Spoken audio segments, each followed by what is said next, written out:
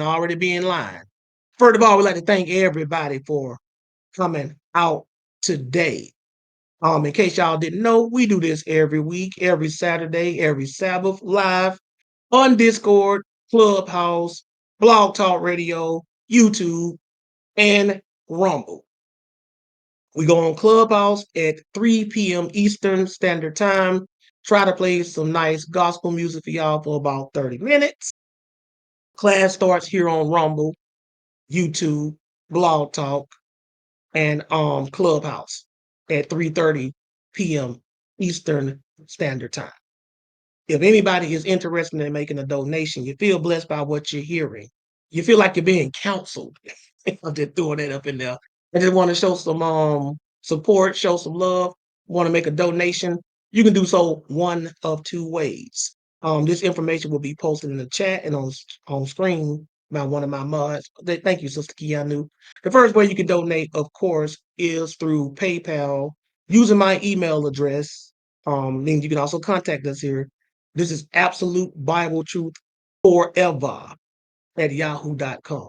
That's Absolute Bible Truth, the number 4, EVA at yahoo.com. You don't spell out the word for, you just type numerical digit 4. So again, that's Absolute Bible Truth Forever at yahoo.com.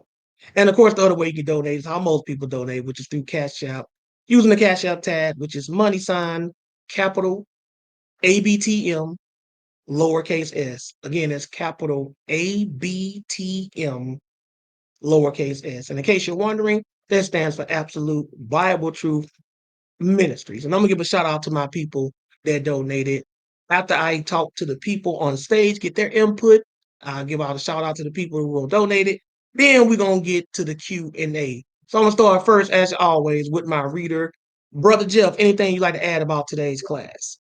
Not much. I probably gave it all that I could give through the course of the class. It was a great class, very fitting for this day. And we all know the main places would be social media, at work. But what we have to do, we got to tame our tongues and avoid silly situations. And like you said, just avoid sharing things like you talk about Walmart and food allergies and all that, which is very funny. And keeping your enemies in the dark. It was a very great class, and I wish everyone could hear it. Also, one of the things that I wanted to, another one that jumps out, because we've been in this game for a while, is you got the Black revolutionaries online. Now any group that's serious is not going to put their plans or their thoughts like out on social media where you can hear everything. And I never took these brothers serious, but I really didn't take them serious. They used to talk all of they put all their business out, and then not only what they tell her they so-called plans, but then when they had disagreements, then they'll talk about the brother that they're supposed to be in union with, and then they'll tell their personal business, and it keeps going on, and they just make video after video.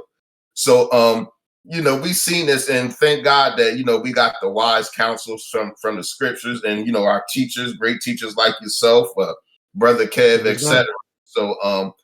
So we're definitely blessed to have this information, and I pray that everyone apply it in their lives, and you guys be safe out there. God willing, make it back to the next Shabbat. See y'all next weekend. I gotta run. Me and my niece supposed to be going to see Gladiator 2, so I'm gonna start getting ready. Don't do it. Don't do it. Oh, don't do it. I already told her, bro, I can't pull out, man. Take her somewhere, but don't take her there. Oh, don't do it. Really? Terrible or too graphic? Or both? Terrible. Wow. They say, planned, bro. Huh? I ain't gonna see it. I've been reading the reviews. Mm-hmm. Even the most hardcore Denzel fans say it sucked. Really? And we love us some Denzel, bro. So if they say Denzel couldn't save it. Yeah, wow. Well, I gotta go through it. You already promised, though. Yeah. You know, my niece is the closest thing I got to a child, man. So it was our bonding thing. So I'm gonna go through the torture, man. So, but we'll see. Maybe I got a different spin, man. But we'll see. I mean, a promise is a promise. All right, brother. Thanks for the feedback, and y'all be cool out there, man. All right, you too, man, and All appreciate right. your input today and you reading as always, Jeff.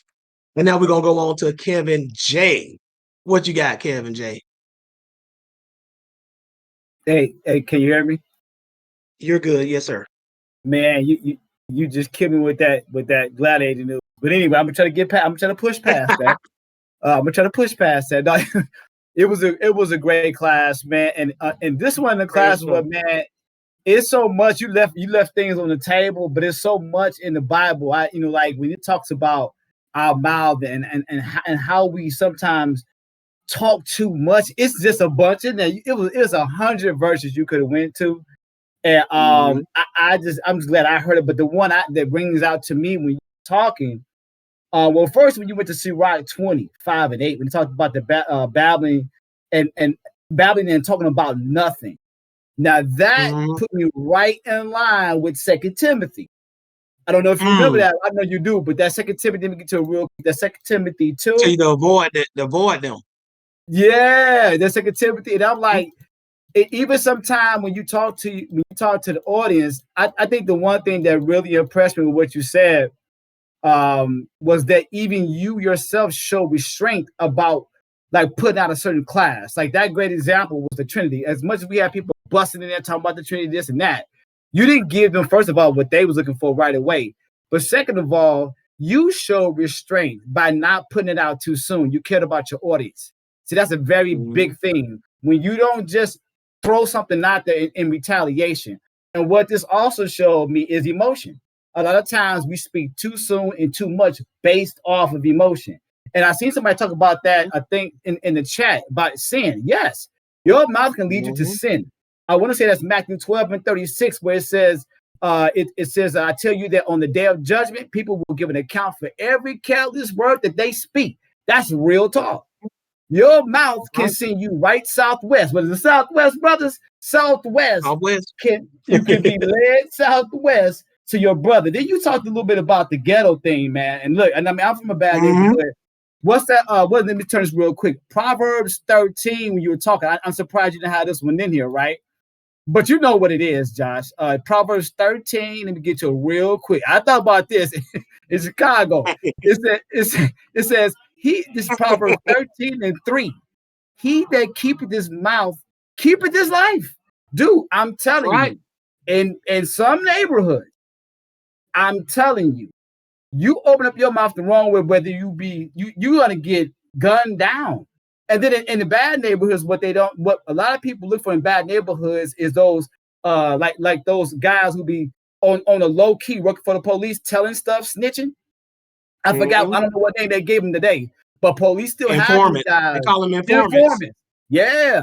See, those guys, you gotta be careful. But they get paid, or their job is to run their mouth.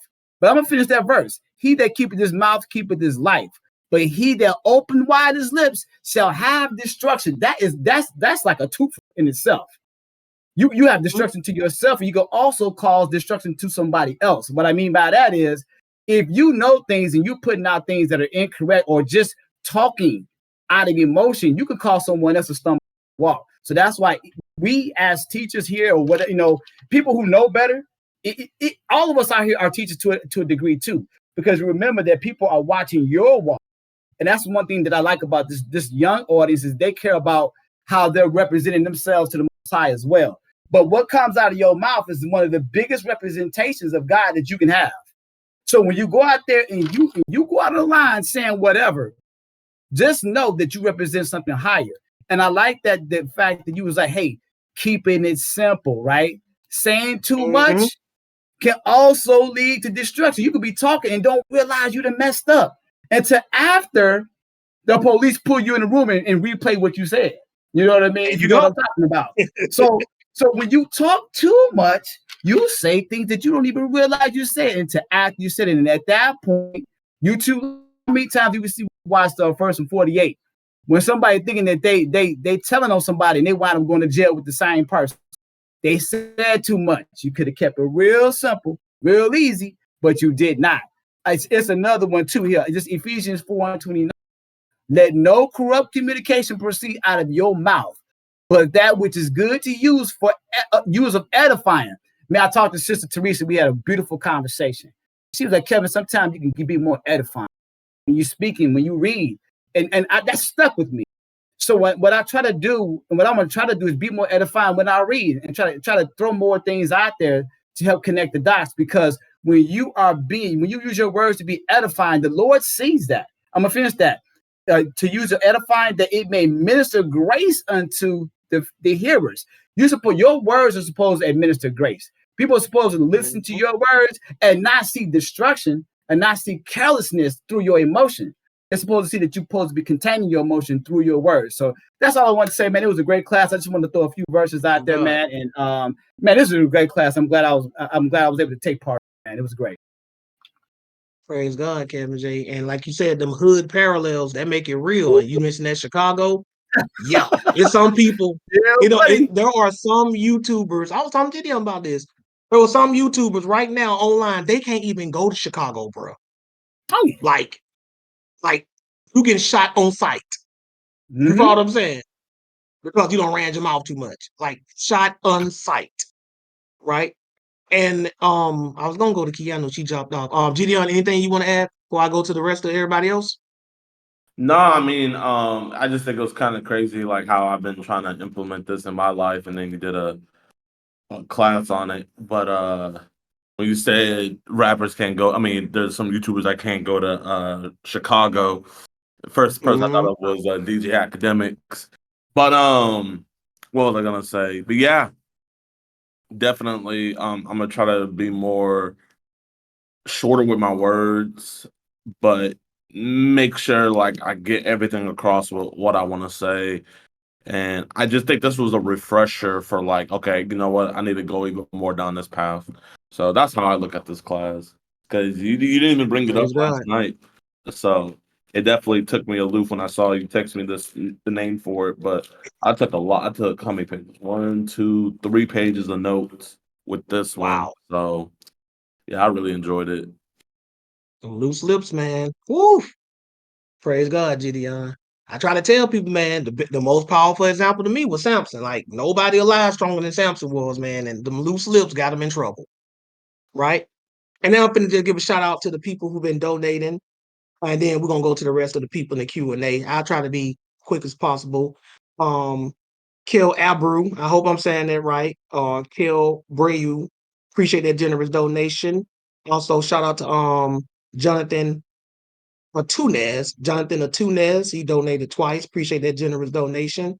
Shout out to Miranda Smith. I'm just saying it like that. Appreciate that generous donation. Ronald Anderson. Shout out to Ronald Anderson, regular donor. Appreciate that generous donation.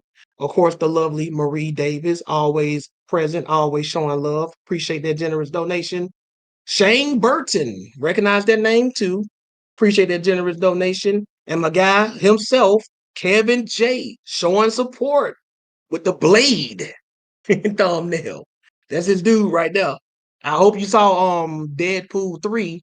Did you see Deadpool 3, Kevin J? He ain't. Hey man, you know I seen Deadpool 3 several times. So you saw our boy make that cameo there. Yeah, hey, I like how the music changed when he came into the shot, though. You know what I'm saying? Yes, indeed. And the other hidden Easter egg there, by the way, was the fact that Ryan Reynolds was in Blade Trinity with him. Same guy who played Deadpool. Yeah, a lot of people probably did make that connection, but a lot of people didn't make that. I'm surprised the movie itself didn't make that connection, but you know, that's what they was already in that movie together. Yes, right? Sir. But appreciate that generous donation, my brother. Also, shout out to let's see, Bradley King. Appreciate that generous donation. And my guy Solo Nation. Appreciate that generous donation. And make sure I got this name right. Oh, that's Deuce Bevins. I think that's Deuce, if I'm not mistaken. Appreciate that generous donation. And then we got my guy Rusty. Appreciate that generous donation. And another Jonathan, not to be confused with and Tunez, but this is Ramirez. 2 people my son named. Appreciate that generous donation. Let me bring the people up.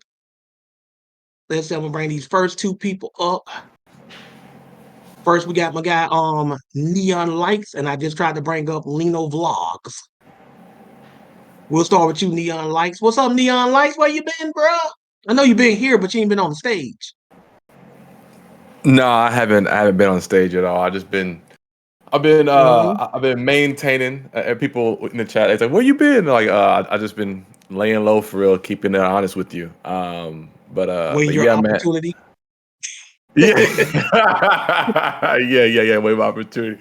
But There you no, go. like I think that man, like this lesson is very special to me, bro, because I like you can ask my wife. I take words very seriously, and so like I try to like Mhm. mean what I say and say what I mean, and I choose my words. I try to choose my words wisely.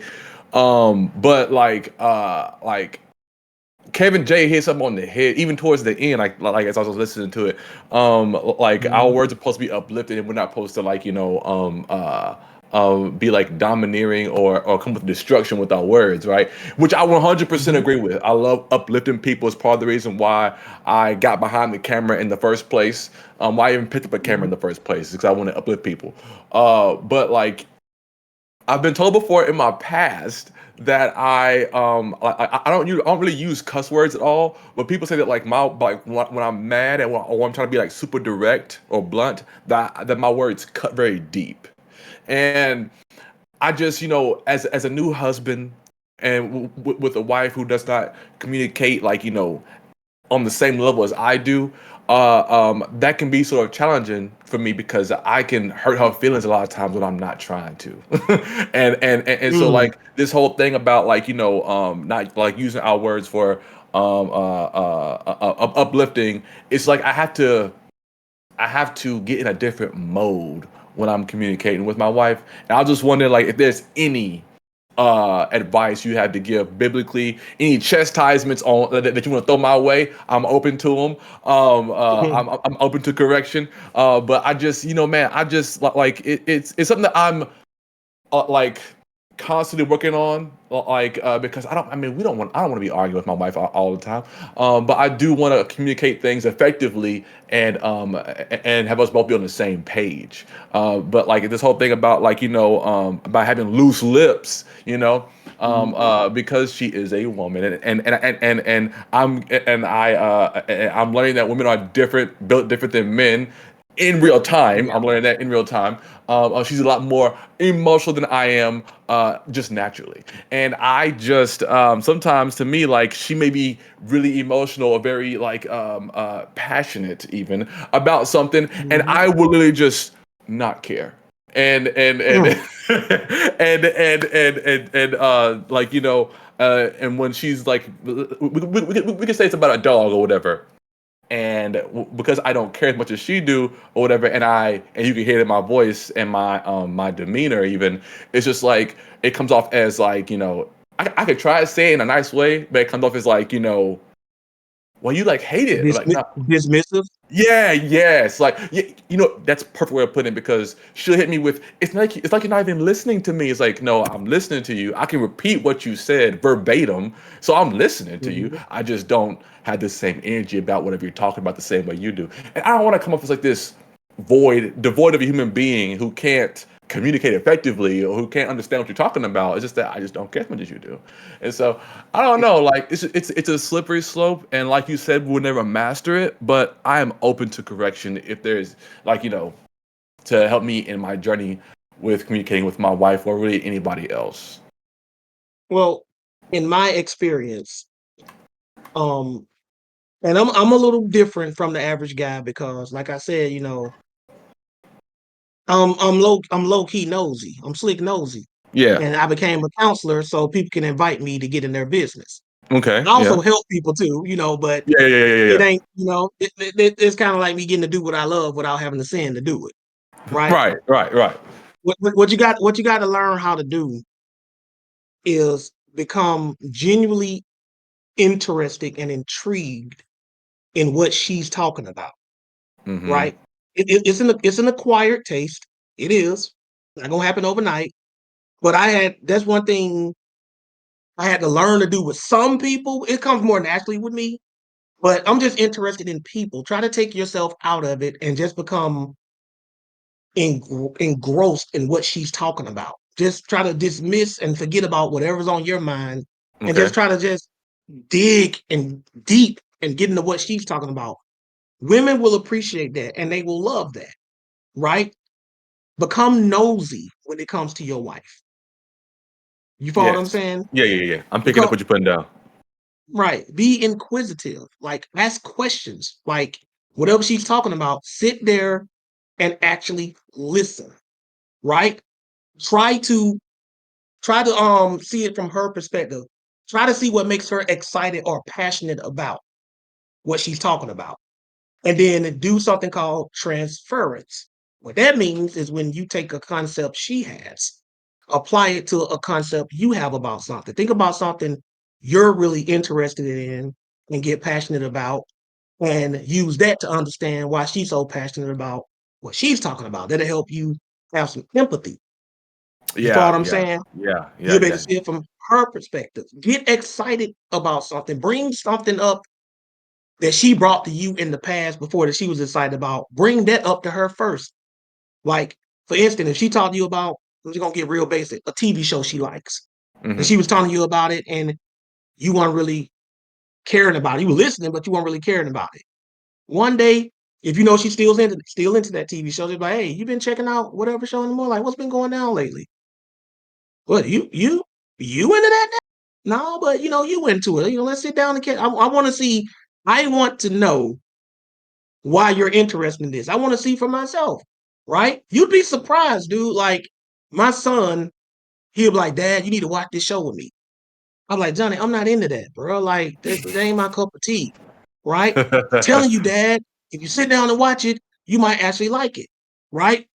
Sit down and watch something she's into with an open mind. Like really give it a chance. You'd be surprised how you can get caught up in something like, dang, I didn't even know it was like that. Try to see something, try to see stuff through their eyes, man. That's how women are. Like women, like you said, women are wired different emotionally, and they make an emotional connection to stuff. You're more of an intellectual. If it don't connect with you intellectually, you can't really get into it, Neon. You just be like, I Yeah, don't see the point, yeah, right? yeah, yeah, Sometimes yeah. you got to try to like your wife got to be your conduit. You got to feel what she feels through her. Mm, You follow what I'm saying? Like yeah. it's a lot of stuff that I myself don't care about, but Hmm. I learned to care about it because somebody else does. Yeah, Like it, yeah. it means a lot to you, and if it means a lot to you, it's gonna mean a lot to me. Right, right. That's how you start off. Maybe I personally don't know what the appeal is, but hey, if it means a lot to you, it means a lot to me. And I will try to learn to love it for the same reason you do. But right now, all I can tell you now is that I love it because I love you. You follow what I'm saying? That's the best. Yeah, That's the best I can give you right now. You yeah, follow what I'm yeah. saying? Show her you're trying, man. But with women, you can't be dismissive. And see me, whether I'm sincere or faking it, I know how to play along. Like, yo, I'm serious now. I don't be fake with them now. I used to do it back in the day when I just, wanted to get them on the phone and then get them somewhere else. You follow what I'm saying?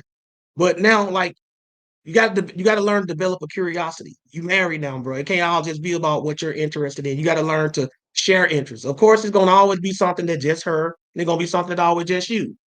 Y'all ain't gonna share every interest, but if it's something she really pushing hard, bro, you got to eat that. You got to just be like, yo, let me see what the big deal about. Why is this such an issue to her? Yeah. You Yeah, got to do yeah, it. and I appreciate that. I appreciate that. It's not like like I feel like you give me like the Dave Ramsey of like interpersonal communication. It's not like super profound information, but it's like Right. it's the fact that like I'm not doing it and you saying it, and it's just like, hey, come on, get with the program, bro. Like, come on, you gonna have to take the L a little bit and and Yeah, and, bro. and eat it, like eat your words. But like it's just like yeah. You're right. I You're mean, right. that's part of being a man, man. That's part of being a husband. Like, you know, when we know, like, you want to be with a woman. And y'all don't heard me say this plenty of times. I never get mad at a woman for being a woman. Like Yeah. God Yeah. wired them a certain way. If I don't like that, I only got two options. And one Right. of them is an abomination, and one of them is an abomination. So I ain't gonna do that one. The Yeah. other one, me Right. bad Right. about myself, right? So you know what you signed up for, right? You can't. Don't say you want a woman, but you don't want a woman. Yeah. Yeah. Yeah. You It's follow yeah. what I'm No. saying?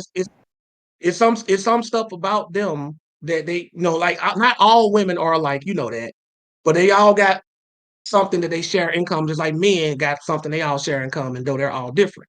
Right. And what a lot of women have in common, especially the married ones, is that they want their husband to at least try to understand on an emotional level why they like the things that they like or into the things that they in or whatever they're talking about.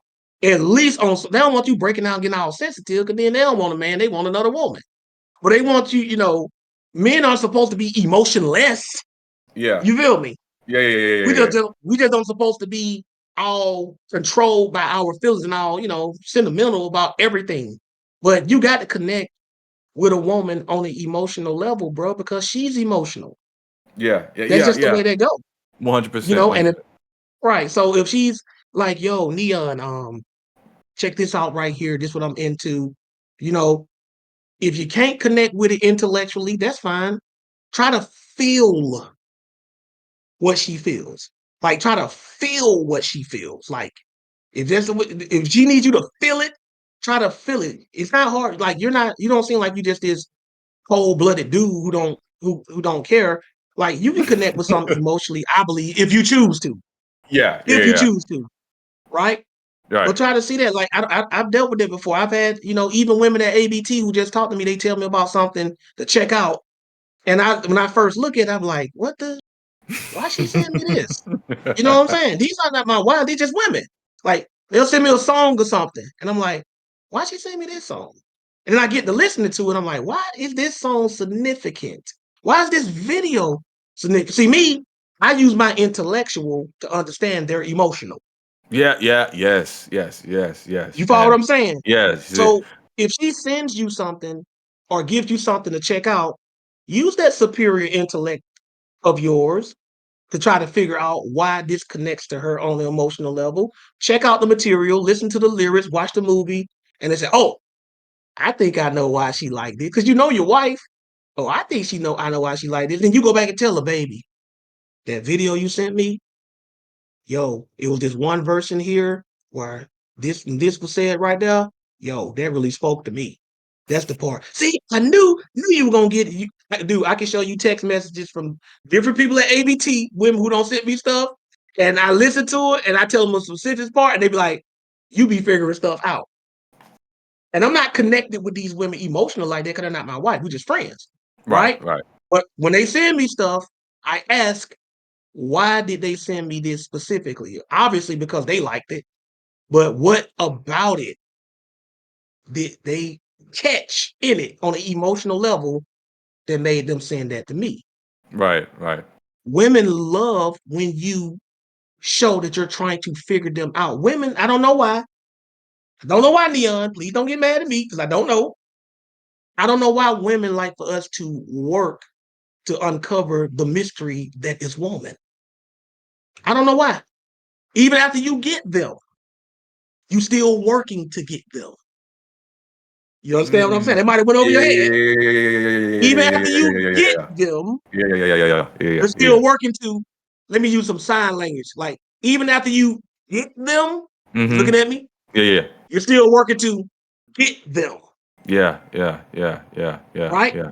Okay. Yeah. So, and women, they like to feel like they like to they like to feel like they're buried treasure. Of course.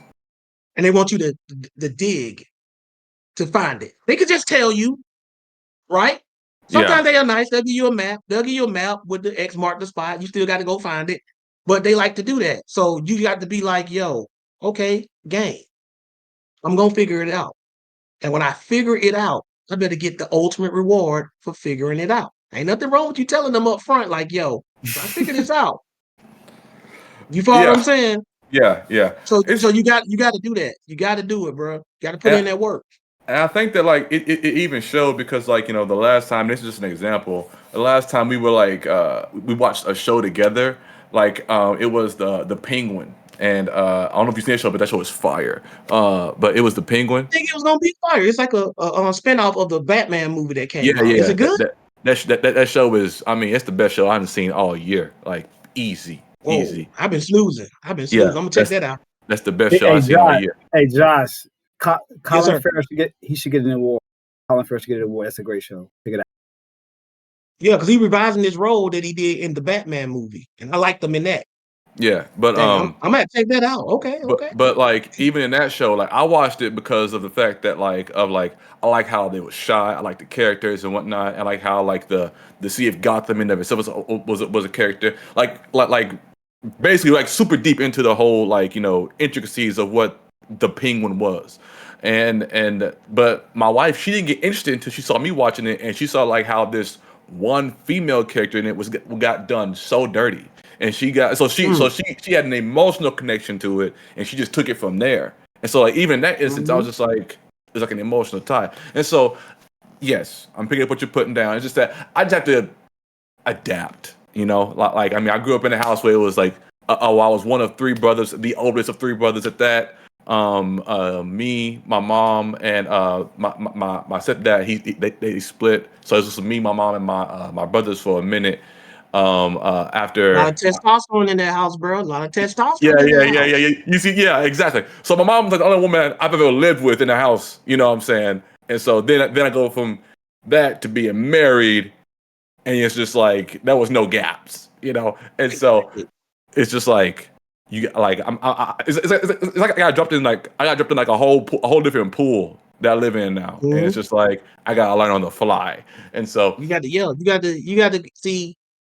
You got to get nosy with your wife, man. Her interests, man. Women love that stuff, bro. They eat that up, bro. Like every time, if I have time, whenever one of the sisters at ABT just send me something just to check out because they just send me stuff. Everybody at ABT, not just the sisters, the men too.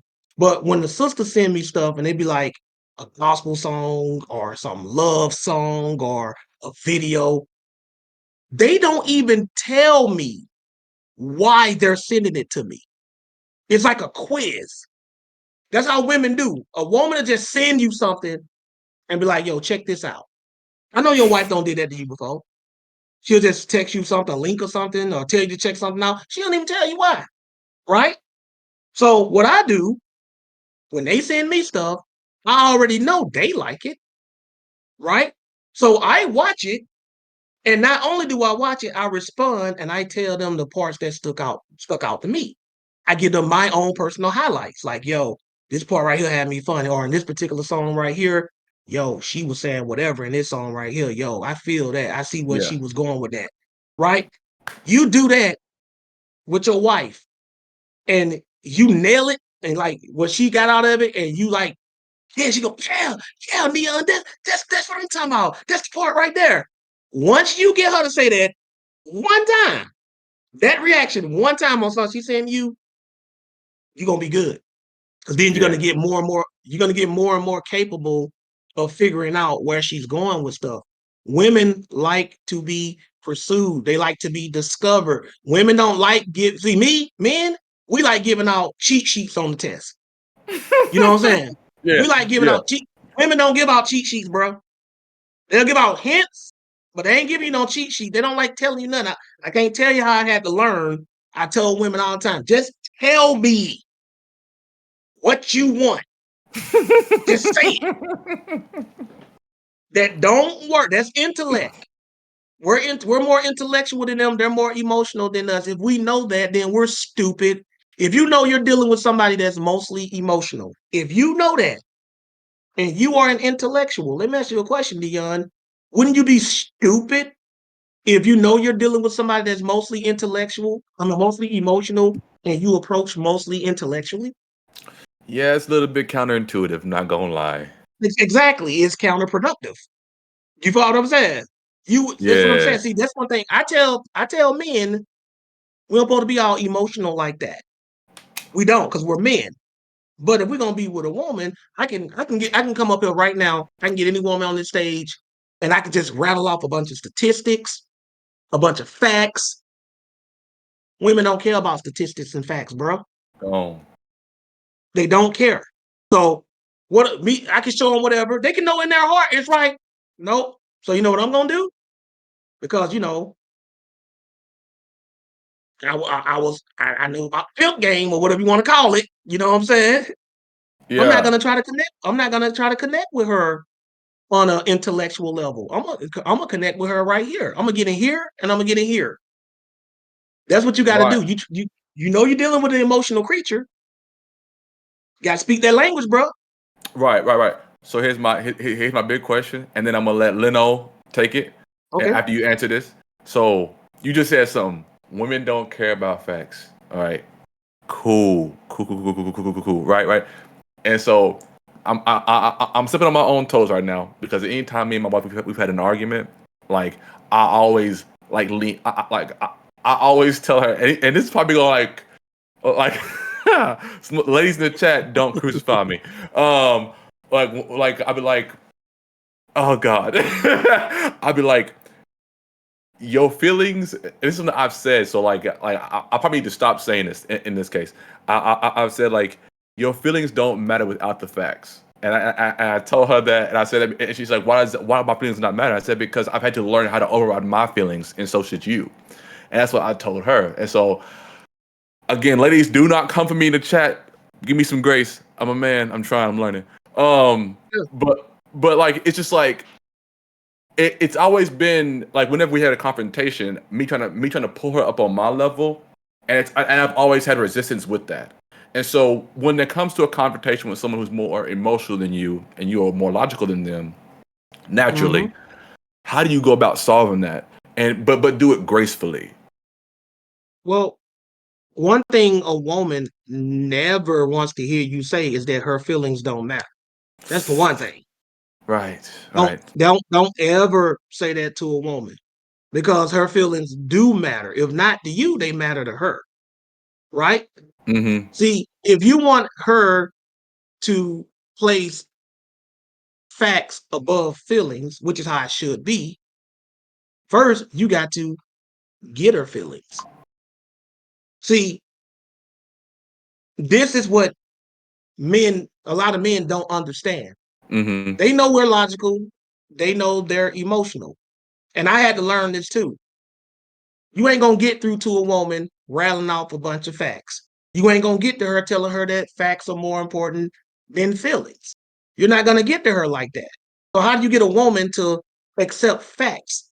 You got to reverse engineer. You know what Okay. reverse engineer is? Yeah, Like when yeah, you yeah. engineer something, that means you build a car. Reverse engineer means you take it apart to figure out how it was ever made a car in the first place. When you dealing with a woman, you don't go in facts first. You got to reverse engineer, bro. You go in feelings first. Then once you understand the feelings, then you build that car back again factually. That's how you do it. Facts. That's how you do it. You got to do it like that. You Mm-hmm. still gonna win, but bruh, you got to do it like that. You got to reverse engineer with women. I had to learn that. Mm-hmm. Like I said, I can get a million women on this stage. I can beat them across their head with facts. They ain't gonna get off this stage. Oh, Josh, thank you so much for showing us these true statistics. Our feelings no longer matter. The only thing that matters these statistics and data you showed us. We're so grateful. They're gonna still be pissed. They're gonna still be pissed. Even if they know I'm right, they ain't gonna tell me, right? They're gonna still be pissed, right? And if I'm married to any one of them, probably ain't gonna be getting none that night either. You follow what I'm saying? I'm just telling you the truth. I speak like adults, right? So you know what I'm gonna do? Because I'm the king of getting what I want, one way or another. And that's at the end of the day, Neil. I try to tell men this. We are hunters. A hunter is all about getting the prey. You don't let your pride get in the way. You don't let anything else distract. At the end of the day, you're trying to get what you want, and that's called strategy. So if I'm gonna get what I want, which is peace in my house and her laid Mm-hmm. up in that bed waiting on me, I got to get more strategic. So what I'm gonna do is I'm gonna reverse engineer this thing. We're gonna go backwards. We're gonna start with your feelings first. We're gonna Yeah. understand that. We're gonna Oh work that man. out. And then Yeah, I yeah. start hitting you with these facts. That's the truth because I mean, like, yeah, it's like you're right, you're right, you're right. Like, yeah, like 100%. That's the truth because And she'll get it. And she'll I, get it. She will get it, bro. Trust me.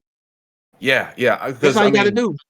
yeah, and I guess that's where I was going wrong is because the whole thing about me trying to like it was almost as if I had the hammer that was the facts and like her head was the anvil and I was just like trying to beat it into it and it's just and she's like I'm not taking that right now and Exactly.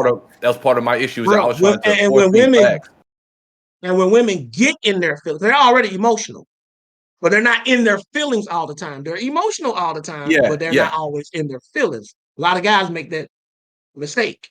yeah. When they get in their feelings, bro, forget about it.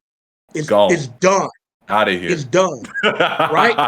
So what Right. I'm gonna do, because I'm telling y'all, I want to get what I want. I'm about winning, bro. That's me. That's Brother Josh. Brother Josh want to win.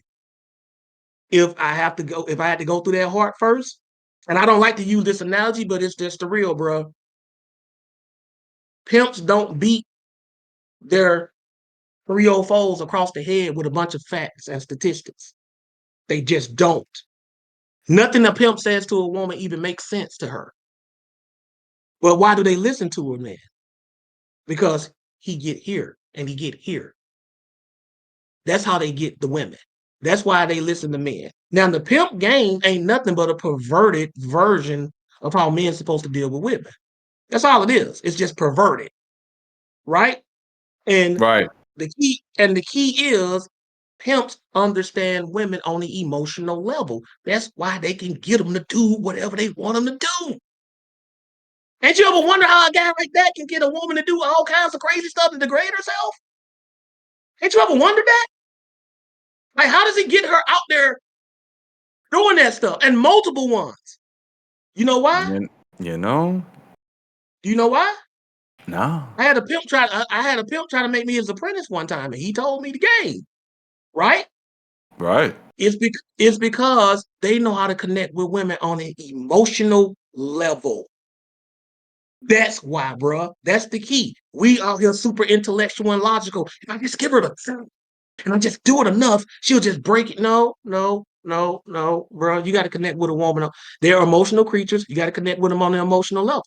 And then once you connect with them on the emotional level, you just built that bridge, and now she can cross it to the intellectual. Amen. It is. Amen. Try it, man. You'll see. Yeah. I mean, I'm not. I wouldn't say that I'm a total failure at it, but you know, I be wavering. You know, some Yeah. things. So I would openly admit that some things shouldn't have been arguments, and it's because of me and my pigheadedness and my facts. I'll admit that. I'll Right. admit And you that. know me, I'm super analytical. I'm Mr. Facts. I'm Mr. Intellectual. But at the Yeah. same time, I'm a counselor, dude. And as a counselor, you got to understand emotions or you cannot help anybody.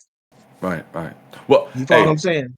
I follow what you're saying. I don't want to hold you up too much. Thank you so much, brother Josh. Give you some skin right there. Boom. You And already know. praise God. Chat, y'all be Praise God. easy. Leno, it's all yours, dog. And y'all keep Peace. y'all eye on this brother right here, because y'all know that he's gonna be doing great things one day. So y'all make sure One, y'all keep y'all eye on this brother. You know what I'm saying? Appreciate it one too, Neon day. Lights. Let me One get the great. vlog number here from my guy Kev Brother Dust, because I know he got something to add. Kev Brother Dust. What's up, Lino Vlogs? What's on your mind, bro? Hey, how are you, brother Josh? How's everything? How's your I'm afternoon? blessed, bro. Good, good. Uh, I guess the question I have for you is, when it comes to the yes and no's, how do we like handle Hmm. it when it comes to like, let's take an appointment? Do we just say like, let me check my schedule before I say yes, or like, what if you don't have that yes or no answer right away? Then you don't give it right away. You don't give it away, so like you kind of Because you don't know, say because like, you don't know. You don't want to commit to something. right, right. Or you could say, yes if, meaning if somebody say, can you come over my house at 4 o'clock tomorrow? Yes, if this, that, and that. And then if the this, that, and that don't happen, then you didn't break a promise because you already put that out there as a determining factor of whether you can come or not. I see. You follow Okay. what I'm saying? Yeah. So they can't come to you, hey, Lino, man, you said you're going to be there at 4. Yeah, but I also told you if this, that, and that don't happen. And this, that, and that did happen. I got you. Okay. Okay. Mm-hmm. That makes sense. So like as long as we like are specific with our yes in a way, like we can say exactly our full, like if this happens, then yes, I'll be there. You know what I mean? Right. I Like, got you. if you got other factors that can deal that can handle it, that can interfere with it, then yeah, you say all that. Or you can just say yes, God willing. Because you don't know what could stop you. Anything could come up. You can just say Yeah, yes, God willing. But don't commit to something and say God willing, and you just don't do it because you didn't do it. I got you. Just right. But if you just like, yeah, I'll be over there, God willing. Like you like, Josh, we're gonna be back here next week for the Sabbath, do the same thing, Q&A and all that. I'm saying, yeah, God willing. I That's what I'm see. gonna Okay. say. You know what I'm saying? Yeah, that was great. That was great. And this is a quick one too, by the way. This was a Skis Elastics 5 and 3, where it says the more you worry, the more likely you are to have a bad dream, and the more you talk, and the more likely you have to say something foolish. And Hmm. when I see the word worry, does that mean like in a way doubt? Like the more you doubt in a way? To that? Well, the more you're fretting over something. Like all worrying is not doubting. You can Okay. just be worried about something. But this is true. I mean, I don't know if this ever happened to y'all, but I'm assuming that it has. Have you ever been worried about or thinking about, even worried about it? You just were thinking about something a lot. You dream about it, like Okay. you have a dream about, it, right? That's Right. what that's talking about. And if you're worrying about something, you'll probably dream about it. It's a high chance you will. You follow what I'm saying? Especially if you're grieving over somebody or you're worried about like somebody who's in the hospital or something like that. Yeah. Probably won't even get that much sleep in the first place, but if you do, you're probably gonna dream about that. I see. I You see. follow what I'm saying? I So got you. that's just how it works. And like the other part of it, the more you talk, this is just the numbers game, bro. The more you talk, the more likely it is for you to say something stupid. The less you talk, the less likely. That's just the numbers That's game. true. Very true. Yeah. You Yeah. know Very what I'm true. saying? The less likely you are to say something stupid. That's why you want to try to limit your words. Because if you ain't talking that much, chances are you ain't gonna get around to saying anything stupid. I see. Like, what if Hmm. it comes to like around like when you're trying to also like explain something and you have to speak a lot, like in a Like way. me, like me, like I do every Saturday, Yeah. Yeah. Yeah. Yeah. right? You just be as direct and as concise and as detailed as you can be, Okay. right? And sometimes, and like I said in this class, I don't know if you heard at the beginning, it's not a sin to use a lot of words or do a lot of talking. If it were, bro, I'll be having 30-minute classes and I'm like, yo, 30 minutes, I'll holler at y'all next week. I talk for 3 hours in a class and then do Q&A for another 3 to 5 hours. That's a lot of talking. So am I Right. contradicting myself? Am I saying it? No. You don't want to say a lot of nothing or so many words and it'll Understand. get you in trouble. You follow what I'm saying? Hmm. All we talking about is the word. I can talk all day and not worry about getting in trouble because we're talking about the word. Okay. You know what I'm saying? Yeah. Yeah. All right. Well, that's kind of all I have. I appreciate it, Josh. Thank you for the answers. No problem, Lino Vlog. Good you came Yeah. up. No problem. You take care now. Hmm. And now my guy, Kev of the Dust, dusty but clean, keeping it lean. What's going on, Kev of the Dust, man? What's going on with you? What's going on, man? Peace to all of y'all. Yeah, just wanted to jump on, heard Neon speak, you Oh know, yeah, kind of wait, reminded me. wait in. Yeah, Please wait in with marriage heard stuff, please. heard him speak, man, because there's some similarities between him and I. Like, I don't have any sisters. I got like three brothers. You know what I'm saying? And like there Hmm. was a whole lot of testosterone in the house. And, like that was that was that was an interesting experience because like I saw and too, everybody knows about my dad. I talk about my dad, favorably often, but I saw how he got down and my dad was like he was like all steel, like no velvet. You see what I'm saying? And I use those terms because when I was growing up, he used to talk about this book called Man of Steel and Velvet. that basically, teaches you as a man like how to have balance. So, the steel would be your foundation as a man, your logic, your toughness, your reliability.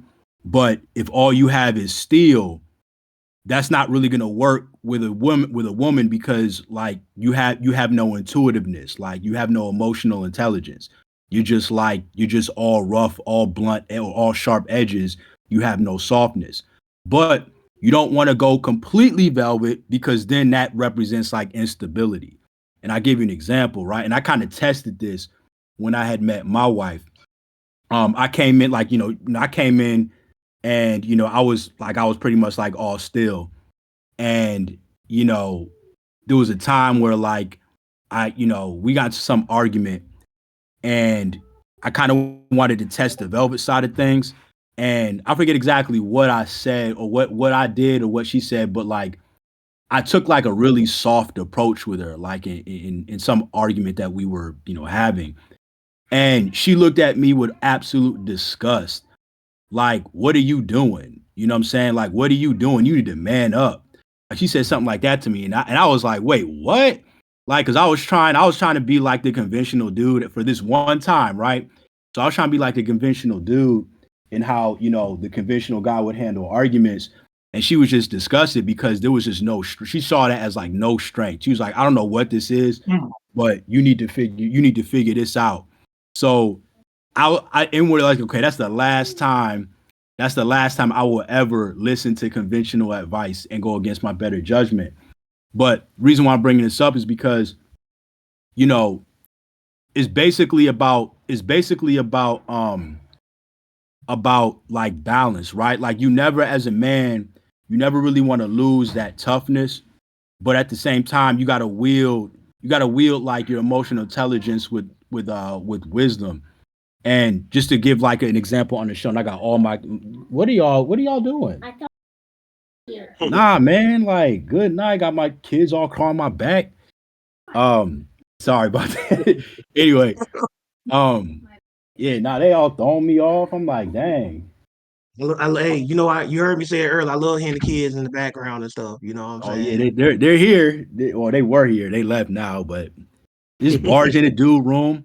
But nah, but nah. What I was saying, yeah, I was gonna sidetrack.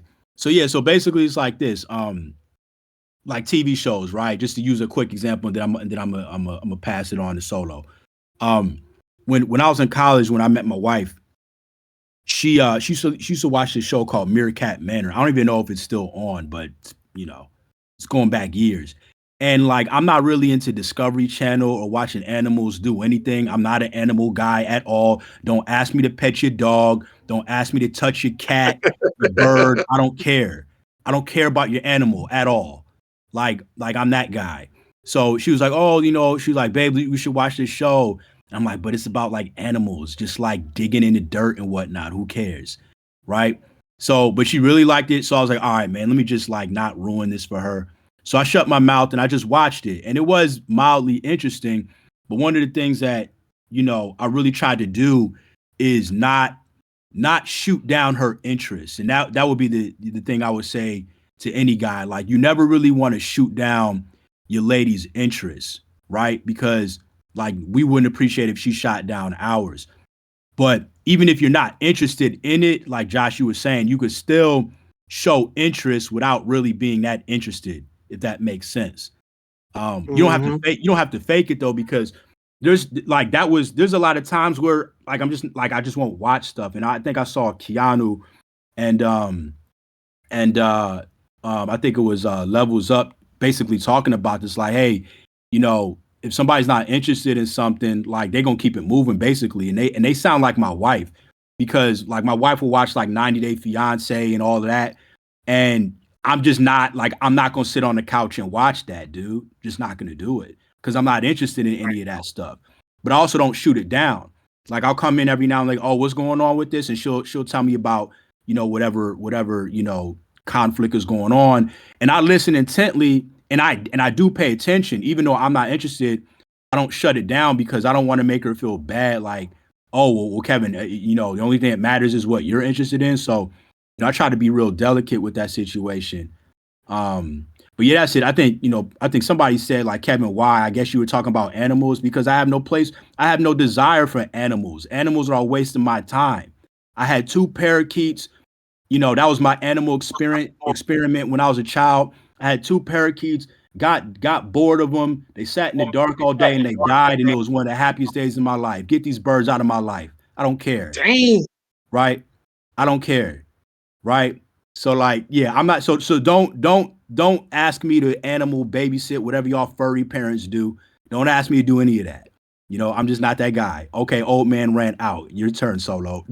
It's the same thing with me and people asking me to help them move. The same way you feel about them animals, my equivalent of that. Don't call me to help you move. I do not like helping people move in or out of houses, apartments, flats, Yeah, at all. condos. I hate that. And y'all made me hate that because they'll tell me a bunch of people moving, gonna be helping moving. I get over there and it just be me. Everybody counsel. It'll happen to me twice in my life. I said, never again. Nope. If you moving, do not call Josh. I don't want to help. I will pay for some movers to come help you move your stuff before I go over there myself. That's just a fact. Well, at I least you have a don't. reason though. Like me, I just hate animals. Like, it's a waste of time. They Dogs. You hate all dogs too? because for what, man? Like, my mindset is, listen, man. Like, I'm like, okay, these are perpetual children who never grow up, and there is no ROI for me. There's no return on investment. And I understand certain people like, hey, listen, like, dogs, they can really get in touch with your emotions, and all of this. They're a man's best friend. They ain't my best friend, not my best friend. My work, they're That's my enemy. that's a grief That's how I animal. look at That's a animals. grief They're my animal you enemy. talking about. Huh? That's a grief animal you describe it. Like For they call it a real. grief. Yeah. It's Right.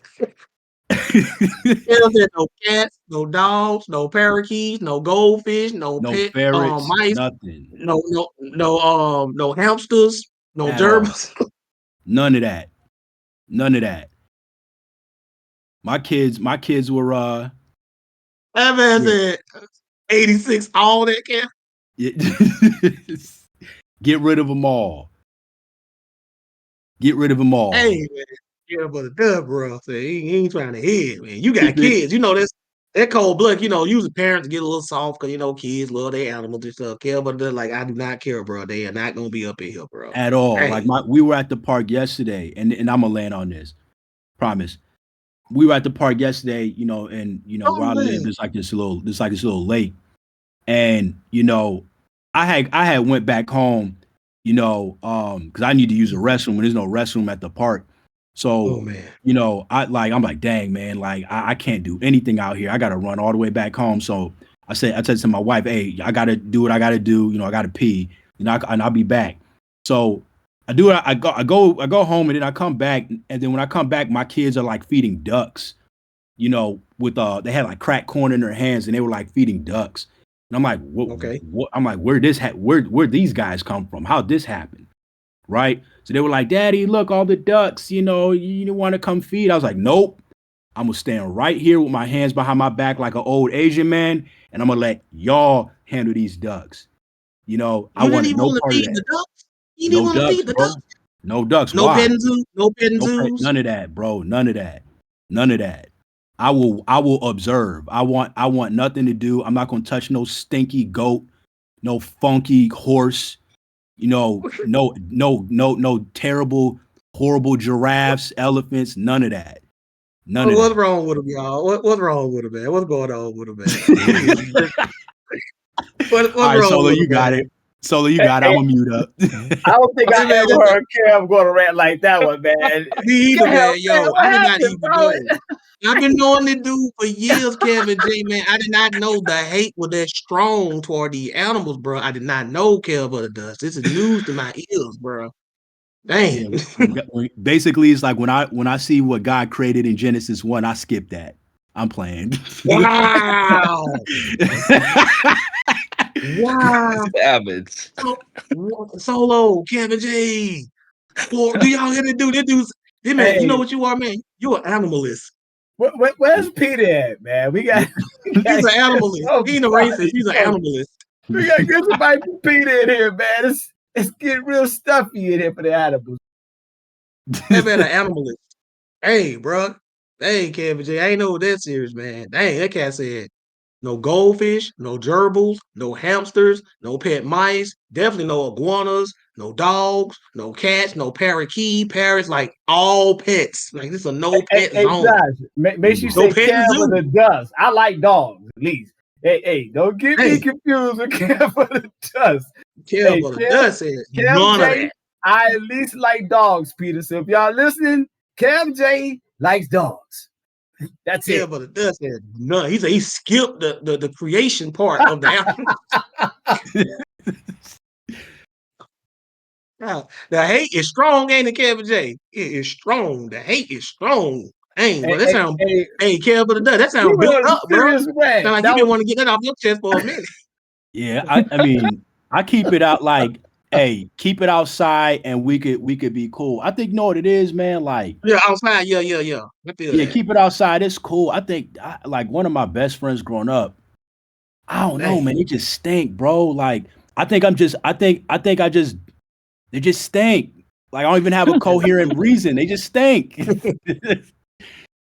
That is too funny, boy. If Big Baby listening, he got to be dying. If he not, I'm gonna tell him. I'm gonna say, man, Kev of the Dust is an animalist. He ain't a racist. He's an animalist. He hate animals. Ooh, yeah. My apologies to all you animal lovers. Hey, Kev, Axel asked Kev of the Dust. You know, his son said, "Dad, do all dogs go to heaven?" Kev of the Dust like, I hope not. Resounding no. Resounding no. They're going to hell. No, I'm joking.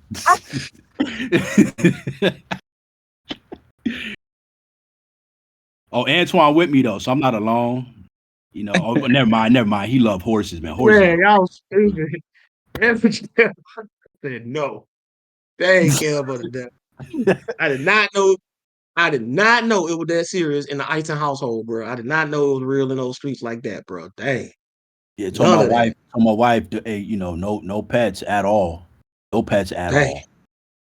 So even what about a goldfish? Why? It's better off in the toilet. It's better off in the toilet. Yeah, they don't live long. Goldfish don't live long. Would you take your kids to the aquarium? Would you take them there? You ain't got to touch nothing. That's cool. So I have no problem with that. Like I have no problem looking at these animals, you know, looking at these lions like behind a cage, looking at these fish. Right. Because I don't have to deal with them. I don't have to touch them. But when people want to say like all this open area, Kevin, why did you pet the goat? Why did you pet? Nah, man, get that nasty goat away from me. Get that nasty goat away from that biting goat. It's gonna bite off my finger, and I'm gonna have to kill this stupid goat. And then you go, because if they bite Kev of the Dust, Kev having curry goat tonight. If they bite Kev of the Dust, you know what I'm saying? I'm not even Jamaican, but I learned how to chop it up. I know Jamaicans be doing what they got, the curry goat. That's what y'all be doing. Exactly, yeah, the curry goat, yeah. I chop it up. We eating goat tonight. He said tonight too. Like we killing that thing and eating it tonight. Tonight, you know what I'm saying? I'll be out here in the freezer. I'll be out here looking like Raw. Yeah, doing videos and stuff. Yeah. Hey, I'm getting off here for somebody give me confused with Kevin Dust, man. Y'all. Kevin J. Hey, y'all have a good spot, man. Get bad Kev of the Dust, man. I did not know. I never heard Kevin just go in like this. Me either, man. It's amazing. I think it's amazing that after all these years, and I'm still learning stuff. I'm still learning. I'm still fascinated. I'm still learning stuff. Dang, bro. Kev of the Dust. See, I'm like that. See, my son, he want a dog, and I'm gonna give him a dog when we move, right? But I'm with Kevin. I don't like animals like that, like in the house. I go to a petting zoo. I ain't all like, I ain't gonna pet the goat or nothing. But I'm with him on that. I don't like dogs and stuff all up in the house. But if I'm with somebody, like if my wife wanted a dog, or my son, I'm gonna get him a dog when we move. Then I tolerate it. But if it's just up to me, and I'm just like, whoever I'm with, like, I could take it or leave it. We definitely gonna leave it. I'm just keeping it a buck. Without a doubt. You know what I'm saying? I'm definitely gonna leave it. I do it for you, but I don't want it. You know what I'm saying? If it just tell me it's not nasty. You go in somebody's house and it smells like wet dog. Come on, man. Like Some that's people, the they know how to handle it. They know how to, get it right. They know how to do it. Some people Cars do. be A all lot of people dirty. don't. exactly. You sit on somebody's furniture, and next thing you know, you got golden retriever hair on your backside. You know what I mean? Right. Like, come on, dude. Right. I mean, I definitely feel you on that, bro. You know what I'm saying? So, yeah, you right. That man care for the dust said, man, none. He said, ain't going to no petting zoo, care for the dust. He's an animalist. That cat said he skipped. When he read Genesis, when it starts talking about the creation of the animals, he just skipped past that. He just keep it moving. He just keep it moving. Damn. Those is jokes, brother. Those is jokes. He said, those are jokes. Care for the dust said, also asked him, do all dogs go there? He's like, no, they going to hell. Dang, bro. Dang. Who we got? Solo. I know Solo was net, but y'all know I got my ladies first policy. Solo, you understand? We'll get the ABT Coral. Then we got you. Solo. I got you. Go ahead on ABT Coral. Oh, by the way, Coral, love the new fringes. Love them. Been rocking them. Yay! Love them. Thank you. I'm glad. I was waiting. I was Got like, a whole dang. new I set. don't She know. gave me some. She gave me like 3 of them things. Like I got, and they Yeah. all different. Cause they kind of got different design on it too. Like you kind of went in a different direction with the first one design Yeah. you gave me. I like that too. That was tight. That's what I'm Yeah. talking about. I tried a little something different. I've never done like the red and black ones. I've never done anything like that. So I went a Oh little yes, different with those. And the blue yes. I was ones, rocking them on Thursday.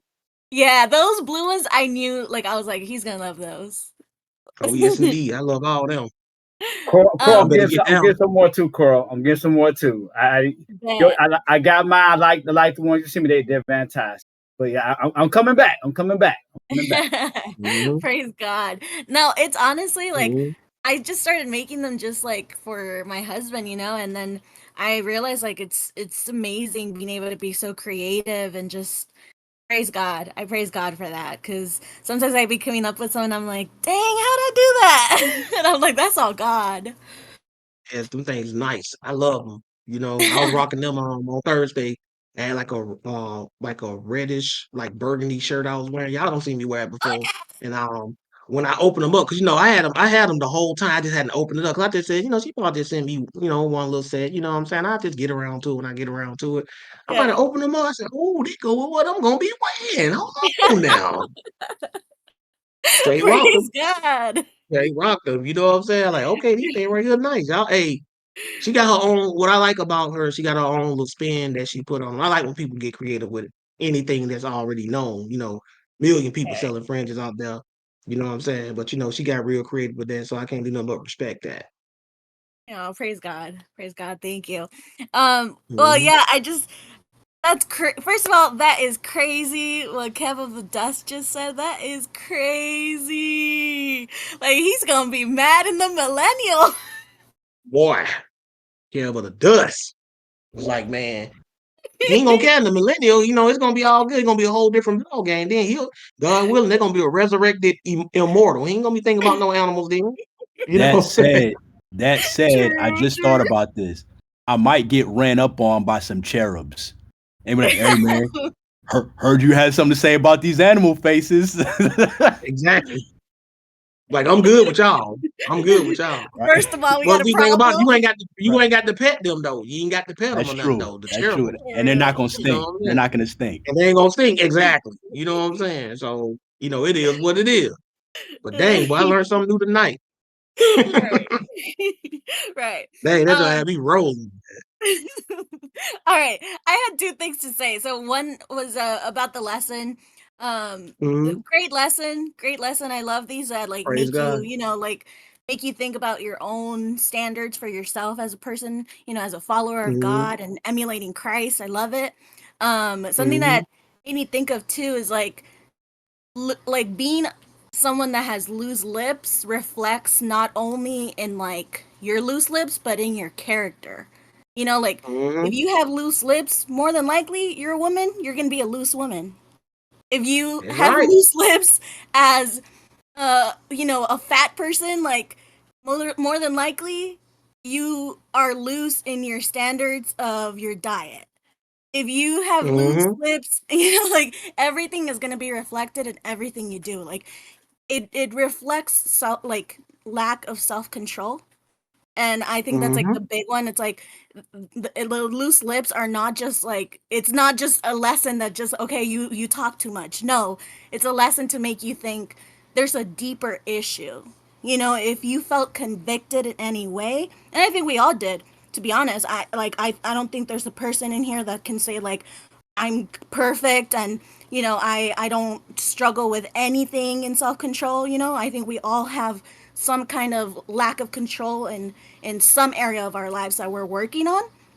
And so I Mm-hmm. think it's just like a better way to reflect on how it can be your downfall when you look at these scenarios. Like these are Mm-hmm. actual scenarios that cost people not only like their lives but salvation. And I think it's a really important lesson. I loved it because I think everyone in this audience, everyone that heard tonight is going to learn something and gain something from this and hopefully Mm-hmm. implement it in their lives. Hopefully not just like, oh, that's a good lesson and you know cool and all, but no, like this, hopefully this makes all of us want to strive for perfection, like want, like for us to want to be better and just grab that conviction and give it onto Christ and like act, do Mm-hmm. something about it. And so, and I'm talking about I'm talking to myself and everyone that feels convicted for that. But yeah, I just thank you for this. It was really necessary for me. And then second thing I wanted to talk about was what Neon Lights brought up. I don't know if you remember a while ago. I don't even remember why I brought it up, but remember I told you that men and women have like different cycles. I don't know if you remember Mm-hmm. that. So women go through like 4 different cycles depending on the hormones that are dominant in our bodies. So as someone who loves facts and logic, I'm still a woman. And so a lot of the Mm-hmm. times the best thing for like a marriage specifically, and I think overall being a man and a woman, like it's important to understand your counterpart, but specifically a marriage, I think it's really important as a husband to get to know your woman's cycle. I think that's a really important thing because then you will, like, that's a cheat sheet. Like, literally, God gave you a Mm-hmm. cheat code to know how to deal with your wife every week. Like, that, come Mm-hmm. on, tell me that's not godly It intervention is. right there. It Because is. every single week, there will be a dominant hormone in your wife's body that will let you know, like, okay, this week my wife is more emotional. This week my wife is more there's a week where we just want to get stuff done and we have all this like energy in us and we want to work hard. Like, it'll help you to know where your wife is at in her body, because a lot of the times, and as someone who's just like, we have just a year, and I think we're going on a year and 5 months or something. Like, we're just married, we're still learning each other. My husband, thank God, like he's so patient with me. But as someone who loves logic and is a woman of God, but still I'm a woman, it's hard to sometimes battle with the fact that I know my emotions are wrong, but your body is literally controlled by your emotions. And a lot of the times I don't think men will ever understand that. Like, you can comprehend it in a way, but as a man you'll never know what that feels like. And so I think the biggest takeaway from understanding what a woman is going through is like, your wife might know, like, in that moment her emotions are wrong, and in that moment it's Mm-hmm. like, I understand that my emotions are telling me something that's not true, but your body will literally be like, it's almost like there's a your emotion is controlling you, like, Ratatouille, like that Ratatouille up Mm-hmm. there, that's your Pulling emotion. pulling that hair. Pulling up that Mm-hmm. hair, like, that's your emotion. So it's like, and that's something, again, like, a man will never understand that, but understanding just where she's coming from. And a lot of the times what I love that my husband does is like, I understand, and it's almost like repeating it out loud will help you and will take you so far as a man. Like, if Mm-hmm. I'm telling you right now, I feel like you yelled at me, and it's like, I didn't even raise my voice at you. Okay, but you need to acknowledge that I feel like you know what I mean? Like, it's just the acknowledgement, and a lot of times that's how you'll get to your wife. It's just I hear that, you know what I mean? Like it's just the words you Mhm. use, and it's just letting her know like you're you're being heard. And a lot of times women will say like, "Oh, I feel like you're not listening to me," which is something that Neon Lights brought up. It's about you just acknowledging it and letting her know like your emotions, that's okay. You know, it's okay that you feel those emotions. And then what you said, brother Josh, taking her back to logic. But you have to Mhm. walk her there. You can't let her go on her own. Like you have to hold her hand and take her through that journey. You can't just be like, you need to get over there to the logical side and figure it out on your, Mhm. like, dude, you're the leader. That You is your gotta walk it job. back across that bridge. You know what I'm Exactly. saying? You have to lead her back to that bridge. You can't expect her to just go there by herself because, again, it's not that she's dumb. It's not that she's lacking in any way. Anyway, it's just that she is being driven by the emotion. And honestly, I mean, that's the whole point of marriage is the fact that you as a man should not be emotional, but you as a man are joining yourself to this person that's going to help you be better in tune with your emotions without becoming emotional. You know, because again, like Mhm. we've talked about like weak men, if you are led by your emotions, you're weak. But if like how Mhm. much more of a man are you if you can understand those emotions without being led by them? Like that's the That's whole right. point of marriage, right? So that's Mhm. all I wanted to say. I'll get off my soapbox here. Praise God. And thank you too, Cora, again for the fringes. They were lovely. I haven't even worn the other ones yet. I'm gonna find an occasion to wear them. But them things are beautiful. Always put your Praise God. information in the chat every week for people. I'm gonna be doing a class on fringes pretty soon where I'm gonna be promoting Ooh, yours and Nautica, right? praise I'm gonna God. show people we supposed to be wearing them, and then I'm gonna show, where they can get some from you and from Sister Nautica. So, I know y'all probably wondering how you gonna get a whole class out of fringes. I've done it before, right? It's deep, man. It's not just a fashion statement. It's something we supposed to be doing. You know what I'm saying? We supposed to be rocking them. But thanks again, Earl. If y'all watch The Praise Walking God. Dead, y'all know where I got that from. Earl. And then we got my guy, the Emperor himself. Let me tell y'all something, man. We got Solo Nation. We got Neon Lights. Y'all don't be believing me when I be talking about these dudes, man. These guys gonna be big one day, man. Neon Lights, y'all are, it's in the name. Neon Lights. This man name gonna be in Neon Lights one day. Solo Nation gonna be running his own nation one day. I got to big them up because when they get big, when they get popular, they better break your boy off because I'm the one that bringing it down on. I'm calling it down on. I wish it with all my heart. You know what I'm saying? And I see it. Y'all seen Neon Lights. Y'all see how he get down, man. The man just exudes excellence. You could just see it. You know what I'm saying? He exudes excellence. He exudes achievement. Y'all know he gonna be doing his thing one day, God willing. If he stay focused and on the path, do what he's supposed to do. He gonna be big one day. Y'all know y'all can see it. Same thing with my guy Curly on the stage right now. Solo Nation, talk to me. What's on your mind, bro? Praise God. And man, thank you, Brother Josh, for such an awesome class. Praise Um, God. it was just very well taught and right on time.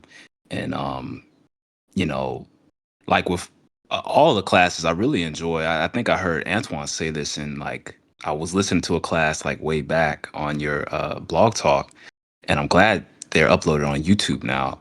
Um, Mhm. but he had mentioned just like the comments, the questions, the remarks at the end of classes, and that's something that I thoroughly enjoy. I learned something new about Kevin the Dust too, and Yes, indeed. and I'm not too far from where he's at, but yeah. um um yeah, it was a really awesome class, Brother Josh. And when I think about you had shared C Rock 32 verse 8 and being concise, and that's something that I Mhm. see a lot in you, Brother Josh. Just like you're very concise with your words, even when you were uh using an example and describing that less is more. It's just like you're Mhm. really good at that. And Praise God. it's impressive to see. I've heard someone say like, "Tell me the time, don't build me a clock," and Right. you know, you're really good at being concise, accurate with your words. Um, Because I want to be understood, and I want to understand people. Like I mm, believe in keeping it simple, man. I hate when people overcomplicate stuff. If it's mhm, complicated, it's complicated. You know what I mean? Nothing I can do about that. But if it doesn't have to be, don't make it that way. absolutely. And when you said take the win, um, Yes. I love watching Shark Tank, and I've seen a lot of people talk themselves out of deals because they just kept talking. Mm. It's like, dang, you had a deal with, one of these sharks, and I know a part of it is reality TV. Um, Mhm. you know, but it's just like you just talk yourself out of a deal, that could have helped you, along with your business. And um, all you had to do was keep your mouth shut. And and just so many nuggets throughout the class. Like you talk about Slick Lazy, and a friend of mine, he's a CEO of a small tech company, and many of his Mhm. colleagues, I remember working with him, and many of his colleagues, they thought he was lazy, but he was actually very intelligent, and he just figured out how to automate a lot of his work. Um, and he had shared something with me in relation to this class, but he told me to remain mysterious and keep people guessing. And I Mhm. just I keep that in mind, with this class too. And I think it's in First Thessalonians chapter 4 where it talks about living a quiet life, Mhm. making it your aim, I think, to live a quiet life. And that's something I was actually just sharing with my aunt, that that ought to be, one of our aims, to just live a quiet and humble life and serve God. But um let me I got a few questions for y'all. And I think some of them are just like real quick. So um one of the questions I have for you, Brother Josh, is I was reading through um Enoch, and first Enoch, and I noticed uh um that some of those fallen angels, they were called Satans, like adversaries. Mhm. Mhm. So I just was thinking, I'm like, who who is the who is the current like Satan? Uh who Well, who is that? Enoch also talks about in First Enoch. It also talks about the main Satan or the head Satan, Beelzebub. Right? Mm, mm-hmm. None of them that you read about in First Enoch is the main Satan, because the Book of Enoch also talks about the main Satan. Satan is not really a name; it's more of a title. Right. You follow what I'm saying? It's more of a title. And Mm-hmm. Satan's name prior to his fall is not given. You know, people Mm-hmm. try to say it's Lucifer, but Lucifer in Isaiah 14, Mm-hmm. Lucifer is really talking about the king of Babylon. Satan is Right. behind that person. So you could say that, Satan's behind that, but Lucifer or Morning Star was really Mm-hmm. talking about the king of Babylon. So if you want to Right. call that Satan, you're right, because Satan was behind the king of Babylon, but his actual name before the fall, before his fall, is not given in scripture. That's why when you read Mm. the Enoch, I'm glad you came across that too. So I wonder what he gonna think when he see that Satan's with an S. You follow what Yeah, I'm I'm saying? like, what is the identity of this, and I'm not like obsessed with it, like, because I know his end. It's just like, like you pointed out in Isaiah 14, verse 12, people would say that it's Lucifer, but I'm like, well, that's not that fallen angel's name or whoever it is. So I Right. was just curious. Yeah. Mhm. It's just not given. At least Mm, not that I've read so far. Like, I haven't read every single verse of First Enoch. I mean, the book itself doesn't seem big, but it's a lot of information in that. hmm You follow what I'm saying? So I haven't read everything. It may be revealed in there, right? But all I know is that Jesus identified him in the New Testament under the name Beelzebub. Mm-hmm. But that wasn't his name prior to the fall, obviously, because Beelzebub is a fallen name. You follow what I'm saying? Mm-hmm. So it's one of those mysteries we don't know, at least not that I know of. Got you.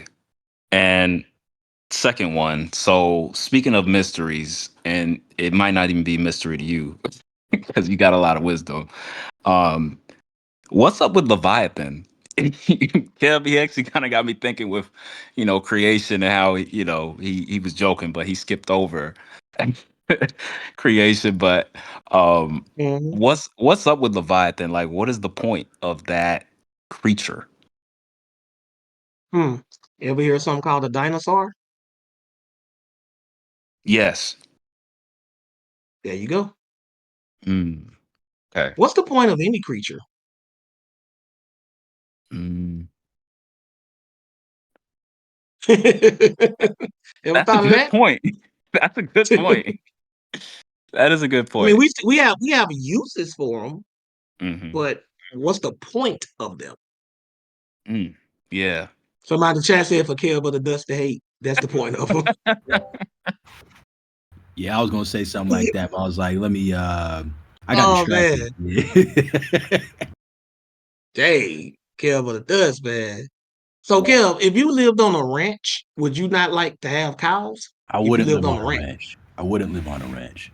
I'm just saying, if you I wouldn't. hypothetically, I'll give you a hypothetical. There are no hypotheticals in this scenario. I wouldn't live on a ranch.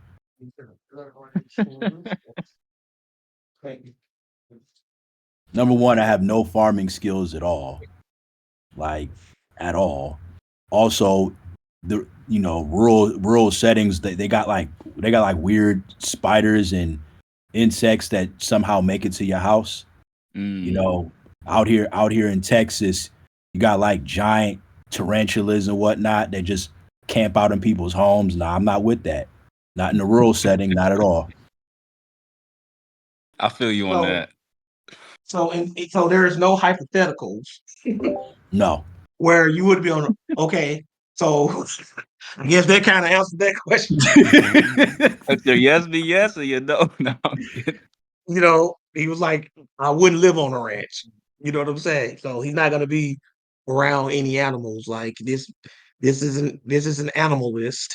We've had races. He's an animalist, right? If you bring it to him, he don't like them.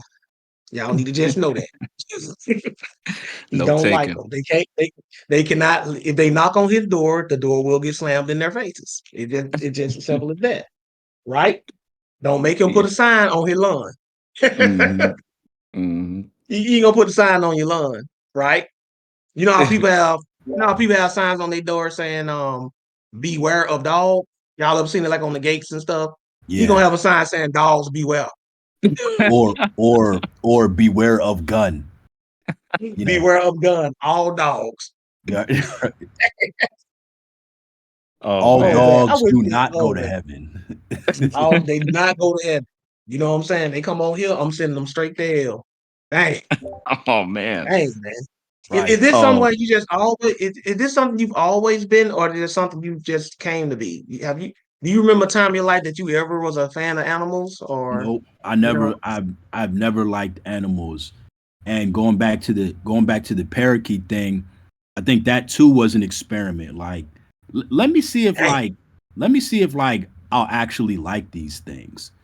And Right, I right. didn't. And unfortunately, Sean and Lucky had to take an L. They had to get buried. But my conclusion to my experiment was, Kevin, animals are not for you. Cool that other people like animals, but I want no part of them at all. Like I mentioned before. Dang. I did not know.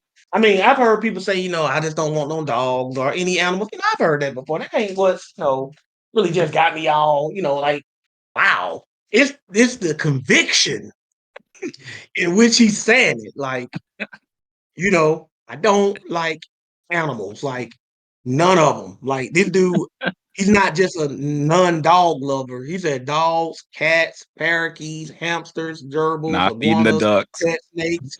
Not even feeding the ducks. I mean, dude, you could just throw some ducks some bread. You ain't got to touch the ducks and do that, Kev, but it does. You could just throw. You just stand at the park, throw some ducks some bread crumbs. You can't do that. Why? I'm not interested in giving the ducks fish. I don't even want to teach them how to fish. Wow. Oh, wow. Man. Animalist. He just an animalist, y'all. He just an animalist. Duck tastes pretty good. You're going to hell, Oh, man. boy. You're going to Hey, hell. you gonna be I'm going up to joking. the kids. You go to the petting zoo. You gonna be scaring the kids. Tell them to stop petting the animals. You know what I'm saying? Dang, animalist. I'm gonna tell Big Baby that he gonna come on. He gonna be laughing because you know Big Baby laughing at stuff like this. He gonna be like, man, this dude care about this. Animals. Hey, just don't like animals. I mean, I get it, bro. Like, you know, I get where you coming from, bro. Like, animals are smelly. They shed. I get it.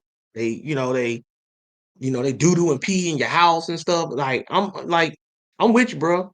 The only way I get one is because if somebody I got to care about the person too. You got to be wife or child for you to get an animal out of Josh. You feel me? Mm. But if it's just up to me, I ain't trying to mess with no animals, man. You know what I'm saying? I might get a dog outside, just for guard dog purposes.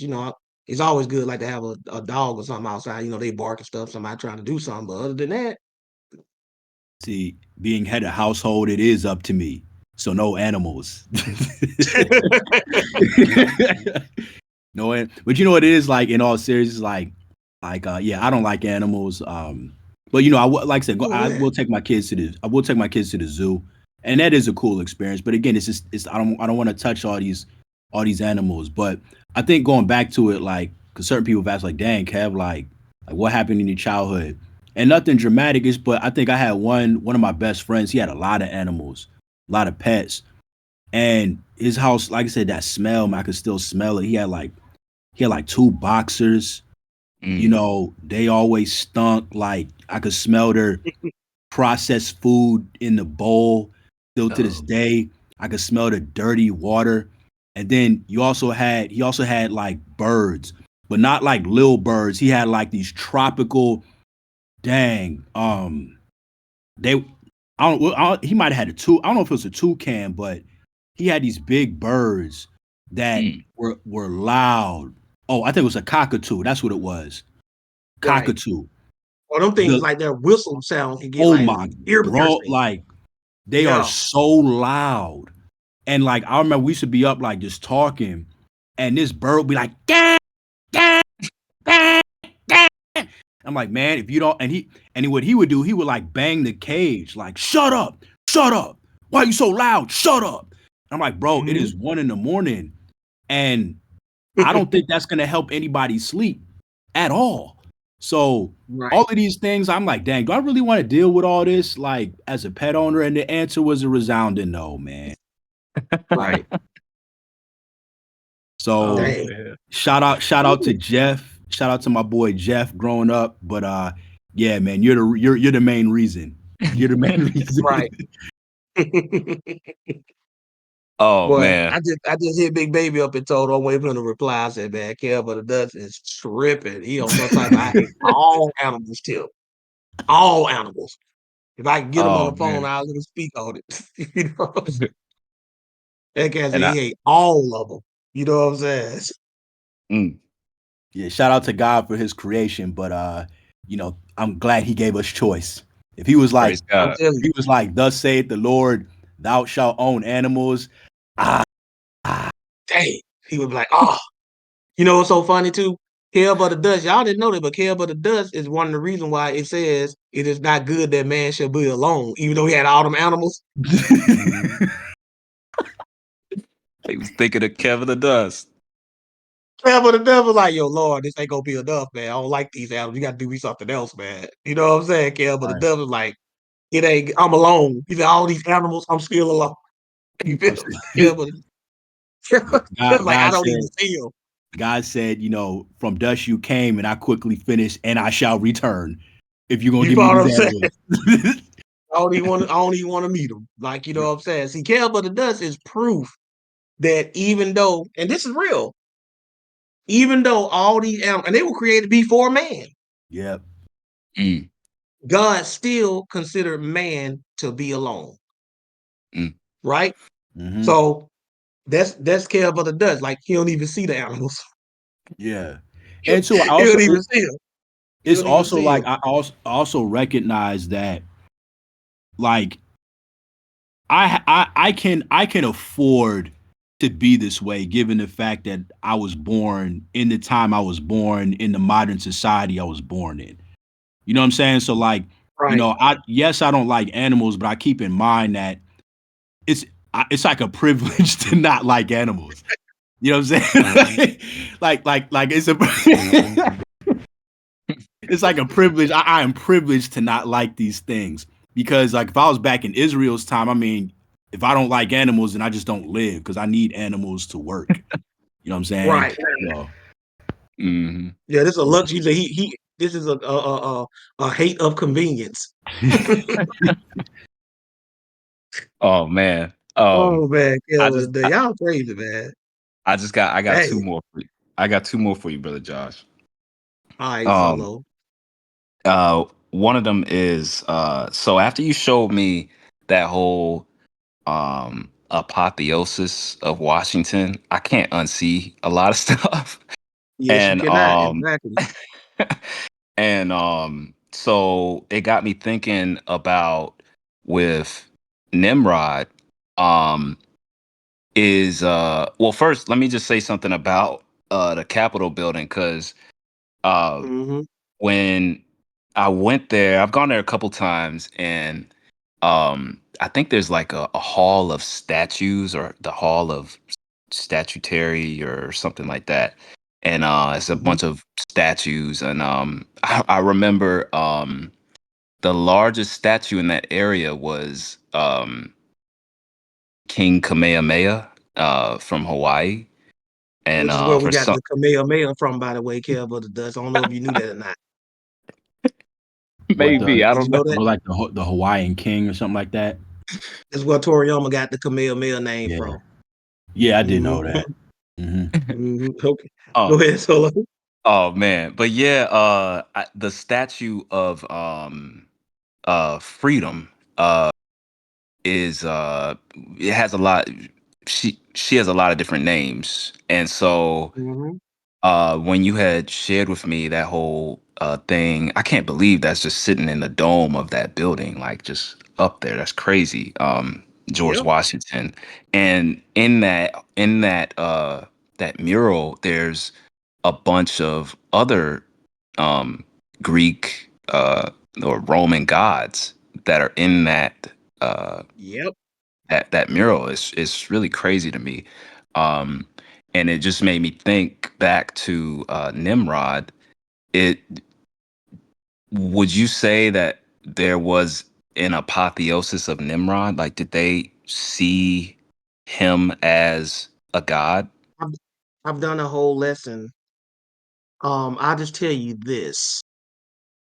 Google Nimrod and Orion. And Orion. Okay. You've heard of the constellation of Orion before, right? Yes. Just Google those two together. Like, Google Nimrod and Orion. Mm. Okay. Okay. Will do. Um, yeah, it was really blowing my mind, like just with all of that, looking into some of that stuff. And something I found out recently. I've done a whole class on them deifying Nimrod. I'm just saying, you Wow. know that I did that like 8 years ago. Oh, man. All right. Yeah. I'm looking forward to whenever if you ever redo it. Because something I learned was in some of the Eastern countries, what we might see as mythology or legend was actually like a part of their history. Um, Yeah, and that I'm not too. mythology and history intertwine. Mhm.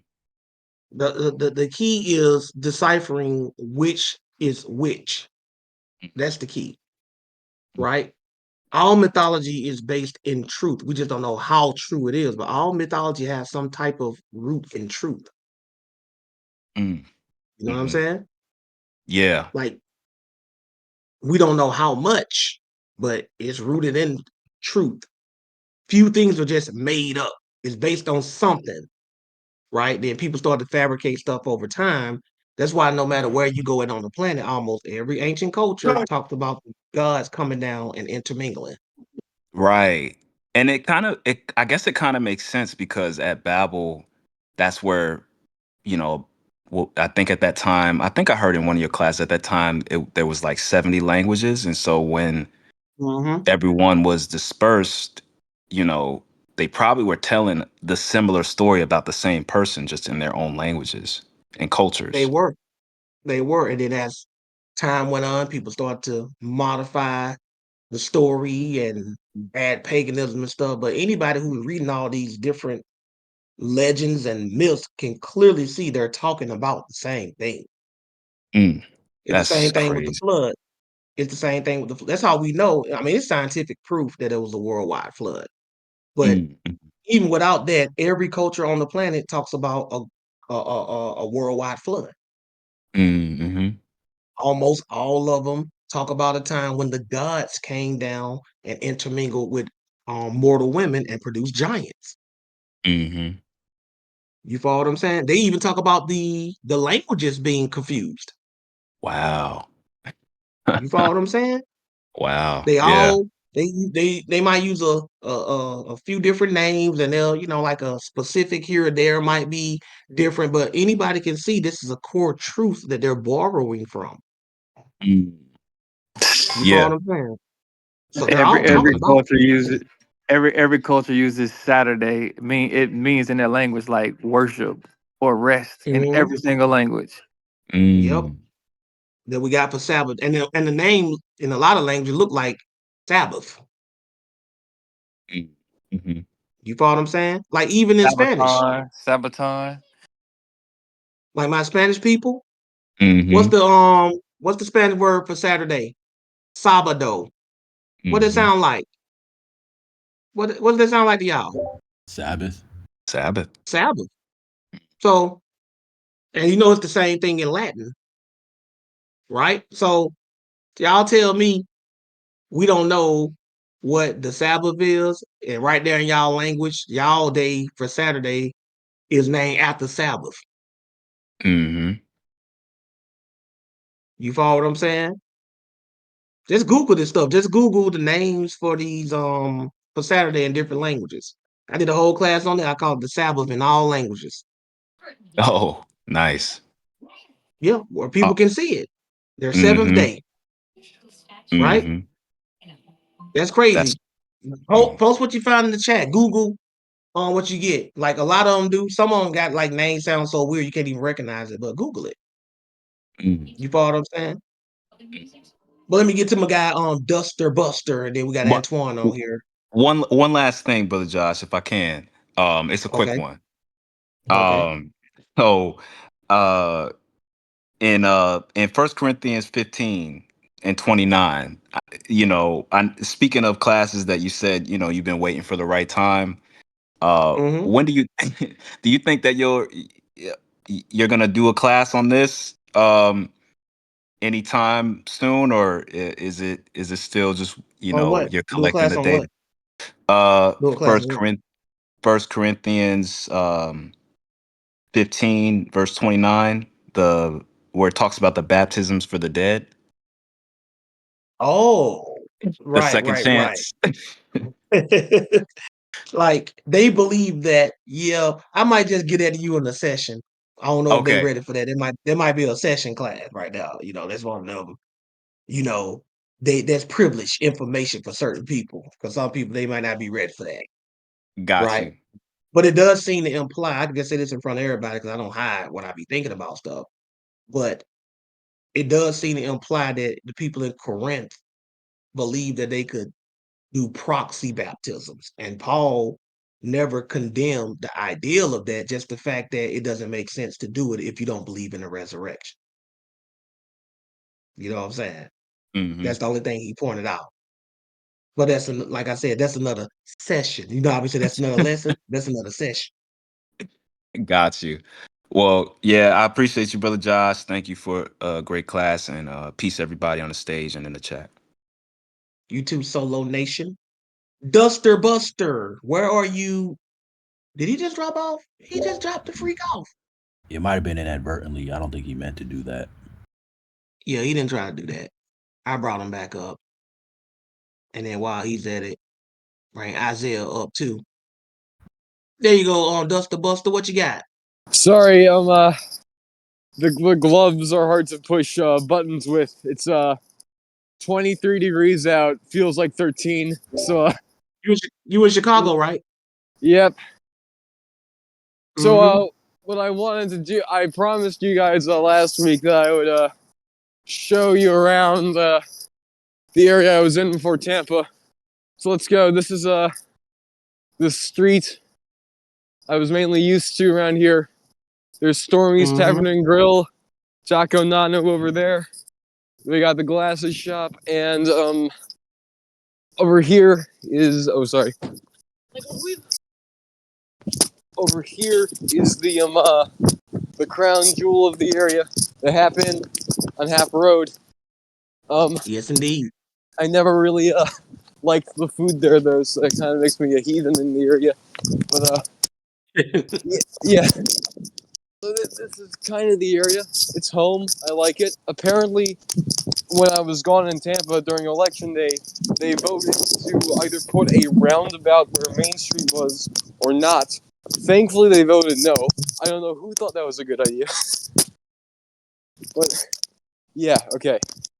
This is It seems like it's pretty brisk out there. Like you walking out there in that 23 degrees.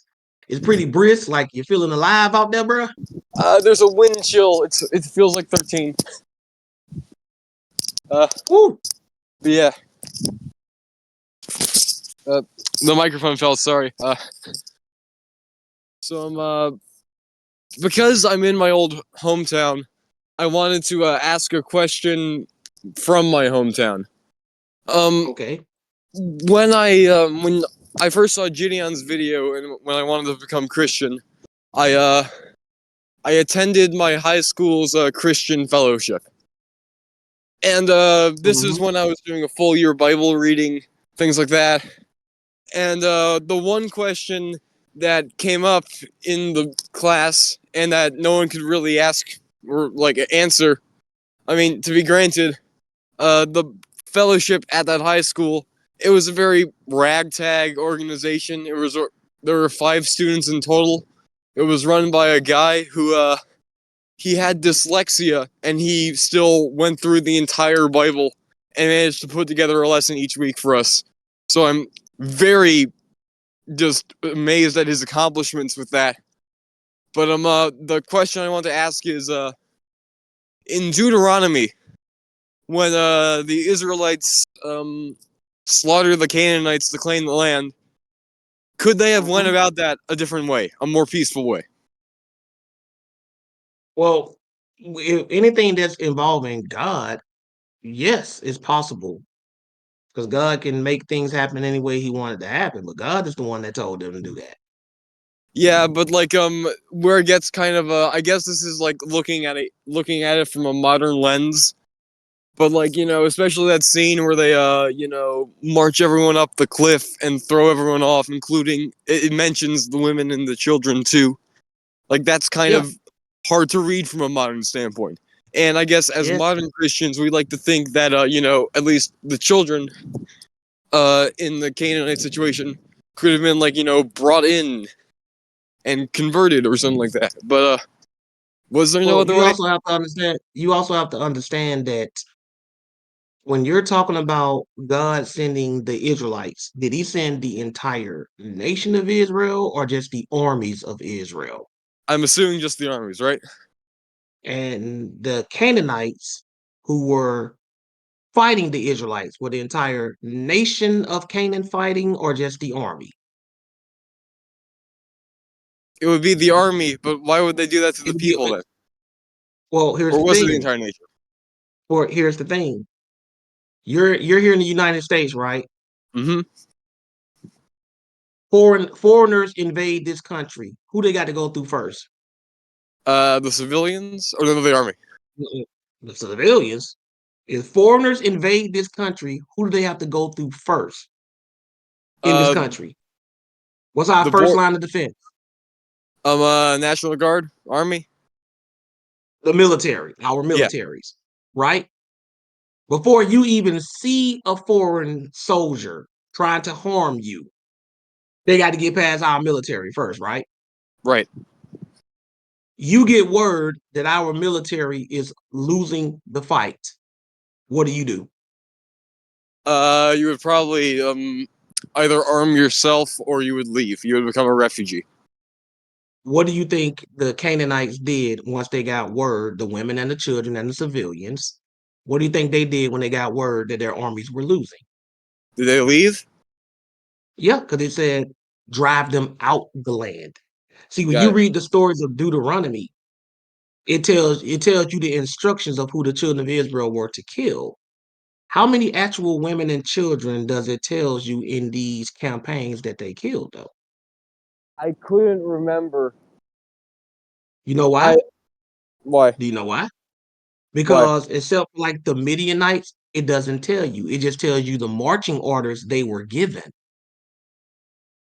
See, Hmm. marching orders and what actually occurred are two different things. See, we don't think about. We think that when the children of Israel sent their armies on the Canaanites, they just marched into the cities and just started slaughtering people. The Canaanites had militaries too, and they didn't just stand there and just roll over. Right? In Yeah. fact, and a lot of times you can read in the They were Bible where, described as stronger, right? huh? Yeah, but they In the didn't even scouts. Yeah. completely drive them out. What was the order that God gave the children of Israel to do to the Canaanites? What was the order? To drive them out. What does drive out mean? Chase away. Chase away. So if your order is to chase somebody away, is that to annihilate them or annihilate them if they refuse to leave? The latter. Do you see that? Yeah. And you can get driven out with your children into another area, and then you can repent or decide, okay, I want to be down with them then. Or you could stay and be killed. So it wasn't just like a bunch of bandits just swarming through cities, just slaughtering people left and right. First of all, they had to deal with the Canaanite military. And if you read in the story, they didn't even always successfully win. Second, even when they did win, they didn't drive them completely out. It tells you that in the book of Judges. They didn't even get rid of all of them like they were supposed to be. Thirdly, even if they had, you're driving somebody out. See, the Bible uses these interchangeably. It tells you to cut them off, and it And also drive them says out. drive them out. The implication is chase them away out the land, and if they refuse to leave, kill them. Okay. So, so it wasn't just a bunch of. They had to be willing to do it. Don't get it twisted. I'm not trying to sugarcoat the No, I marching order, understand that. Yeah. right? But most of these people, as you would do, Duster, if you saw, say, if a bunch of people from the Middle East just came through here, and they're telling you, get out of here, get out of here. You're gonna pack up your stuff and you're gonna leave with your family. Or you Mm-hmm. can stay and get executed with your babies. See how Okay. they go? Yeah. Yeah, that was a But distinction I but didn't make. Thank you for clarifying. yeah, but could God still, if he wanted to, just bypass all of that and just have the babies repent and come with him? Yeah, but God doesn't always choose to do it like that, Mm-hmm. right? Baby right now, born, dies 1 year old in the crib. Who killed the baby? How did the baby die? Oh God, but yeah. Stillborn. Oh, stillborn. I thought you said dies a year in the crib. They still consider. I said a year. I said my bad. I meant to say like a day. Did I say a day later? Or did I say a year I heard later? a year. I heard a year. So I was Well, thinking I'm in like, a day. is it Yeah, one of I'm in a those day. like? Yeah, I'm in. I'm sorry. I'm in a day. You know, I like the was day thinking after like they you're talking born. about one of those, when a baby like rolls over and like goes into its blanket on accident and suffocates itself to death. It's called sudden infant death syndrome. Yeah, That's what that's which called. was debunked later when people realized what it was. Right. That's why they came up with the rhyme "face up to wake up." That's how you supposed to Yeah, lay them down. Right. yeah, So I learned that when my son was first born. You follow what I'm saying? yeah. So I remember that. But yeah, I'm just saying, like, God. It sounds weird, but God kills babies all the time. I understand. Yeah. You follow what I'm saying? Hmm. But it's a lot more brutal if you think about God telling them to slaughter the babies, and He did. Right? Let me ask you a Hmm. question. Everybody loves to answer this question. I'm gonna ask this question. Right? You wouldn't want to kill a baby, would you, Dustin? I would not. Like you never would want to do that, would you? I wouldn't either. Let me ask you a question. If you could be sent back in time and kill Hitler as a baby, would you do it? Knowing what he was gonna grow up to be and do. I, d- I doubt that would do anything, mainly because the Nazi Party existed way before Hitler was there. No, I'm just saying, but Hitler had a very specific campaign. I'm just asking, Hmm. knowing what he planned to do and what he did do, if you knew that, and you go back in time and kill him as a baby, newborn baby, laying in his crib, knowing what he was gonna grow up to do, would you be able to do it? Let's No, but personalize it mainly a little bit more. because Let's it's because I personalize it. thought of this. Let's Yeah. personalize it a little bit more. Let's make it a little more Okay. personal because you don't really got a connection to the Jews like that. Yeah. Good point. Dude murders your mom. Mm, You get to go back okay. in time and kill him as a baby before he grows up to do it. And that's the only chance you have to stop him. Other than that, everything plays out exactly the same. And he kills your mother. Newborn baby, cute, and looking up at you. Could you do it? Oh, if And I was God still is the one burning that with. sent you back. And God is the one Oh, that sent you back there. And he's giving you the option. He's not saying you have to do it, but he's saying this is the only way you get to change your mother's future. And you got to slit that baby's yes, throat. yes, I probably would if it was from God. I probably would. Can God see the future? Yes, he can. So God already know what a baby can grow up and end up doing. Hmm. We don't, do we? So We how do do we not. know that? So how do we know that any of these babies that he told them to execute was preventing something they would grow up later to do? Like if the Canaanites would slowly like grow into like a ethnic conclave and rebel and kill the Israelites, maybe. Right. See, here's a fun Yeah. fact that don't nobody like to think about. Every murderer alive today was once a baby, Yeah. right? Hmm. And I think if anybody who's the victim of a murder, like their family member, I think if given the opportunity to kill that person as a child or as a baby, that like it was the only way, and it would save the person and their family who was murdered, I think they all unanimously agree to do it. I know I would. I'd do it for you, Yeah. Duster. Like if something happened to you, I've never even met you in person before. But if something happened to you, God forbid, and God was like, Josh, you must go back and the only way to save him, if you go back in time and kill his murderer as a child, right? And God gave Hmm. him the permission. Oh, that child throat getting all the way slit. I'm just That telling means a you, for lot to me. you, Thank you. for you. If it's gonna save Duster, I'll do it. Am I I'll do it from? for Antoine. Am I one of the people from the lesson who if I died, you would shed more than one tear? Yes, that you one of my supporters. Yes, I would be hurt. Okay. I've gotten used to you broadcasting to us at the end of every class, giving us the update. I mean, I can't speak for everybody, but that kind of special to me. How you tune in every day, let me know how you doing, and you checking out my classes, and you supporting me. Hmm. I have a everybody who at ABT will tell you who's been with me for a while, like Antoine, who's on the stage. They'll tell you once you show brother Josh that you really care about him and down for what he doing, like what I'm doing, like you got my back. I have an emotional connection automatically. I feel for you. And plus, I just generally care about people anyway. You follow what I'm saying? I just generally do. Yes. Like I would be very devastated if word ever got back to me that something happened to Dustin. I really would. Hmm. You follow what I'm saying? That's just the truth. They'll tell you that. Well, thankfully they didn't build the roundabout, so I'm not going to get hit by a car anytime soon around here. Yo, but I always want you to be careful out there in the streets because you in the streets of Chicago around holiday season, late at Yep. night. So always be careful out there. Yeah, that You is. follow what I'm saying? Now that you mention it, I'm in an alley right now, so yeah, I probably should leave. Well, I can tell you this much. If somebody knew you were live streaming and they tried to mug you or something, that it would be kind of stupid. Because if you There's a just showed bunch. their face and all this being recorded, you Yeah. know. But that, people stupid though. They'll still do stuff. Hmm. You know. Yeah. But any other questions? Oh, also, yeah. I kind of need a recap, mainly because A college recap is of what? ending.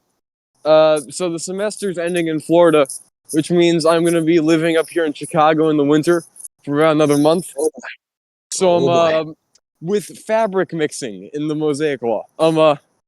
I I recall someone asked you like a few months ago whether it was Mm-hmm. okay to mix artificial clothing with plant clothing, because I know like it Mean wasn't. synthetic material. That's what it Yeah, was.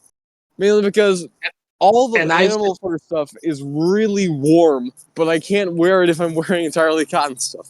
So I'm currently wearing synthetic right now. So Mhm. yeah, I'm just looking to see what I could do. What I was saying was the Bible tells us in the law not to mix animal fabric and plant Plant. fabric. Yeah, I remember that. So Right. I said I don't know specifically about the synthetic because the Bible don't talk about that. All I know is the animal and the plant. That's all I know. yeah, You follow what okay. I'm saying? Polyester, synthetic, fabric. You know that. Hmm. You know what I'm Yes. saying? So I don't know, right? Just try to Yeah. keep it 100% if it's an animal fabric or 100% if it's a plant fabric. Okay. Because I know I'm not And it wearing means any. woven together, by the way. It don't mean like Oh, woven if together. you got it's like it has to be woven together. That's what makes it mix. So if I wear a fleece overcoat and a cotton shirt, that's not a violation. No, it's not. Oh, okay, that makes it much better. Okay. It doesn't mean combination clothing. It means woven together. Okay, that makes it so like no 1970s patchwork Christmas stuff. You can wear a cotton shirt and some leather pants. You Okay, can do that. got it. But you Okay, that can't makes it a wear lot a better. shirt that's made out of 50% leather and 50% cotton. Yeah, that would be uncomfortable to start. So yeah, Yeah, it okay, would be. I don't even think anybody will ever mix those two, but you get it. yeah, but thank you for that clarification. Okay, that makes everything so much easier now. Okay, well So you that's all good? I have. Gonna make my way home. So you know, ciao. Yes, Enjoy sir. the warmth while it lasts. And be safe out there too, Duster, for real. Got it. Okay. Chicago's only the Um, 20th least safe city in the United States, above and the some. coldest. And the coldest. Coldest? No, that's Minneapolis. Minneapolis. Oh yeah, yeah. All right then, Duster Buster. Okay. Hey, Bye. John. Yes, sir, Kev. Yeah, yeah. Real quick, I just want to make a quick point about the mixed fabs because it's interesting. Bill's bringing this up because somebody DM'd me about this topic and was sending me like pictures of like their tags on their clothes, and it just Mm, reminded because they wanted to ask, hey, is this article of clothing legit? And one of the things that I want to point out is there's a difference between mixed fabrics and stitched fabrics, right? exactly. Like you got like a leather collar stitched to a cotton shirt, right? Exactly, perfectly Yes. said. And like Mm-hmm. for anybody that might be unsure, keep that in mind because y'all might have stitched fabrics that you 100% can wear, but you think it's Mm-hmm. mixed and set it aside. So For anybody that doesn't know, like mixed fabrics would be when you're taking two pieces of fabric, for example, and you're weaving them together versus That's right. like taking, let's say, cotton and what, or I guess it would be wool and linen. Like if you take linen Hmm. and you stitch them together, that's not weaving it together. So That's just keep right. that in mind when you're shopping for clothes. Right. And that's why you kept hearing me say woven together. You know what Right. I'm saying? To let Mhm. him know that. 'Cause I know there are combination clothing where it can be made of two fabrics, but the fabrics are not woven together. You Right. follow what I'm saying? Or just you got on a leather shirt with some cotton pants or something that's still not woven together. It can be stitched together, but not woven together. The Bible considers mixture exactly what it says, like mixing, Yep. Yeah, right? Not a packet of Kool-Aid on top of a glass of water, but the Kool-Aid powder actually poured into the water and stirred. You follow what I'm saying? That's Uh, mixture. another thing that when it comes to those fabrics, um, I don't know how privy a lot of you guys are to like fabrics just in general, but there are Hmm. different, like for instance, like cotton, right? If it says that it has like 75% cotton, 2% silk, or something like that. Oh, I mean 20% silk or something like that. Well, a lot of people don't know that a lot of these fabrics they're all cotton. It's just a different way they use the cotton, or they I forgot what the word is, but like you have like different styles of cotton. So like you'll have like a chino fabric, or what are some other like velvet. I'm sorry, I think I said silk, but velvet is cotton, and a lot of people Hmm. don't really know stuff like that. And so just always investigate the actual fabrics themselves, because sometimes they're really 100% cotton, but they'll have they'll just tell you the different types of cotton that they use, or the different how they you know got the cotton fabric. I don't know why the word is escaping me right now, but like how essentially how the cotton is made. It's another one that's really common with like quilts and stuff that they make, that they use cotton for. And sometimes they use it in like winter clothes, but it's all cotton. But yeah. Hey, Kel, I got big baby. He said he was on Clubhouse. Can you rehash for him how you're an animalist? Like how you feel about animals? Kel, I'm about to second you. I'm about to second you after you You done. For real, yeah. know what I'm saying? We're about to tag team this. So Yeah, it's yeah, about to big 3D these baby. animals. Right. Like so real quick recap. I don't even know how we got on it, but I basically let everybody know that I hate animals.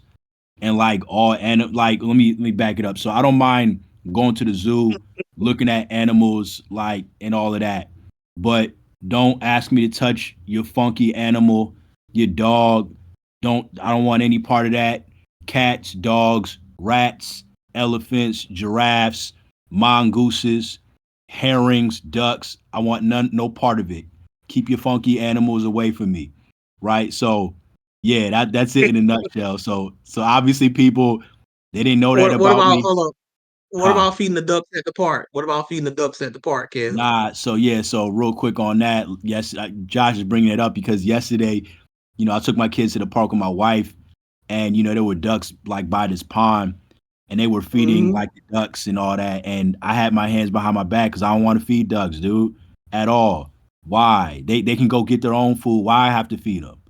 Why I gotta feed them? You know what I'm saying? There's a Like lot of hate. they There's a they lot of they've hate been right now, man, for the animals, man. There's a lot of they hate, they man. they've survived this long. If they need me to feed them this day, then they're not meant to live anymore. It's that simple. Wow. So Wow. So you said they done anyway if they need you to feed them. They that's done anyway. done anyway. Might as well get it over with. Wow. So you ain't feeding not a breadcrumb. Not a breadcrumb. Not at all. You ain't feeding. Wow. So if Especially, you know the huh? wow. If you know about to kill over and just die, it's just out of luck. It's out of luck. Hey, somebody. Hey, you know what? Your food for some other animal. You like one.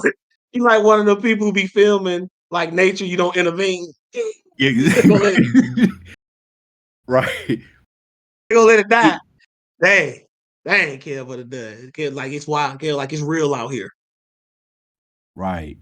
Hey, Man, but I just popped in and I just heard Oh my it's kind of like goodness. Oh my kind of goodness. like Noah naming off the animals on the ark. He said every animal he hates: dog, cat, ferret, rat, donk, Hey. duck. no part of it. Kev I would have been will like, Oh all right, man. all women, y'all throw me a life jacket. I'm just gonna ride this out. for Oh real. man. You know what's Hey, so crazy? I'm gonna tag Antoine in. You know, he's tagged in. Gideon just made me think, boy. If Kev or the Dutch would know, boy, we wouldn't have no animals on the side of it. We all be vegan. You know what I'm saying? We'll just be vegans up in this bad boy. Cause he like, Lord, do I got to bring them? If he gave it an option, Kev, how many animals we would have brought on the ark? If God gave you the option, because you know you're gonna be obedient and tell him do what he tell you to do. But if he gave you the option, how many animals would you have brought on the ark? Is he giving me an option of Yeah, he's giving animal you the option. choice or Yeah, animal amount? animals. Period. Okay. Animals. Period. Yeah. How many would you have brought on the ark? I bring And on which ones? I bring one on the ark because I know there won't be any more after the 40-day period is over. There won't be Wow. Why you bring that one? Why you bring the one? because God told me to.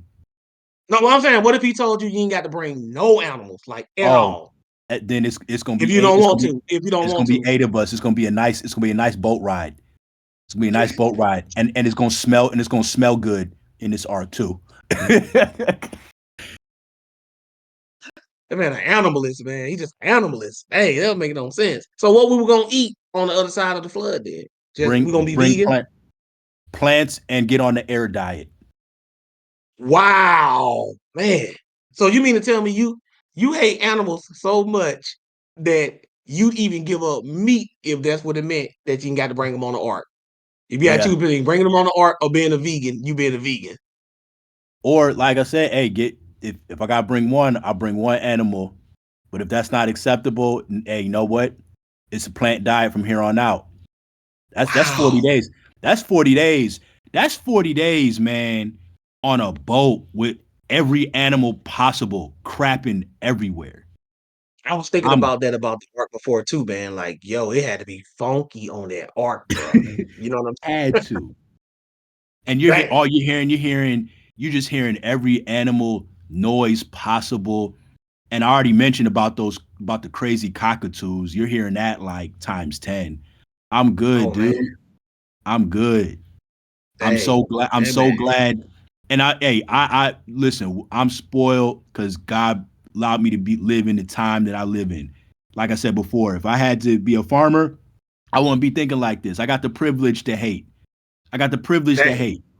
So, my hate for animals is allowable. I don't see any wow. thus saith the Lord, thou shalt not hate and eat thou shalt not hate an animal light. you know, ain't nothing in there. So That man do not like animals, man. I mean, the hate runs deep. You know let what the I'm hate saying? flow Yeah, through you. Kev definitely would have left Good. it, left the Hey, he'd have Kev, walked past that cow in the ditch on the Sabbath for sure. Kev. Oh yeah, your out stand in the ditch on the South of with Kev, but it does like that out Real. stand in the ditch. You Letter fall of the under that, law. Yeah, like yeah, sure. letter of the law. Hey, big baby, you got big baby rolling Kev under the like he is like dying over there. Like he said, man, you got him laugh. I told like this type of comedy we have big baby like roll. I said, he said, yes, like 15 emoji, laugh emojis, bro. You know what I'm saying? He didn't know that the hate was strong, man. So are you confessing that you are an animalist? You I'm owning it. yeah, I'm owning. I'm Emperor Palpatine. I'm Darth Vader when it comes to this animal hate. Dang, I'm Hitler when it comes to this animal hate. dang. I'm I'm I'm Uncle Jim Crow. Ruckus. You Jim Crow? I'm Jim Crow. I'm Uncle Ruckus. I'm whoever you want. I'm Every when it comes to every this every animal, form of bigotry and racism ever just to our animals. 100%. Dang. Hey, man. That man said Uncle Ruckus. Dang. Woo. Animalist, man. I don't know where all that came from, Antoine. Just animalist. That You know what I'm said, saying? my No, tone will change. I understand it. Listen, I totally understand it, Kev, and I second him thoroughly in his thoughts. But I'm more in a perspective of as pets specifically. I don't think like it boggles my mind. Now, full disclosure, I do like horses. Um, and that's because my wife grew up riding horses. And so when I met her and I would come, we were in college, I would come back and we'd go to the, take me to the barn. So I learned how to like saddle them and all that stuff. And I grew to like them. They're very peaceful animals. And they're truly incredible creatures. Like you just see how big they are, how powerful they are. And obviously you could see how they were used for work and service. Um, Mhm. like they're just incredible creatures, beautiful creatures, peaceful. I mean, it's incredible. That's the only kind of, but again, that's not a animal that you would want to have in your house. And so for me, there's Mhm. absolutely no way. I don't get it. I don't like people like they have big dogs in the house, and it's like Kel said, they stink. And I think a lot of people that Mhm. own dogs and animals in their house, they don't realize it. It's Mhm. like smokers, how they don't realize they stink and they smell like smoke. You ever seen that Mhm. happen before? Like they literally they just don't know it. And the same thing with people with animals is like, dude, you smell like a wet dog. You don't even know it. And like they be kissing all on the dog. Their cars smell like it, their house smell like they don't even know it because they become so accustomed to the smell of them. So like for me, like Yeah. I'm totally like I don't understand. Like they don't like they run out in the road.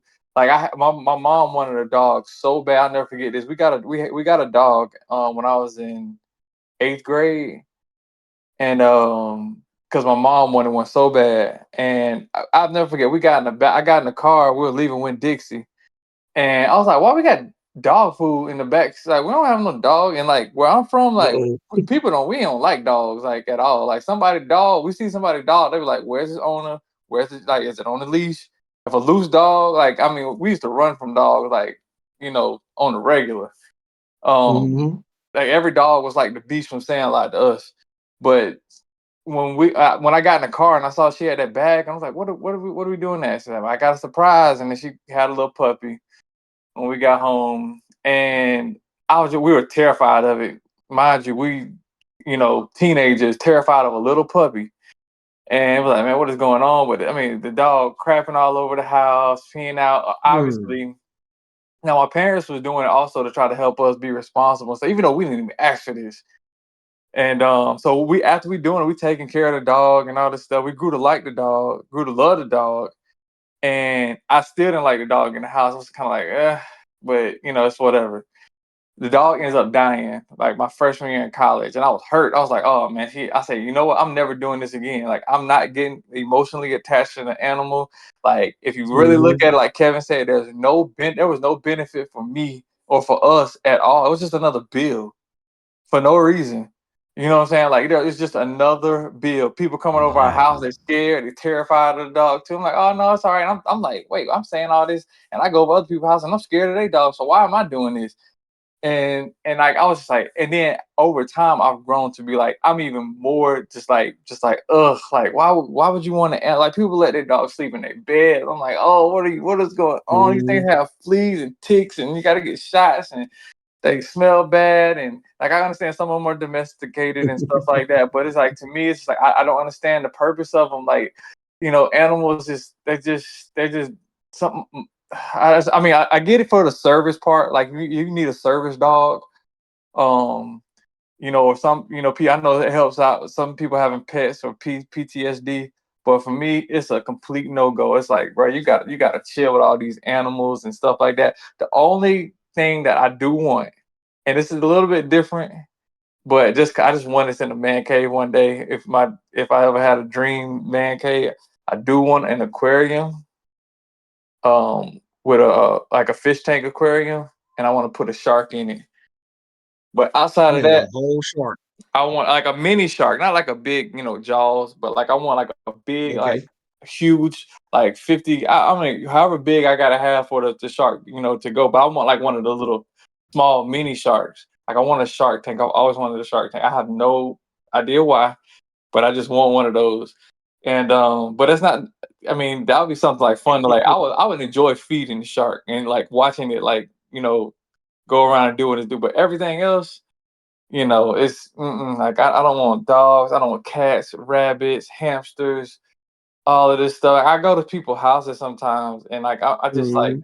it's like they have every animal imaginable, and I'm like, how do you even keep up with this? Like your house is barely upkept. How are you upkeeping with all 8 dogs over here?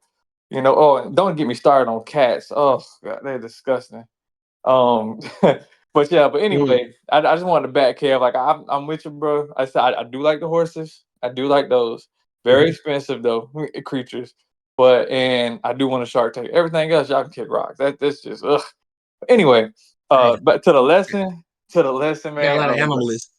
Yeah, I listen. Call it what you want. And listen, it's not for everybody. Listen, I love steak, but I'm not raising and killing and butchering cows. That's not. That's not for me. I'm glad we got people out there that can do that stuff, but that just ain't my cup of tea. But as far as the lesson though, man, great, great, great lesson. I like how I kind of like Praise God. flowed from last week. All of those I could call them self improvements Mhm. classes. And another thing too I took from it was like a lot of times you get more information when you're not talking. Just it also helps you listen a lot. And that's a discipline that everybody really should learn to master and listen to what and like because me now like it seems like the older I get the more I literally have to pay attention to stuff for it to register. I'm not necessarily register, but like for me to like process it and think. But for me, I can't process and think and listen while I'm talking. And I think that's pretty much the same for everybody else. You can't listen while you're speaking to somebody at the same time because then at that point you're not trying to hear to understand at all. You're just trying to hear yourself talking. That can get you in a lot of trouble in a lot Mhm. of different scenarios, a lot of different situations. So it's always best to just, humble yourself, sit there and listen, and then Mhm. before you react and say stuff. Man, this class was I just love it, man. I'm just blessed to be a part of this and thankful and Sure. grateful Praise for God. you. I did want to give y'all 2 updates. My son is feeling a lot better, so thank you for the prayers. As well as my dad. I actually just got off the phone with him. Like after class, I had called him. He turned 73 today, and he was Praise God. he was in good spirits, and he was really happy because his dad passed away at 72. So he was just like, I'm so thankful that I made it to 73. It's just such a blessing. I get to see my grandkids still and all that stuff. And he's out the hospital. So that was just a blessing. So thank y'all again for the prayers. Yes, Um sir. last 2 things. Next week, y'all, my marshmallows will be here. So I'm gonna give y'all a live Dun, taste test. dun, dun. I'm gonna give y'all a live taste test.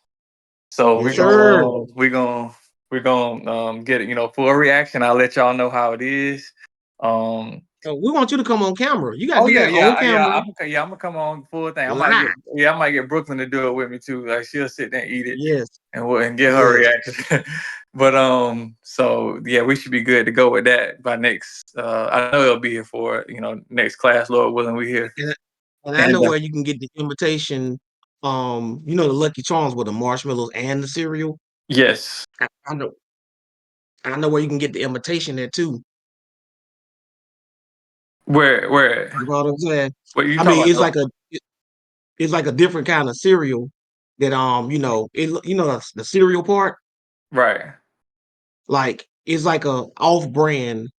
If I can show you online where to get that from, then you can have the mixture. It'll be just like the Lucky Charms. You feel me? right. So Yeah, you need the okay. cereal too. You don't just want the marshmallows. You want the cereal to mix with the marshmallows too eventually, right? So you can Oh have yeah, the yeah. No, that's what I'm yeah, gonna do. I'm gonna mix it all together and give y'all a live right. reaction to both at the same time. Yeah. Oh yeah. Yeah. Yes, You Lord. got to get the cereal. For the Lucky Charms, she like to love the cereal too. Oh You know what I'm yeah, me saying? too. Yeah, the cereal, then the milk after the They gonna marshmallows, well, the flavor of the when they come marshmallow after together, the milk. Oh my goodness, Lord. the way they clash together, bro. Yes. Whew. I know what you're talking about. Yeah, Yes, indeed. and then lastly, I wanted to put in a class request on either one of these topics, and Mhm. because it's something that we talked about it today. When it was in Kevin J's little group he had earlier this afternoon. Mhm. We were talking about the dispensations and the talking about the 1948 Israel restoration Mm. scam that they got we got going, and how it doesn't align with the end times. And I remember I had a Right. debate on it with this guy like a long time ago that he didn't even show. He showed up like 2 hours late to the debate, but it was funny Right. because he actually got to go back and actually listen to what was presented in the first half of it, and he was like, "Oh, I didn't consider any of the things that he." I remember he told Sal, he was like, "Wow, that was a lot of information that I never even knew or considered." And he, praise God that he said he's gonna go back and actually check that stuff out again, and Mhm. reevaluate what he saw in the text. But the reason that we're talking about is because like a lot of Christians are like, all right, bashing these quote unquote pro Palestine people, and these Christians are like, we stand with Israel, protect Israel at all costs. And as true believers, like us watching, that's like, hold on, time out, dude. There's no way Christians should be up, standing up, hollering, protect Israel and all this stuff if they're truly reading their Bibles. And claiming that 1948 fulfilled prophecy and the restoration of Israel is just, man, it's asinine to even say that. So I just want to put a request just whenever you can ever get to it. It could be a year from now. I just wanted to throw that in the rotation because it's a very big topic now, especially with them battle Israel and Hamas war that's going on over there. Which I literally do not. People always ask me all the time, like, "What you think about the war?" I don't care. I just want us to stop sending money to Israel. I want to keep our money here. You know what I'm saying? Mhm. Y'all think they God chosen people? Well, fine. Tell them to pray to God to save them from whatever they got. If they God chosen people, that why they coming the money from us, a quote unquote Christian nation? They don't even believe in They don't even believe in Jesus. They think Jesus boiling in crap somewhere, according to their Mhm. Talmud. These people are they're Zionists. But I'm not to digress. But I just want to keep all of them. I don't care what happens between them two because I know ultimately, Jesus is the one that's gonna restore all that stuff. Um, Mhm. and they don't, like I said, they don't even believe in it. But that's one, and also anything on like prosperity and the tithing doctrine, because like it is getting completely out of hand. Like how these people are like, it's like these pastors are getting more and more bold about getting money and making people pay these tithes and this prosperity doctrine about you sow your seed, God's gonna restore you back 10 times. You know what I'm saying? If you could sow $1,000, you need to sow $1,000. If you could sow this, if you could only show $10, then that's what you could sow. But if you could show $1,000, you only showing $10, then you blocking your blessing, like trying to guilt trip people into paying tithes. And it's Mhm. just like it's like a full on scam that they're running on people. And it's not just Sunday church too, man. A lot of them Israelite groups doing the same thing too. Oh yeah. And some of the Yep. Hebrew roots groups that they think they slick the way they do it. But nah, like y'all running game on people. Yes, you're supposed to be paying your pastor. You're supposed to be doing what you can or for anybody that's doing anything for you spiritually. Giving you spiritual food. So you need to pay them for that food. They're taking the time out of their day to do things for you, and Mhm. whether you do stuff for them monetarily, or you do something for them just like for your effort, your time, stuff behind like helping them out in any way, shape, or form, just anything that you can do to try to lighten their load, then you need to do it. And then you should be doing that. And you should do it cheerfully. You don't shouldn't be feel like obligated, like, man, I gotta, like, come on, man. The way the church, Mhm. they got people going broke thinking they about to get something back just because they giving the pastor all this money. Meanwhile, the pastor on stage and his $1,000 sunglasses, $1,000 pair of shoes, and a huge mega church. He got a private jet, or just Mhm. it's a big old scam. He getting blessed with what you doing is you getting broke.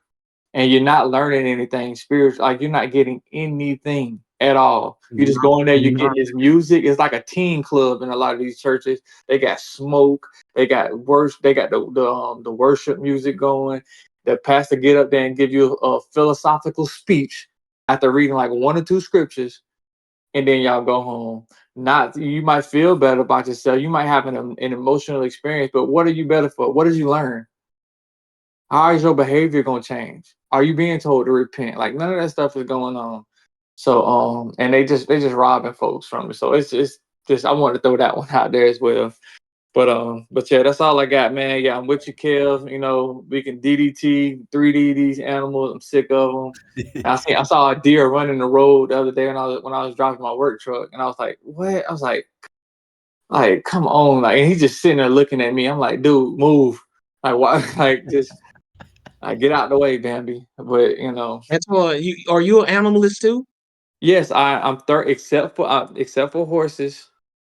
And except for that shark that's gonna go in my Shark Tank. That's it. Other than that, you full blown Other than animalist. that, Other I than them don't two. want to deal. Listen, I used to love fishing growing up. I didn't even want to touch the fish after I caught them. I was just like, oh, I didn't want to clean them. I didn't want to scale them, Hey, gut them. I didn't want to do none of that stuff. I was like, all right, I caught the fish, just throw it in the cooler. Granddaddy, y'all couldn't clean them. We'll get somebody from around hey, the corner to come clean. I am not touching all that stuff. I go fishing, but I'm not touching them. are there any more animalists in the chat? Give me a W. Y'all know like racist, but animalist. Y'all give me a W in the chat if you're an animalist. Like Kev what it does. Ben said W, he said he an animalist. He said he won. Then like special agent. Oh, Solo Nation said he an animalist. We getting See, I'm W's not and the only L's. one out here. This my You daughter. know what I'm saying? My daughter be asking for a horse. I mean, a horse, a dog. I'm like, no, no, no, no, no. It's not happening. Hey, Got real the quick, I just want to animalists. make a. Oh, my fault. Go ahead, dude. I said we got the animalists. That's all I said. Oh yeah, Go nah. ahead. Y'all surprised at Ben. Y'all surprised at Ben. See, there's a couple of us on the team, but nah. I wanted to make a comment about what Antoine said real quick about the Zionists. Wasn't Mm-hmm. his main point at all, but I think that's one of the reasons why you know America and by extension Christians in this country support like the financial support or giving financial support to Israel because they do believe those people, the Ashkenazis, are the people of the Bible. So it's almost like Mm-hmm. they have no choice but to feel obligated to financially support Israel or support Uh-huh. war efforts.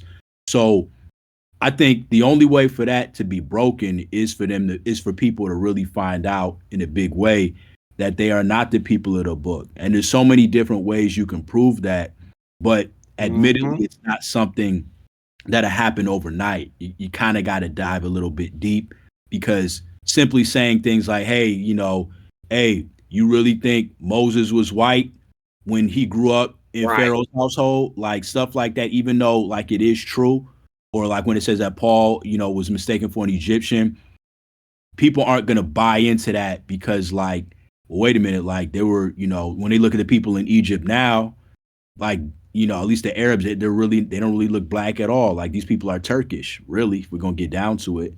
Yep. Mm-hmm. Yep.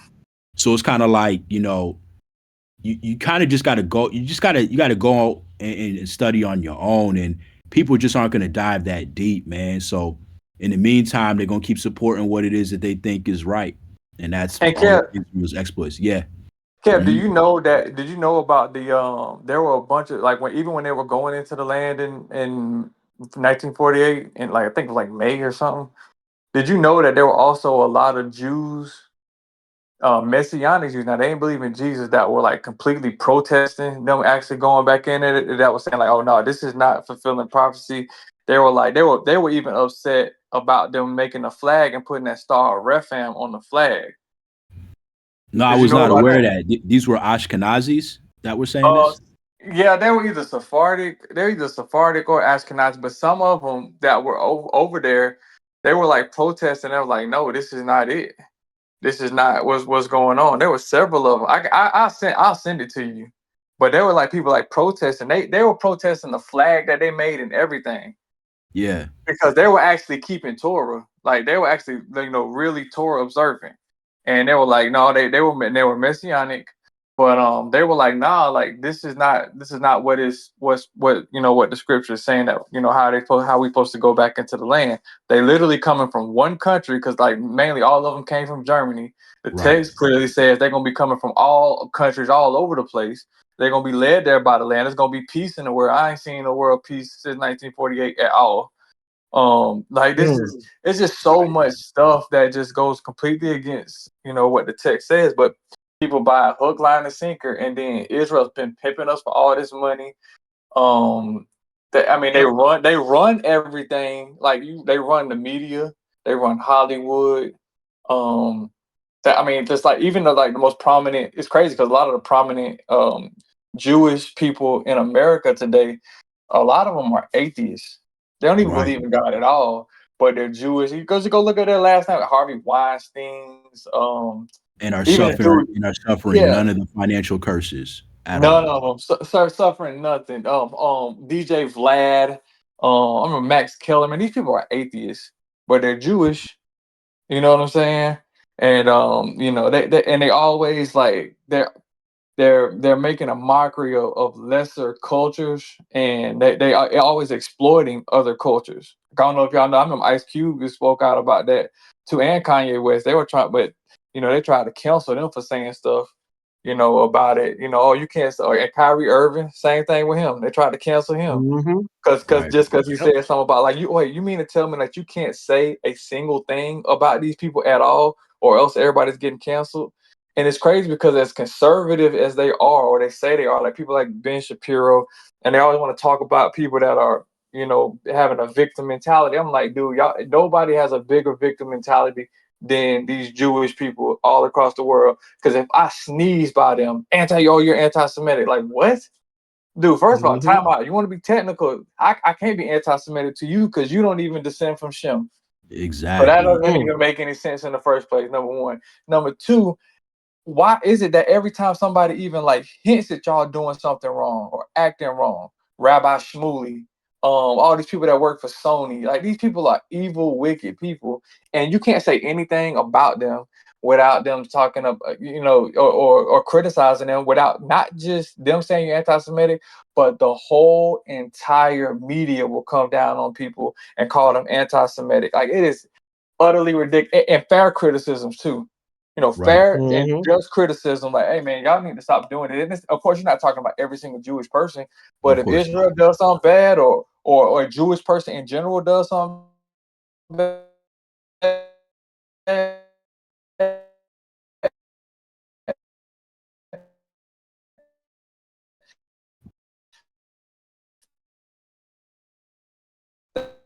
like anybody, everything, Matrix. Can you got hear him, Kev? Oh, yeah, I can hear him now. I thought it was me that was having then difficulty You hearing him.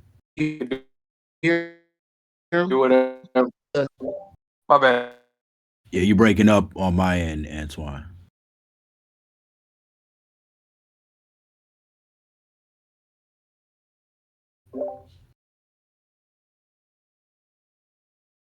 Josh, can you hear him? Can you hear him, Nah. Kev? Josh, can you hear me?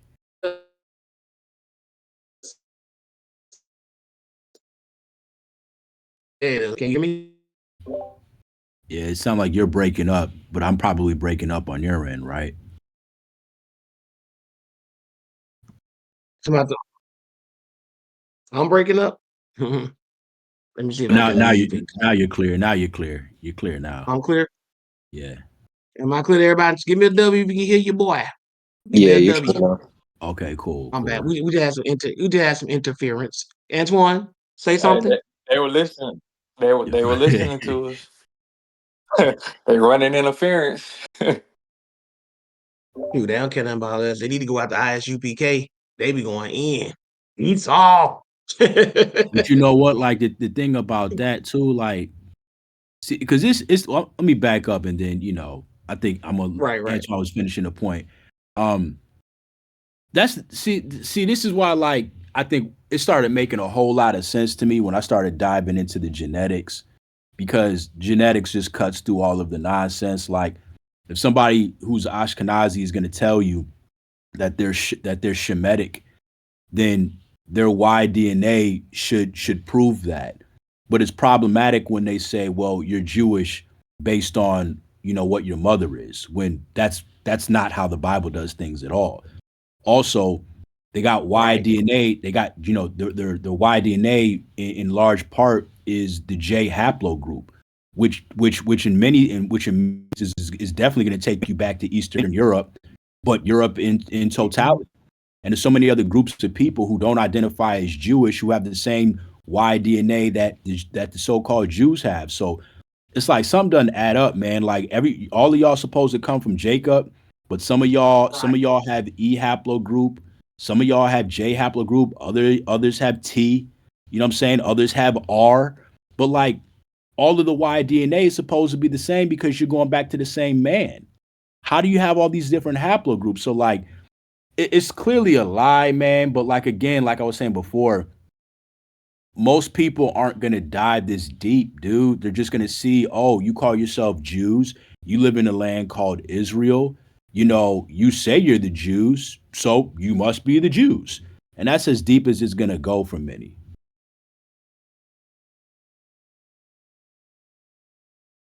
Like they like good enough for me.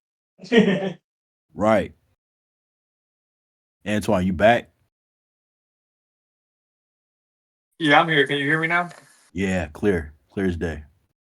Oh yeah, exactly what you're saying. Like even and it's a trip too, because I don't really like. I mean, I know none of us can tell. Not that it matters, but to a certain degree.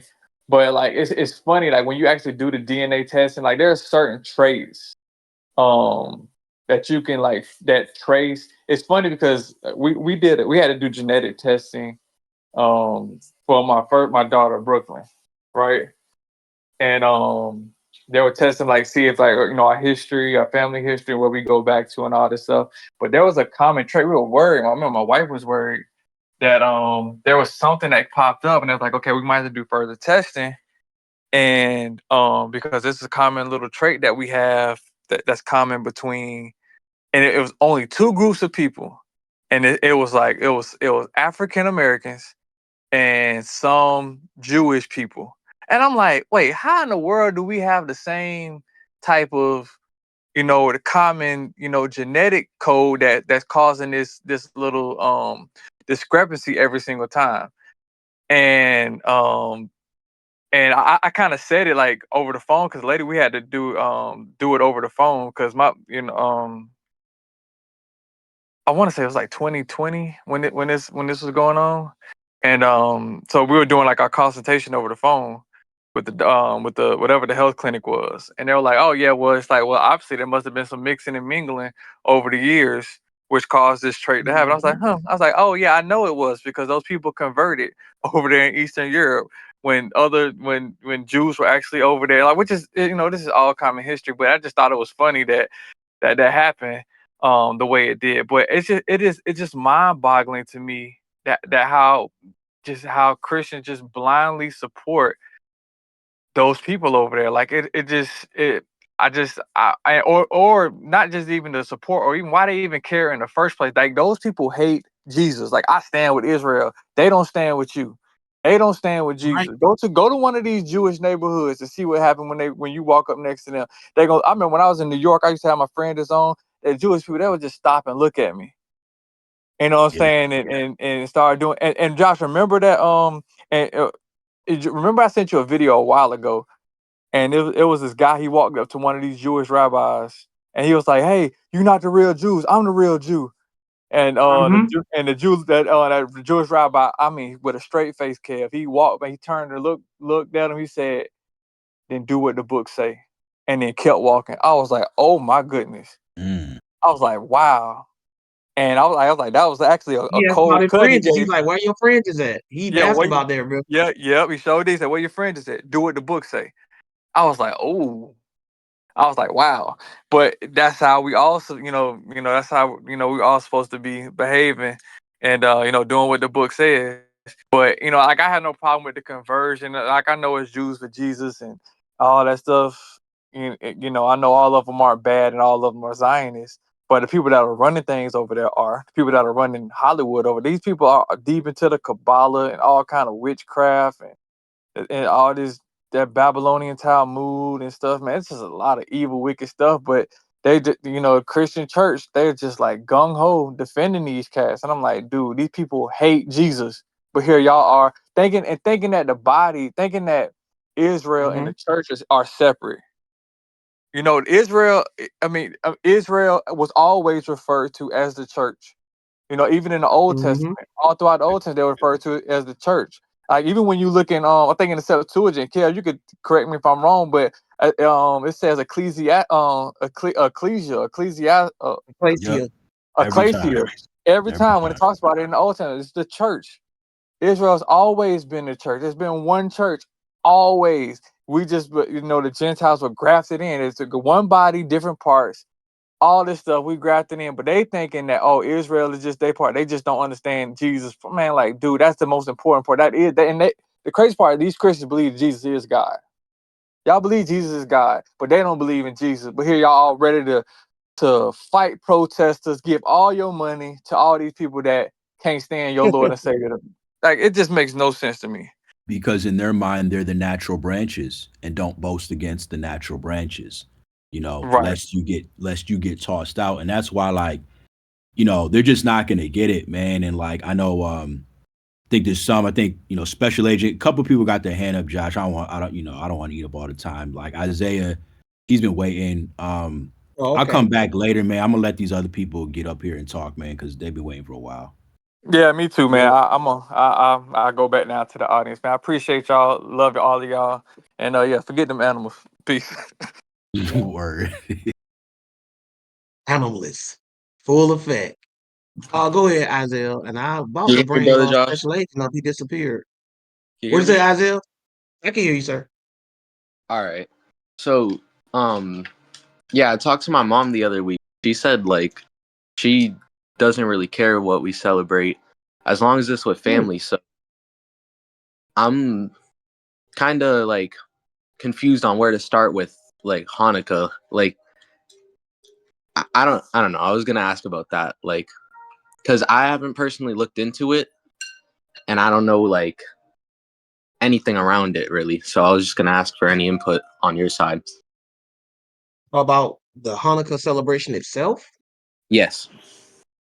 Just Google Feast of Dedication. Go Google Feast of Dedication, Mhm. and it'll give you all the information you need. It's in John chapter 10, but Google it and it'll give you all the information you need about it. And Feast of Dedication. all right, I got that, and I'm gonna go to my Bible app right now, so I have that later. John chapter 10, right? All All Let me right. give you the specific verse. It's the Feast of Dedication, John 10:22. The Good Shepherd. No, No. that talks about the Feast of Dedication. Mm. Show you that Jesus and the Jews celebrated it. Mm. So it's something that Jesus did. I don't think your mom would have a problem with something Jesus did, would she? Nah, she's right here. Both of my parents are. Oh, that's good. They can hear me? Yeah, they can hear you. Yes, we can hear you. How y'all doing? Good and yourself. I'm good. I'm good. If you read John 10:22 and just Google Feast of Dedication, that's talking about Hanukkah. All right. Okay, so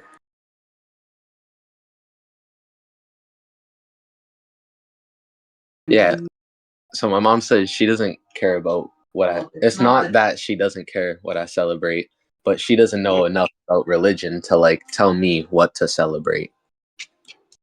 Yeah. You should still share your findings with your parents though, so they can at least know what you're into. Yeah. We're open and accepting to anything. Is interested in. We're Shoot, y'all some fine parents. I like that. Yeah. Y'all also understand the parents. And the second thing I had to ask about, like I get saying grace for like every meal, right? But if I like pick up something from say like food truck, like a Mhm. taco or something, do I have to put it down and say grace over it, or like can I just keep it moving and eat it? Well, there's no specific posture it tells you you're supposed to be in. See, as long as I tell people all of this, and this is what the Bible says. Mhm. At the Passover, when they were sitting down, it just said, after he gave thanks, they break bread. It don't even tell you that Jesus went to this long, drawn out prayer or exactly what he said. It just said he said thanks. So I'm gonna tell you like this: any food you get, if you say thanks to God before you eat it, you good. You don't have to be sitting down. Don't have to have your eyes closed. Don't have to be standing in a certain position. Like if you just say, like you see, can you see me on camera, Isaiah? Can you see me? Uh, no, it says unstable internet, so I could like leave and Okay, that's read. fine. Right. I'll just give an example just in case you can see me. Right. Mhm, Like I got this pencil in my hand, like, and I'm pretend like this is my food. If you like mhm. get something off the food truck, like a taco or something, and you just be like, thank you, Lord, and start eating, you good. You just have to give thanks. You can make that as short or as drawn out as you want it to be. Just give thanks. That's nice to know. Because before I was like, when I'd sit down, I like I thank him for giving me a meal, my family and stuff. Like, of course, I'm still thankful for that, but like, it's nice to know that I can say thanks and keep it moving.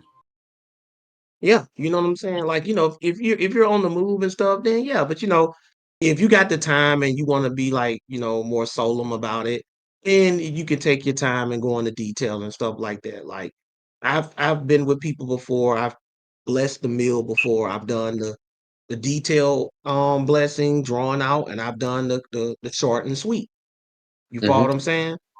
At the Yes, end sir. of the day, what's important, Isaiah, is that you give thanks to God for what He gave you to eat, and everything else. That's the takeaway. As long as you say that, you acknowledge that. Thank you, Lord, for this taco or whatever you eating. You know what I'm saying? Within what we're supposed to be eating, Yeah, and just keep it moving. yeah, and I think the last thing was earlier in the lesson you were saying the thing about your parents failed you twice, and that kind of stuck with me because like I I'm in an area where like a lot of the parents don't really bring their kids to church, or like they don't have fathers, and it's like these kids are kind of like screwed from the start. Like that. I don't Yeah, know. That's what I was just thinking about when you mentioned that. right. When I say your parents failed you twice, you heard when I said that one set of the parents is the pastor, right? In the church. Yep. Right. The other set would be your actual parents. And Hmm. the failure would be something that the Bible teaches you. Like if your parents are claiming to be Christians and taking you to church and they don't teach you something that the Bible says they're supposed to be learning. And I'm not talking about something deep, you know what I mean, and spiritual. I'm talking about the basics when I say stuff. When I mention parents, Isaiah, understand I'm talking about conduct and courtesy stuff that parents are supposed to teach their children. Hmm. You follow what I'm saying? I'm not Hmm. talking about something like in Revelation 20, and you got to understand the bottomless pit. I'm not talking about that type of Yeah. stuff. Like parents are supposed to teach their children to be respectful to them. They're Hmm. supposed to teach their children to respect other adults. They're supposed to teach their children don't steal, don't lie, basic stuff. Hmm. Um, what we was talking about in class today, don't be telling all the family business. Like I'm pretty sure your mom and dad would have a problem if you went out in the street telling everything that goes on in your home. Man, I wish I had this lesson like 2 years ago when I was 13 because I couldn't stop talking. But Right. You follow what I'm saying? But I'm pretty sure but they had told you before, don't be telling all our business, yeah. right? Everybody parent have done that before at some point or another. But if they're not even telling you that, that's what I meant when I said their parents failed you. Because there's a Hmm. lot of stuff parents just don't tell their kids. And there's no such thing as perfect parents. I like to say this: all of our parents failed us in one way or another. Nobody Yeah, has perfect parents. You my follow what I'm dad. saying? Yeah, my dad says there's no handbook on how to be a father or a Yeah, parent. our mother. You follow what I'm Hmm saying? Amen You're to right. that. Yeah. There's no perfect parent, like, because if there was, then we'd have perfect kids, right? hmm But all of our parents have failed us in one way or another. But here's the kicker: do their victories outweigh their failures? That's how you got to look at it. They Did do. they They do exactly? That's the way you look at it. Like, I'm not a perfect father, growing, raising my son up. I wasn't perfect. I made a lot of mistakes. hmm But do my mistakes outweigh my accomplishments? No, they don't. Right. And if that is the case, if your parents did did good by you more than they failed you, then you should be complaining. hmm Yeah, That's the way I look at it. You follow what I'm saying? yeah. Be I was happy, like, thank you. I was just like I think I got good parents personally. I, I was just thinking about like other kids You that sound like like you got some fire parents, bro. You they follow what I'm are. saying? Yo, Like they hook me you got up some with open everything. minded parents. Here, I'm gonna show you what they bought me today, real quick. You can turn your camera on. Yeah, Okay. I'm walking over to it real quick. You can see me. Yeah, I can see you. All right. Yep. They gave me this. Oh wait, how do I flip my camera? I don't do Discord. Oh, I got it. Wait, do I? Yeah, I do. All right. They bought me this piranha plant because I just asked for it, and also they got Oh, a this new for TV. Mario, dude. Yep, for Yep. sure. They got me. Hmm. They got a new TV for the living room too. Like, hook me up because I be playing my PS5 in the living room. So I'm like, Yes, you know, sir. got my Call of Yes, sir. Duty. I'm just, I don't know. Like they did it for And themselves to watch and how TV. old are you? But And how old are you, Isaiah? 15, newly. Bro, like I'm saying, man, like, and do you try to obey them? Do what Yes. they tell you to do? Listen to them? Yo, well, not to be boasting, but I got on in my first quarter. So you got what in your first quarter? You went out for a brief second. I got honor roll in my first quarter, like That's of what's high up, school. man. That's what's up, man. Yeah, man, like, like I said, man, you said parents with an S, so that means you got both of them there. hmm And you got honor roll in school, which means you doing your thing in school and your parents hooking you up. You got the PS5 and the TV, bro. Like, he got it good. Don't he care what it does? You know what I'm I think saying? I got it amazing.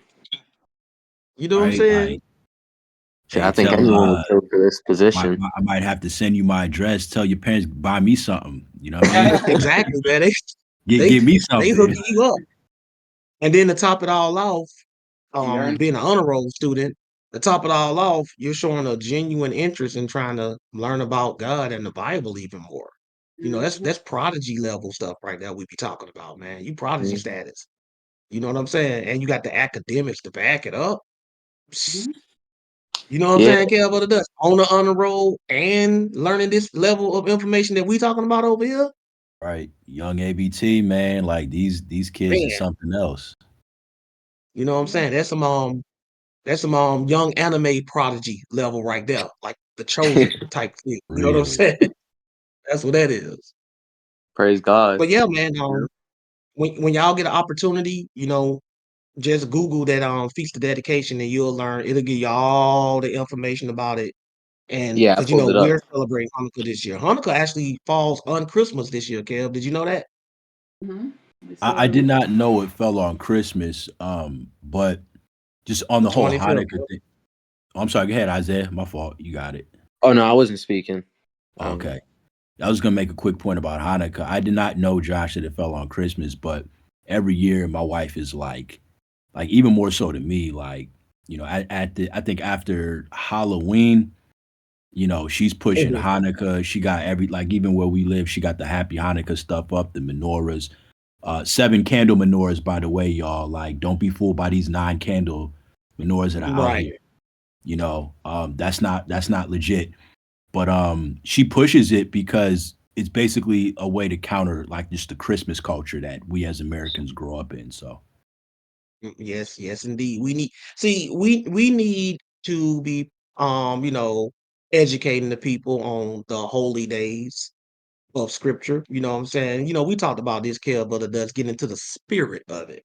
right, You follow what I'm saying? Right? Because they get into the spirit of what we're doing, or what they do, I mean, right? And they need to see that there are actual, God had his actual holy days. Like I said, I'm going to do a class, God willing, showing that the whole mission of God was to use the Israelites to Judaize the whole world, whatever you want to call it. We're all supposed to be Jews before it's all said and done. Jews believing in Jesus. That's what it's supposed to be, right? And like you said about that Palestine thing, man, God's chosen people are the people who choose Jesus. That's who God's chosen people are. You reject Jesus, I don't want nothing to do with you. right. You follow what I'm saying? I ain't trying to send you no relief. I ain't trying to send you on no donation. I ain't trying to send anybody nothing, support them, stand by them, rah rah for them. I'm not trying to do anything for anybody who got a problem with Jesus. I'm just, that's our Lord and Savior, right? We don't supposed to be pushing or supporting anybody that got a problem with him. Shoot, maybe that's why they got problems, because they got a problem with him. You ever thought about that? Why is it that you need help from the people that believe in somebody who you believe is burning in excrement in hell, Cal, but it does? Why you need help from his people? You Right. You feel me? shouldn't. You shouldn't. You shouldn't. We should be asking you for help, right? Why our Jesus got us over here, living safe and comfortably, and he's supposed to be evil to them, and y'all supposed to be the chosen people, but y'all need help from us. It's another Either thing we too.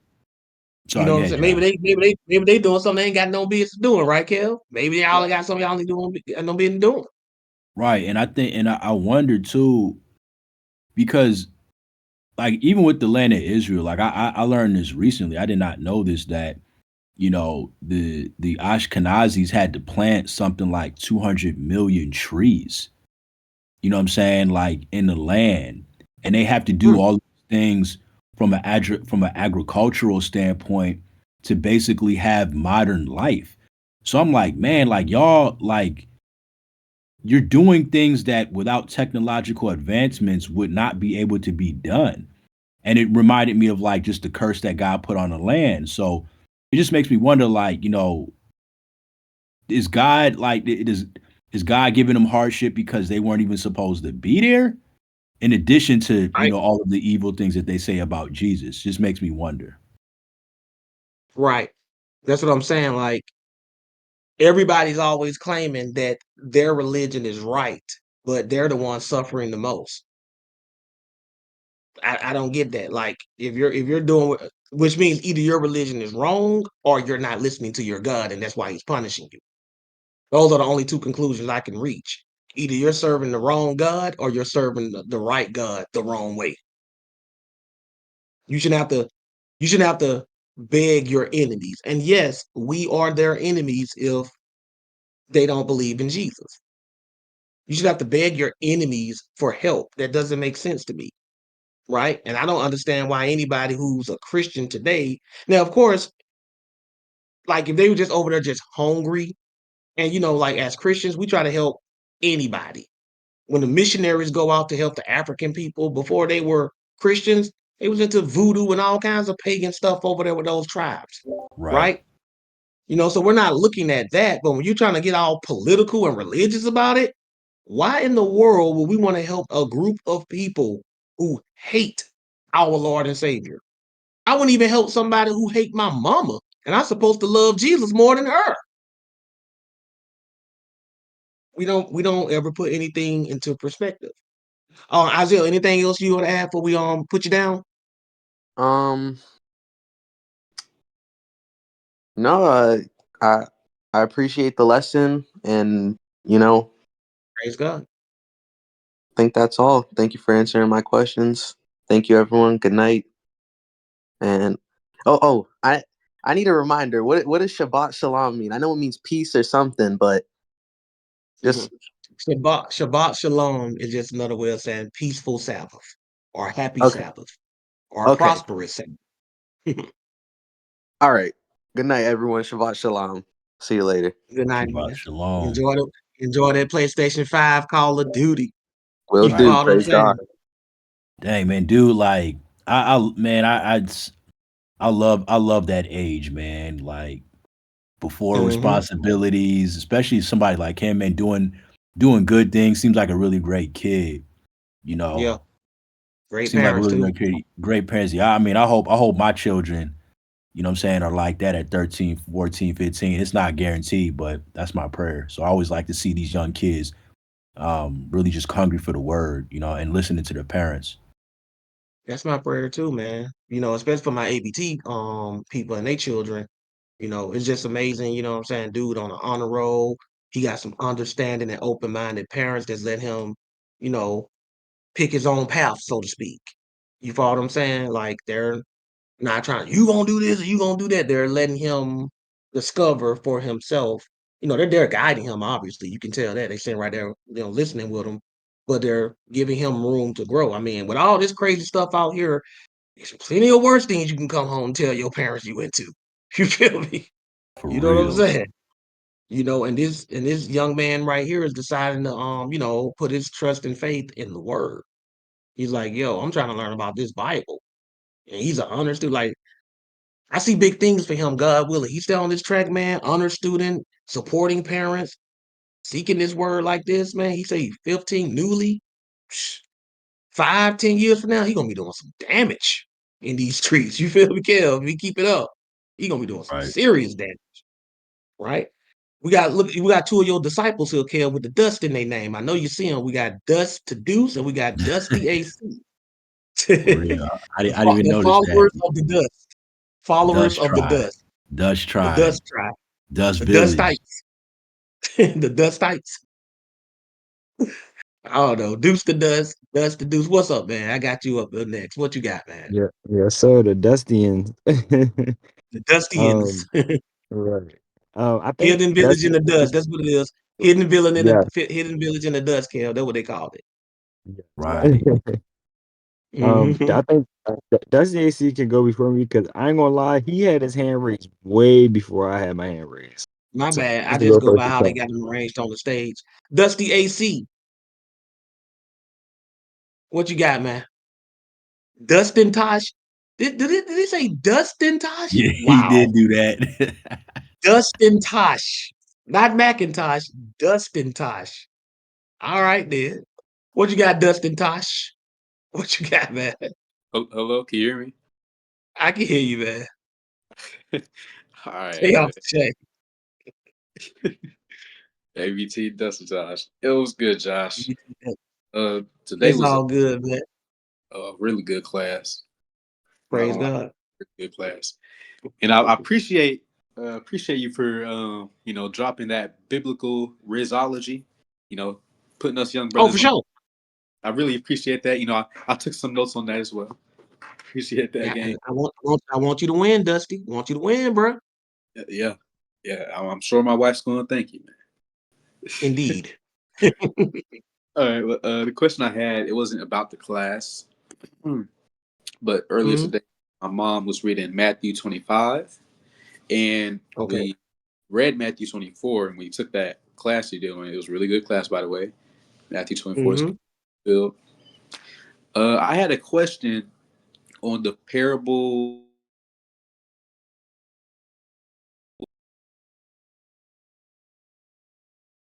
You muted yourself, Dusty. Gotta unmute yourself. Hello? There you go. You back.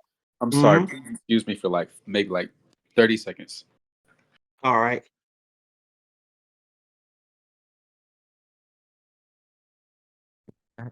How's your day, brother Josh? Yes, Dust to I'm Deuce. yeah. How's your day, man? It was cool, man. I'm blessed, man. You know what I do all day on the Sabbath? Just be in this word, man. Nah, for sure. And I love it. Like it's so funny because I feel like growing up, everybody loves Saturday. Like, you got the Saturday morning cartoons and, it's first Mhm. day off of school and work and stuff like that. Like, it just all it like looking back on it always just felt like a holy day, you know what I'm saying? A peaceful day, you know, Mhm. before getting into this Yes, truth, man. yes, was. And that's cool. Yeah. Y'all in this word, y'all ain't trying to get no Saturday morning cartoons. Y'all trying to get Saturday day studying in. Y'all be on it, Exactly. man. Exactly. And that's what I do when I wake up. Yes, indeed. All right, Oh, I'm you back. back, Dusty? Yeah. What's up, Dusty? All right. Yeah. Earlier today, me and my mom was reading Matthew 24, and I Mhm. have a question on the parable of talents because I know that Matthew 25.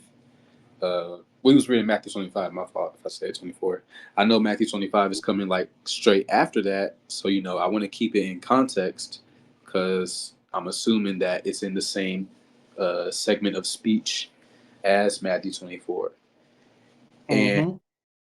I was wondering like how the parable of the 10 talents made sense, or why it will be placed in the same speech as Jesus talking about the events that would happen in 70 AD, or like in that. Right. Well, the parable of the talents is not specifically dealing with the events in 70 AD or Jesus' second coming that's in the future. The parable of the talents is addressing what in this parable these people did with the talents. Now, what it does have in common with the second coming is when the Lord who gave them the talents come back to reckon to see what they did with it, right? But this has nothing to do with the events of 70 AD in of themselves or the second coming. Just what So, you're doing in the meantime with the talents that he gives. but why would he put that like right here after he was just talking about like future events? Because this is talking about like you tallying up at the end. It's related to the end. Like anything that's dealing with judgment day can fall into the category of Matthew 24 or the second coming. What the talents have in common with that is what you're doing in the meantime and when the reckoning comes at the end. That's the connection right there. You Okay. understand? Okay. But My the parable of the talents in of itself has nothing to do with 70 AD or the second coming of the Lord, except for that it's gonna be in the end when God asking you, what did you do with the talents? You understand? Like if you Yeah. read that parable, what is Jesus focusing on in this parable? Is it focusing on the second coming, or is the lesson here what you're doing with the gift that God gave you and how you're using it to get other people, to What you're convert doing other here? people? What you're doing Exactly. That's the emphasis of that. And don't get confused. Just because something is being discussed in the same chapter as something else does not mean there's a direct correlation between the two. Like Jesus can talk about the end times and also just talk about you just being a good Christian in the same chapter, even though those two events don't correlate with each other. You follow what I'm saying? Yeah. So don't read the second coming like Paul does. All of them did it. Jesus did it. Peter did it. Paul did it. They could be talking about conduct as a Christian, and in the passing of talking about that, talk about the second coming of Jesus. You follow what I'm saying? Because that's actually related to everything anyway. Because the end, this is like why we do everything that we do. We look forward to the coming of the Lord. But what I'm teaching you about in of itself is not talking about the second coming. In other words, the second coming is related to everything, but not everything is related to the second coming. That Okay. makes sense to you? Yeah. Everything, like for instance, you look forward to Jesus coming back, right? And you want to be on good terms when he does, right? Yeah. So everything you're doing is related to that, right? Right. Everything, 'cause that's all about, you know what I'm saying, what we're trying to get to. But that doesn't mean that everything you talk about is about that. You get me? I understand. Right. Like, remember you said you appreciate what I talked about today, like the Riz, and your wife would appreciate that, right? Yeah. Is that talking about the second coming? No.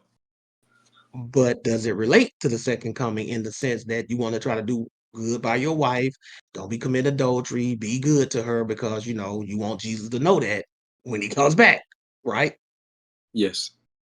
So everything we do in some as Christians, right? Our behavior, our conduct, in some form or fashion, it will relate to us wanting to be in good standings with Jesus in some form or fashion. No matter what it is, ultimately, I'm like, why are you doing this, Dusty? Well, because of this. Well, why that? Because of this. Well, why that? Because I want salvation. I want to get into the kingdom. There it is right there. Right? But the topic in of itself has nothing to do with that. Okay. Thank you for that Mhm. clarification. Add on No to that. problem. And that's how it is with the talents. The talents, the topic of the talent, the parable of the talents in of itself has nothing to do with that. But the end result, as it does with everything else we do, that's the connection. Okay. See that? And it's funny you mentioned Matthew 25 because if you start at verse 1, he talks about the parable of the 10 virgins. I was going to ask Did you about read that that? too. My Exactly. interpretation was like it was kind of talking about like how the disciples or like Christians would be like warning people, and the people wouldn't want to listen. And when it was too late, the Christians would have been gone, and the people would have been, left there because they didn't do better soon. Correct. Correct. They gonna try to get it at the last minute. It's gonna be too late. Okay. And That's that is that's the whole point of that parable. yeah, Don't right. wait too late to try to get it. And that is talking about 70 AD, right? No, that's not talking about 70 AD. This Okay. is talking about when Jesus come. The way you can tell the difference between the 70 AD, because sometimes it's one, sometimes it's the other, sometimes it's both. Right? The message can cover both. The way you know if it's talking about the end like our time, what does it say in verse 1? Verse 25, chapter 25, verse 1. Can you read that? Then shall the kingdom of heaven be likened unto 10 virgins, which took their lamps and went forth to meet the bridegroom. So what's the topic? Then shall the what be The like kingdom. that? We know the kingdom is something that he's setting up in the end, like the literal kingdom, Yes. right? That's how you know which one is talking about, right? But then I can show you that he also talks about a kingdom of God that's supposed to be in you, right? But this is how we know he's talking about the second one because it's talking about they coming out to meet him. The bridegroom is coming. That connects also with the second coming, also with New Jerusalem, which is after the second coming, right? And it also tells you what happened to them because they waited too long. You follow what I'm saying? But you had it right when you said they're out there just witnessing to people and they're not listening and they didn't get it in time. So you had that one right. Okay. Well, thank you for that clarification too. And that kind of clears up um, another question I was going to have about the final judgment segment. I don't know if it shows like that in your Bible, but it's a section called the final judgment. But understanding that it's not all talking about Matthew 24, that helps. Exactly. Right. And he gets off into other stuff too, man. Like, in Matthew 25, 26, 27, he gets off on all kinds of stuff. Like Jesus would talk about stuff and then he talk about other stuff that's unrelated. See, he talk about something, then he'll start talking about something else. And we got to know when he broke off from one thing and started talking about another. We can't always think it's just one long continual thought. We got to know when he broke off and started getting into something else. Same thing with Paul. Same thing with any book you're reading. It's the same thing with any book. Anybody, if a character is talking in a book, you got to read it and pay attention to know when that character is off that topic and now they're getting into something else. That's all you got to do. Okay. Mm-hmm. I appreciate that, brother Josh. Appreciate you, Dusty AC. Oh, by the way, can you like when you get a chance, can you check your DMs? Like for me? I've been checking my DMs. I just got some like somebody like added me to a group. That's not you, is it? No. Hold on, let me go to direct messages. And I don't have any new direct messages unless you sent this like another day or something. I sent it some time ago. I just didn't know if you saw it or not. How long ago did you send it? Here, let me see. I sent it on November 22nd. November 22nd. Yeah. From this particular profile you're on right now? Yeah. I probably missed it. Let me see. Tommy had said something about you uploading your blog talk classes to your website, or like you was going to do that. So I wanted to know if this Oh, is okay. oh yeah. What about it? I said I wanted to know if this was okay. I have to find it. Let me see. If you Jesus just Christ. hold on, if you just hold on his profile name, you could just press messages and it'll go straight to it. Oh yeah, that is correct. I do that all the time when I be doing class. I'm doing it the hard way. I see this right here.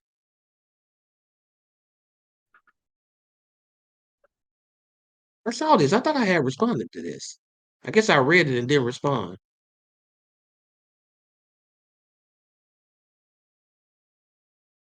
I know I asked, how do you archive them all at once? Do you know how to do that, Isaiah? No, I've just been going That's through what it. I've been trying to do. I see ABT Blog Talk Archive. Yeah, I thought you asked me. Matter of fact, I thought you asked me this last week, like verbally during class. That wasn't you. No, Like I thought you asked me this on stage, no, I don't or remember. either I read it and I said that's cool. You know, Yeah, you said you want to try to put them on a YouTube channel or something. yeah, I'm trying to put them on YouTube, and I didn't want to do it if you were going to upload it to your website, because then Oh yeah, because I was gonna put them on my website and edit them up. Yeah, I don't want you to put all them on the YouTube channel because remember I said yeah, I remember I said Blog Talk is about to end, and I'm gonna delete all of them after I download them, and I'm gonna add them to my online store. Yeah, I remember saying that. okay, I won't. Yeah. Okay, man, I won't make them public. Mm-hmm. They've been public for like 3 years, so if they ain't listened to them yet, that's on them, ain't Yeah, it? Appreciate that too, Dusty AC. yeah, appreciate that, brother Josh. All right, I'm gonna go ahead and let my fellow member of the Hidden Dust Village, Dust to Deuce, go ahead and take the stage. For Say, sure. Somebody in the chat said, not my job to pray in people's life. I think the word you want to use is pry. Pray make it seem like you hunting them. Pry. Pry. In people's life, but how is brother Gideon faith still growing strong? As far as I can tell, Lip Hawk, thanks for asking. As far as I can tell, yeah, still growing strong, stronger every day. But go ahead, dust the deuce, deuce the dust. yes, yes, sir, yes, sir. Shabbat shalom. Even though I know the Shabbat Sabbath is shalom. over. Um, um, Mm-hmm. but yeah, your Blog Talk Radio videos, they've been up, or the audio has been up for like 5 years now. So yeah, I'm trying Yeah. to finish up the ones that are not on Clubhouse, so I can have notes of those before they expire. You know what I'm saying? Um, Mm-hmm. um. Okay, so I had just listened to we supposed to learn from nature class you did, Oh, I and forgot about when I them. listened, yeah, and, right. And when we was listening to it, because that nature one wasn't about like the forest and water and stuff. It was about the animals. And Mm-hmm. I was listening to the Q&A, and obviously Kev of the Dust was there, but he didn't have nothing to say about how much he hates animals. Hold up, Kelba does say he hate animals in the sense that he don't want them in his house and petting on them and stuff. Mm. Right. Context, brother. God. I Context. mean, He never said nah, that but you can't learn anything from him. He just said he don't nah, want him in his house. He don't want to touch him and all of that. nah, no, for sure. But I thought he was gonna like from the hatred I heard today. I thought you would have thought that he would at least have said something about it. Like, man, I hate animals, but I can learn from them. You know what I'm saying? Something. Like You know? he probably would have said that if I would have tried to put animals in his house. True, See, true, he true. was like, and this ain't the only time Kev or the Dutch don't heard us talk about animals. Mm, You follow what I'm saying? We don't talk about yes. animal sacrifice. Kev or the Dutch didn't say nothing, did he? We Nah, don't you're talk right. about animals plenty of times in the presence of Kev or the Dutch. It's just today we were discussing them being in this man home Yeah. and him having to personally interact with them. No, And it's like when facts. think about this too, does the Deuce. It's like this with anything. How long have you ever been around somebody before for the longest? And something came up and they didn't really speak on it. But then in another occasion, they start speaking on it when it hit more home for them. You know what? Yeah, and I was about to say because this is what happened with me. The same Hmm. thing because the Bible study group I started, I think like 5 or 6 studies in, I mentioned the dietary law, right? And Hmm. obviously every day, like every day they sell like bacon for breakfast and or not sell, but they put out bacon for breakfast and stuff like that for us. And I see the people that's in my group now, like I seen that, they were eating it and they got the ham and stuff like that too. I seen that they were eating the whole time. Obviously I felt disgusted and hated it. But once I did that study, they was like, I didn't notice anything like that. I was like, yeah, because I was quiet. It wasn't my right to speak out on it. You know what I'm saying? Right. Plus, they But weren't then, really bringing it like it's a lot of things that you do and I do and Kelvin does do that, and a lot of people in the audience we do and we think that we don't speak up on and probably won't speak up on for a long time until it's laid on our doorstep. yeah, That's how most people deal with life. Like Kelvin does and myself, we speak on some things proactively, but just like any other man or woman, it's some stuff that your attitude is, well, I'm not gonna say nothing about that unless somebody bring it to me or make it yeah, look more personal. You feel me? yeah, I yeah. wish we could have asked him what it does back in the day, how he feel about dogs and stuff. Then that probably would Yeah, have came out then. You feel yeah, me? right. Right. Yeah, no, you're right. You know what I'm saying? Nah, And notice that 'cause Kelvin this what is it does also said he ain't finna stop eating meat, right? He just yeah, talking about the livestock. He don't want to deal with livestock, and he don't want to deal with domestic animals, right? They yeah, stink. yeah, Like there's a million reasons why a lot of people don't want to do it, right? And mhm, he was being silly about a lot of stuff too. He was just mess, like all dogs going to yeah, hell and stuff. yeah, Like he was just being yeah, comical. But the real part about it is he really don't want nothing to do with no animals. Like yeah. contact and all of that, that's dead serious. You feel Nah, me? for sure, for sure. But something funny I found out like the other day. I found it funny. It probably won't humor you, but I found Mhm. out that like giraffes, like we could eat giraffes. You I know, heard somebody because they say that before, but how can we eat giraffes? Aren't they in the horse family? so they have they chew the cud and they have a split hoof. So even though they are in the Giraffes horse got family, hoofs? They got hoofs? giraffes, yes, I and think that's and right. Yeah, check your yeah, feet. I think he's right. and Yeah, and yeah, and yeah, I had giraffes are heard, like I so said, I had heard something like that before. I said I heard something like that before. yeah, But what and you it's saying, and it, Dust? I was about to say, and it's funny because I thought the same way as you, but like I actually love animals, right? I don't ever want to have a pet ever, never, but I do like researching about them. I do like researching about them, but in growing up, I knew like I knew a little bit about giraffes, and something just came to my mind. I was like, giraffes have split hooves, and I was like, wait, do they chew the cud? And then when I looked up they chew the cud, I said, oh my gosh, like So it's they do the good. whole digestive regurgitating, throw up and digest again? Because that's what it means to chew the cud. Yes, yes, they chew the I heard cud, something like that a long time ago, but I never really went into it because, We're over here in America, and the only giraffes we see is at the zoo. Nah, for Like, sure. And it's ain't funny. nobody got no Yeah. giraffe meat anywhere where I've ever been at. Maybe it's somewhere in one of these cities or states. You know anything about that, Kel, but it does somewhere where you can buy giraffe meat? Nah, Ever heard of definitely that? not. Nah. Nah, Not it's over here. definitely not because they're endangered. Yeah, I think he's Right. right though, because I looked up are giraffes ruminants, and apparently they are. So I we always thought they look like horses or they look like deer, like long neck deer. And I know we can eat deer. That's what I Yeah, always thought they remind me of.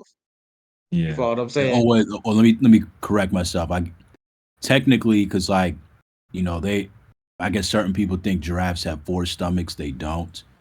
They have one stomach with four compartments. I don't know if that matters one way or the other, because they do chew the cud That's, and they that's do what have a split hoof. But I think that's the definition of four stomachs anyway. One compartment with four, I mean, one stomach with four compartments. oh, I that's think that's oh what that's people the think. definition anyway. Okay, I didn't know that. Yeah, I think Yeah. that's the general, like, because, a stomach is like a pouch. You know what I'm saying? This is actually our belly, like what we rub, just like our belly, right? But the stomach is actually like the little pouch in there, Yeah. right? And I've never heard of an animal having four pouches Nah, you're inside of right. them. Because even cows, like which everyone considers as ruminants, they have one stomach and four compartments. So you're right. I think they call it chambers. I think that's Yeah. what they call it. Yeah, Right. and that was just something funny I saw because I was like, I know you can't eat horse, but I was like, I know a giraffe has a split hoof, and I looked up, I said, wow, this is actually funny. This is crazy, you know. Yeah, like I said, I had Uh, heard that a long time ago, and I didn't like, really look into it too tough. I forgot if I looked it up or somebody else brought it to me or I saw it online. I don't know. But I was like, giraffe, like, okay, whatever. We ain't about to be no controversy over no giraffe meat over here because they ain't even over here. It's up in the zoo and ain't nobody trying to eat no zoo giraffe, but zoo yeah, giraffe. You yeah, know what no I'm saying? facts, facts. What I really wanted to talk about was the Polaris star, the Polaris star. What about the Um, Polaris star? okay, so I seen somebody on TikTok thinks that like the Polaris star or the North Star is like the throne room. The throne room of who? Like, I guess like God or like the angels or whatever. Okay. So what's your thoughts on that? Like you ain't never heard nothing like that before? I've never heard of anybody thinking any constellation or any star was the throne room, like heaven. I've never heard anybody say that before. I have not that Yeah. in yeah, not that Okay. in particular. What I've heard, Deuce, is underneath Polaris. Again, not this is within a flat Underneath. Earth model, right? Yes, Not yeah, trying. yeah, Yeah, and the lady, she believes in a flat Earth model. yeah. I knew where you were going with this, right? So within a flat Earth model, there are those Hmm. that believe that underneath Polaris, which is the center of the plane, Yeah. you have the real Mount Zion, right? Mhm. And Hmm. some believe that Mount Zion is like the true throne room or will be the throne that God comes down to sit on. I think that's what they believe. So in that way, yeah, like I've heard it explained that way, but not Polaris itself. It's usually Polaris and then below that Mount Zion, and that is where God Right. will sit. Oh, Because okay. God's throne is in heaven, and Yes. every star in the sky is below that, is beneath that, Yeah. No, and you're it's in right. the I mean, firmament. yeah, no, you're right. And it's but I don't think she necessarily said God. She just said throne room. So but when I think of throne, I think of God. But Okay.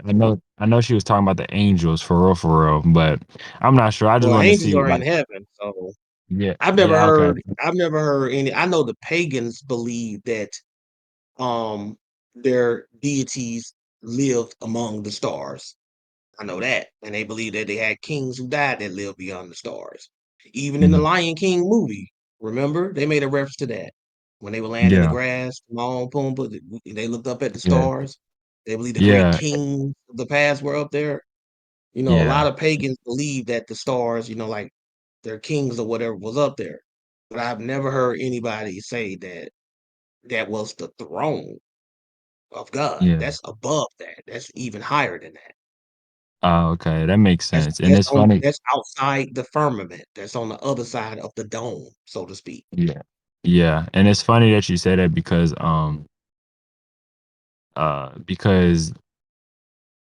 like like a lot of people do like when I seen flat earthers, like when they speak on like these like topics or whatever, like they try to get into the flat earth model so much to the point where I do think like they're connecting like wrong dots, you know what I'm saying? Like the dots aren't, fully They're connected or connecting whatever. stars. Stars are dots. Yeah, yeah, you're right. That's the dots they're connecting. You know what's so But that weird too? I want to point this out too, because I don't think not too many people make this distinction. There are flat earthers, and then there are flat earther community people.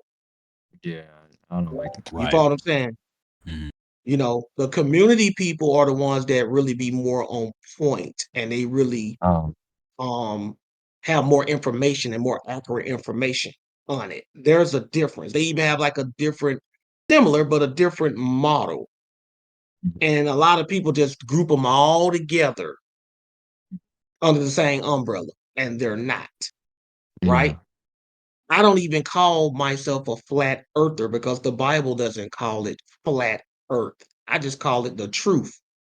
yeah, You know what I'm saying? That's what I call yeah, it. The first people who started using flat was like, when they were selling over here with Columbus and they believed they were gonna fall off. They believed the earth was flat as a pancake and they was gonna fall off the edge of the earth and if they sailed and all of that. yeah. They are the ones that came up with that terminology.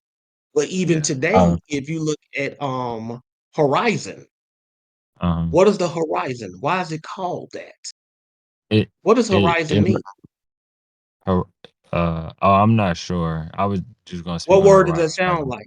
That's the opposite of vertical. Horizontal. Exactly. And a horizontal means this. Nobody ever describes horizontal as this, do they? Yeah. No. Horizontal is always this, straight. When you look at Yes. the horizon, do you see a curve or do you see straight? You definitely see straight. Like it does like from perspective look like you could just fall off. But if you keep going, you'll see you never E- do that. See, the Exactly. whole point of the matter is like they did the experiment with the ships. They was telling people when the ships disappear over the horizon and you can't see them anymore, that's the curvature of the earth. Like it is disappearing down that curve. And then they did something stupid like invent telescopes and zoom in telescopes. Not the ones that you use to look at the stars, even though you can use it for that too. And they Yeah. zoom in and the ships come back. Yeah. They're And it visible and again. exactly. And it's funny because like I don't think as weird as it may sound, like I don't think those people understand how sight works because God only gave us a limited amount of sight as far as like how far we can actually see. Because we That's why not you no got something eagle. called a vanishing point. That's why it's called a vanishing Exactly. point. Exactly. That's what You I'm have all saying. Like when perspective. That's all it is. yeah, Mhm. we're not no dang on eagles. We don't need to see super super far away. You know what I'm saying? Just enough for us to focus on. You know what I'm saying? Um, Exactly. And they yeah. know that. So You know what I'm yeah, saying? They know that. yeah, And that's why, yeah, they mock this stuff and they try to insult it, right? But it's catching up with them. Like, who one of y'all sent me this in my DM. I forget who it was, but y'all sent me the specific tweets or quotes or whatever where Elon Musk has been talking about we're gonna land on Mars by this time, and he just kept pushing back the date. Whoever it yeah. is, if you in the chat, say who it was. And I was telling y'all that last week because he thought he's gonna colonize Mars. We're gonna be on like they ain't finna do none of this stuff, man. They And, ain't and finna do you none of know this stuff. and you know what's funny about this? Cause like um I love Elon Musk so much, but the fact that like he's pushing this SpaceX thing just makes me like trying to like fall back a little bit on like what he talks about, because I'm pretty sure he knows the truth. He's one of the most one of the most uh like the one of the most wealthy people in the entire world. Like I'm pretty sure he knows the truth. He even owns rockets and stuff, his own space organization. So I'm already knowing he knows the truth. Um so A lot I of them really know it. don't. They're still trying. Don't get it twisted. Just because they never did, don't mean they ain't still trying. Yeah. You And know, and that's and that's why I think what the point of these rockets are is to try and break the firmament. Like how they did like how they broke the firmament in the Simpsons with that golf ball or with that baseball. hmm You right? know, And water so came down and all of that. You know what I'm saying? exactly. Like they Exactly. tell you in these shows, and like I said in this documentary that I'm working on, God willing, if I get it done, there are Yeah. a lot of movies that make You want subtle references to the flat Earth model, you, even in you want movies that's showing the Earth as round. yes. Yes. And you want to know what's funny though? Cuz Was that I do believe it's in Fortnite as well. Like when you come out of the sky, if you rift or at something the like beginning when that, you're parachuting down or whatever? that and when you rift, like when you're rifting, if you use a rift to go or something like that, like that kind of symbolizes too, because it looks like a cracking the firmament. Like if you look at a rift from Fortnite, it I looks like haven't seen Fortnite in so long. They don't did so many remakes of it. I have to go back to see what you're talking about.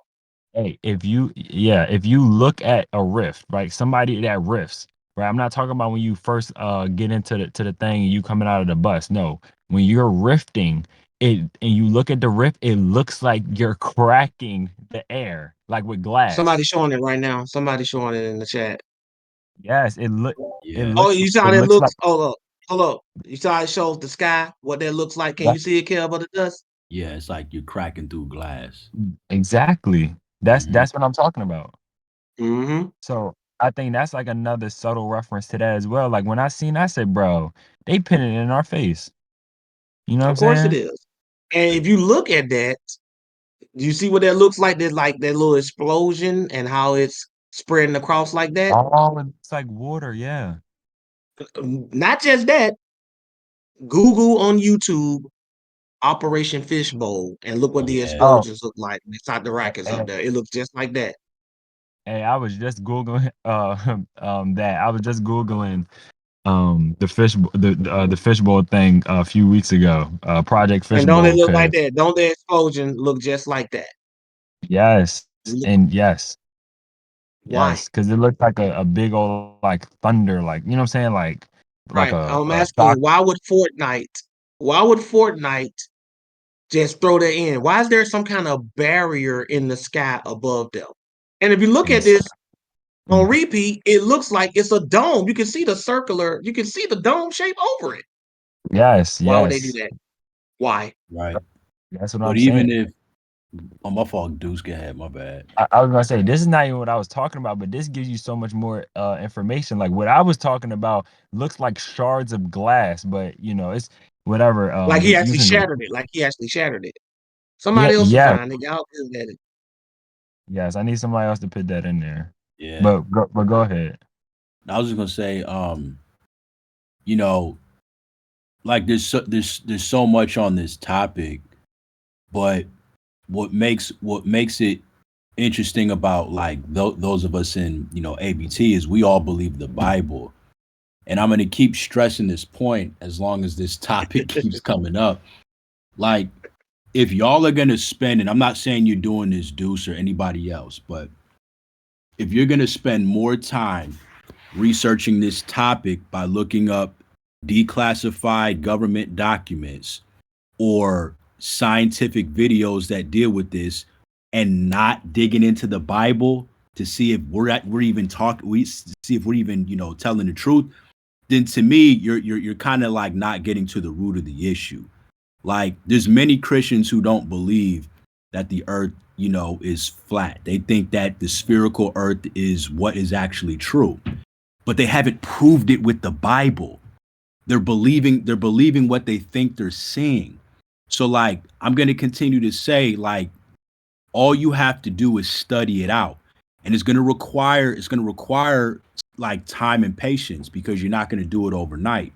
And the reason why I like that approach the best is because like we all claim to believe the Bible. So if the Bible says something, then you have to believe it. It doesn't matter if the rest of the world disagrees, because there's a lot of things in this Bible that we collectively agree on that the rest of the world thinks is madness. So, you know, again, that's the approach. That's what kind of broke me away from the spherical Earth model. I really just started looking in the Bible. I was like, hold up, man. Like I can't keep saying I'm a Bible believer, but when it comes to like the firmament, I'm just ignoring it, right? Yeah. And not doing anything with that. So just Yeah. something. They got to be the foundation, Especially bro. yeah, especially when it's in the King James Version Bible, the most popular Bible in the world.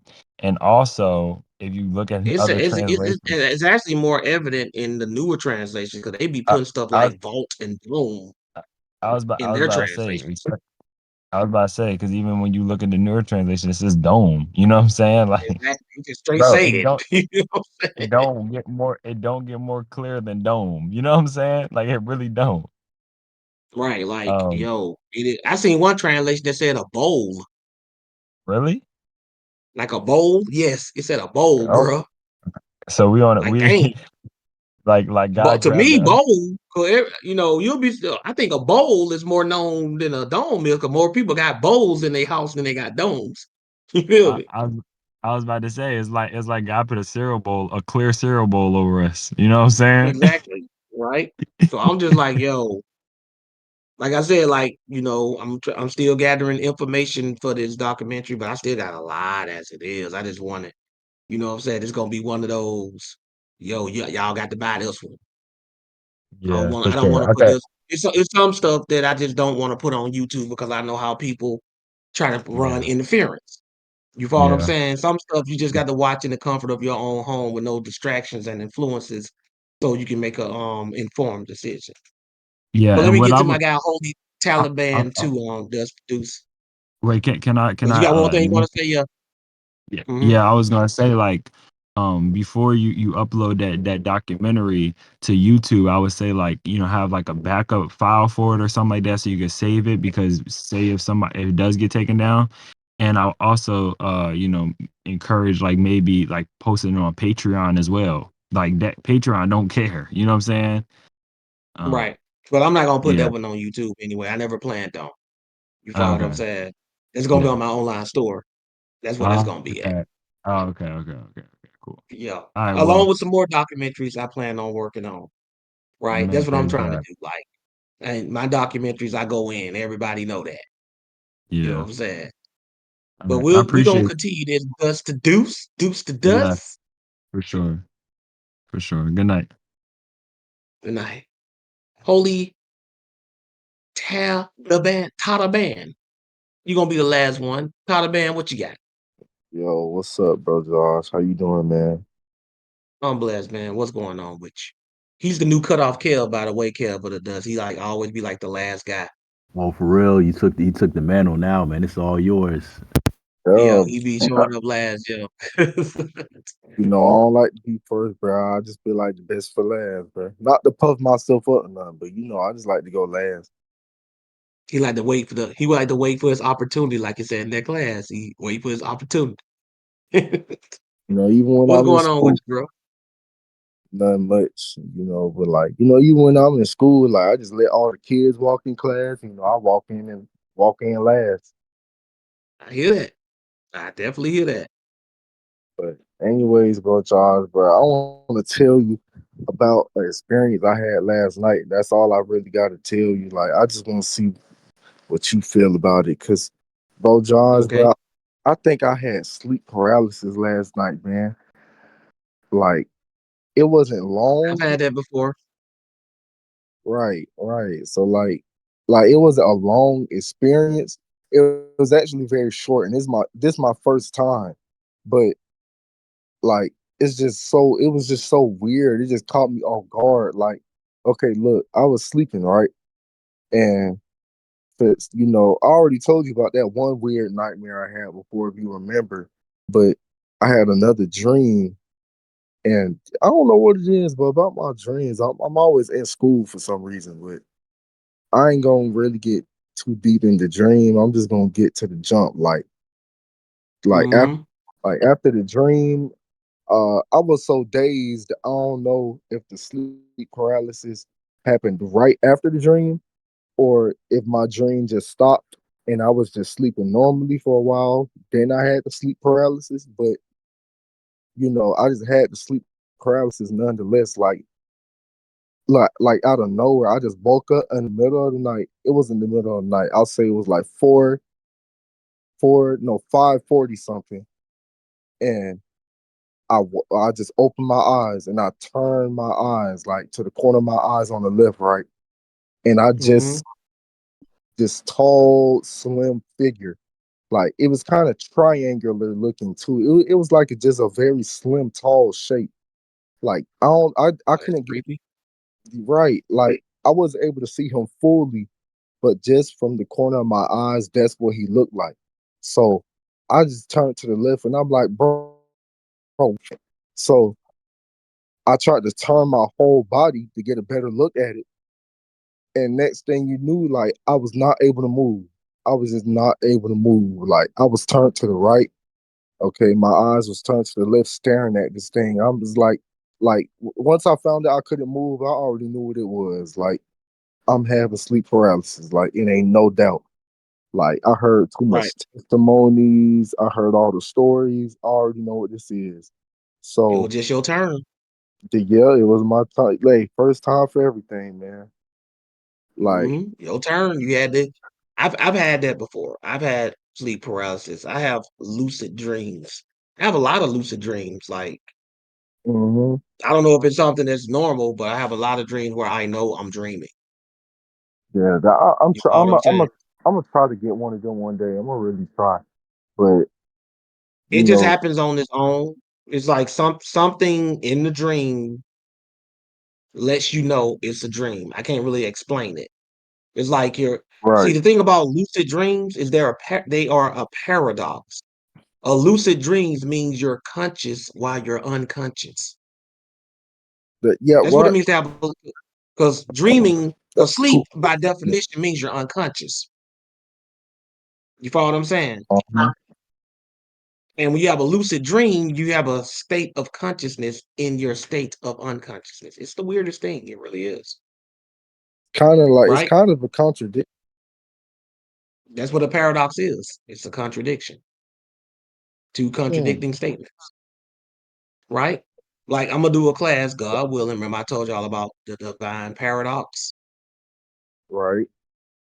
That means there are things in the Bible, divine things. We ain't talking about like this verse say this and this verse say that type of thing. No, we're talking about a divine paradox, meaning something both exist. They contradict each other, yet both exist, and it's true. That reminds me of the. I remember on YouTube I watched it, the predestination and the free will video you made. Yes, that's an example of divine paradox. Right, The Bible teaches both. They conflict with each other, yet both are true. right. Like there's no way to And get what around what that. people like to you can't. It's like what people like to do is they see a divine paradox or a divine contradiction, whatever you want to call it, and they want to pick one side of the coin and ignore the other side. I don't do. We can't call ourselves absolute Bible truth. It don't mean what we absolutely like. Hmm. You follow what I'm saying? One thing that's in that category is, the deity of Jesus. It's like a divine paradox with the existence of Jesus, which is why there's so much controversy over this stuff. A lot of stuff that's controversial is because there's not one answer to it. And then a lot of stuff people just don't want to do what the words say. They just want to come up with an argument because they don't want to believe what the words say. Right. Right? Mm, man, that's wild, man. There's a You know what I'm reason saying? nominations. So it's just something for y'all to think about. Right? But yeah, there definitely was sleep paralysis. They all, you know what else they call it? They call it the witches riding your back. You ever heard of call it that before? Yes, I heard of that before. Right. And I've had it before. I had it like, and I was praying and stuff one time, and you know, it came up off of me. You know what I'm saying? Right? It's just weird. You know what I'm saying? Let's see, lip hop. You think Hebrew Israelites? I heard they growing in number. Yes, they are, but they're also lowering in number. It's like the Israelites. A lot of people don't like to talk about this, but it's like a revolving door. They lose somebody, they get somebody. They get somebody, they lose somebody. Right? You about to say Yeah, something, Kel, but it does. yeah, I was Lipak, can you clarify your question because I'm not understanding kind of what you're asking, or are you asking like what does Brother Josh think about what they teach or their conduct? What? Which question are you looking at? Because he's asked me about the growing in numbers. Yeah, I'm looking at When that did he one. ask you? He said, He "What do you said think he's about Black Hebrew Israelites? I heard they growing in number. Yeah, I was looking at that one. I just didn't know. Not why are they higher in number, growing? What do I think about them? Like there are different camps. You got to be more specific. Just like you asking me what I think about Christians. Which Christians? Which denomination? I think some of them teach the truth, and I think some of them teach lies. But I can't just, put them all under one umbrella. Just like I can't put all Christianity under one. You can't even put all Islam under one umbrella. They got Lipak. denominations. Sorry, Josh, my fault. Oh, I'm good. They got denominations within them. Go ahead, Kel. I was gonna say Lipak. Let me ask you this question: why are you surprised they're growing in number? Because it seems to me you think that they shouldn't be.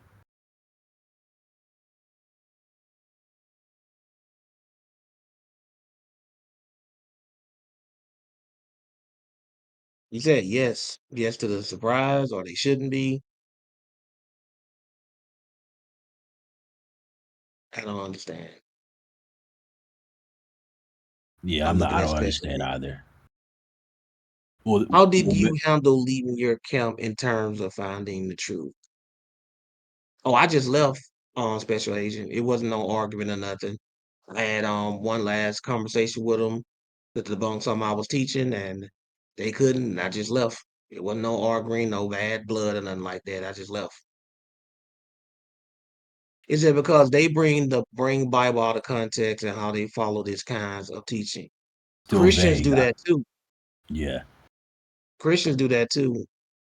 If you want to, Lil Pop, I mean, what's your call is going to be the last person. If you want to, you can raise your hand. You can talk to Kev more specific because he's not really understanding what you're saying.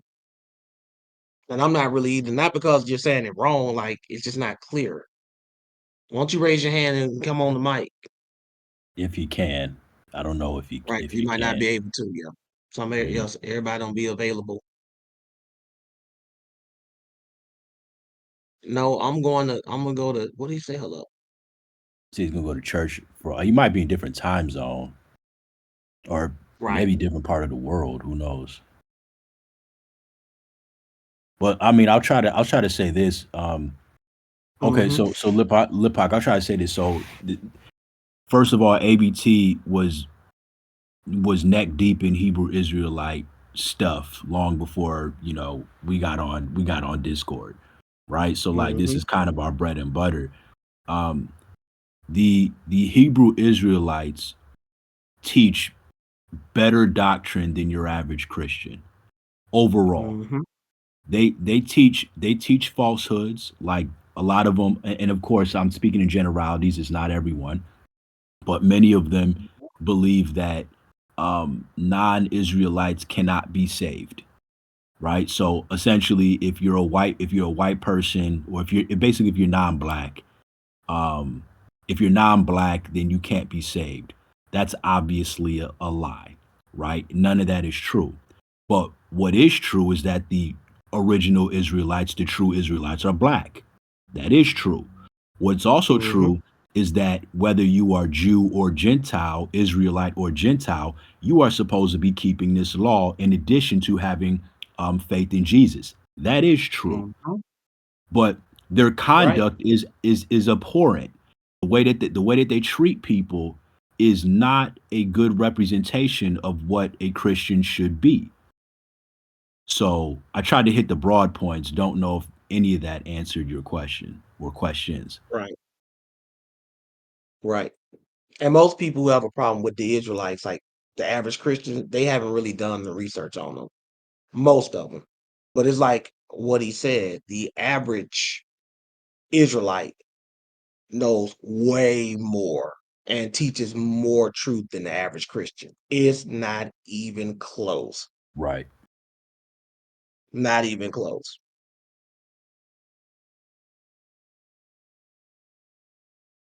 I'm waiting for him to respond. Let's see. That is true. I am just surprised that they think that they are the chosen ones only.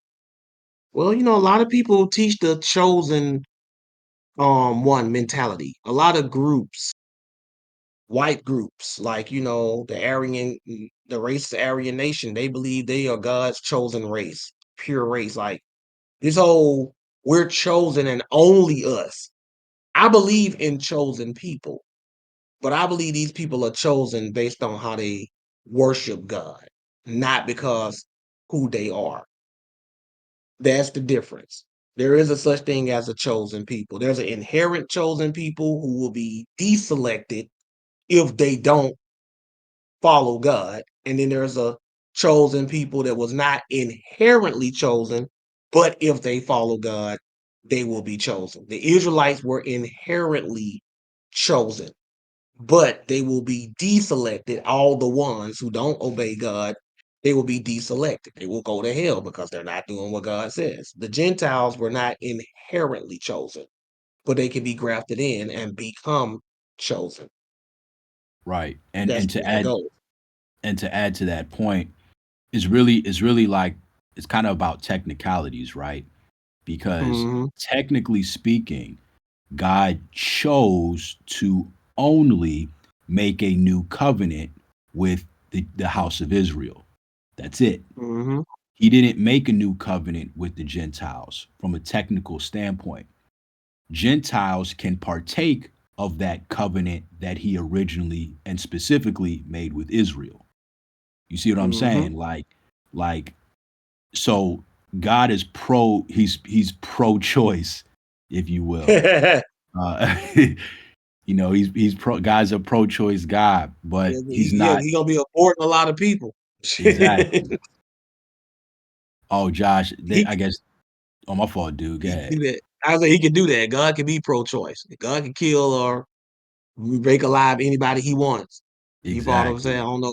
I don't know if a lot of people know that. People try to make the rules of life and death apply to God.